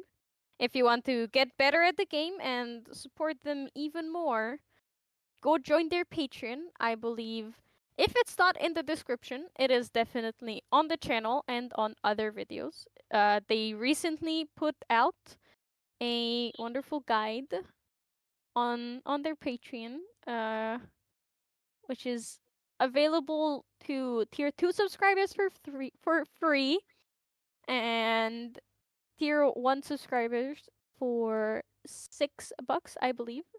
A wonderful Water Diao-chan Fractals deep dive, which coincidentally is the deck that won the regionals. So if you want to get on Z tier God's level, I do recommend going and checking that out. And yeah, thank you very much, Bunny, for being here. You're awesome as always. It was lovely chatting and casting with you, and good luck tomorrow. thank you very See you much. guys. Had a great time. See you, everyone.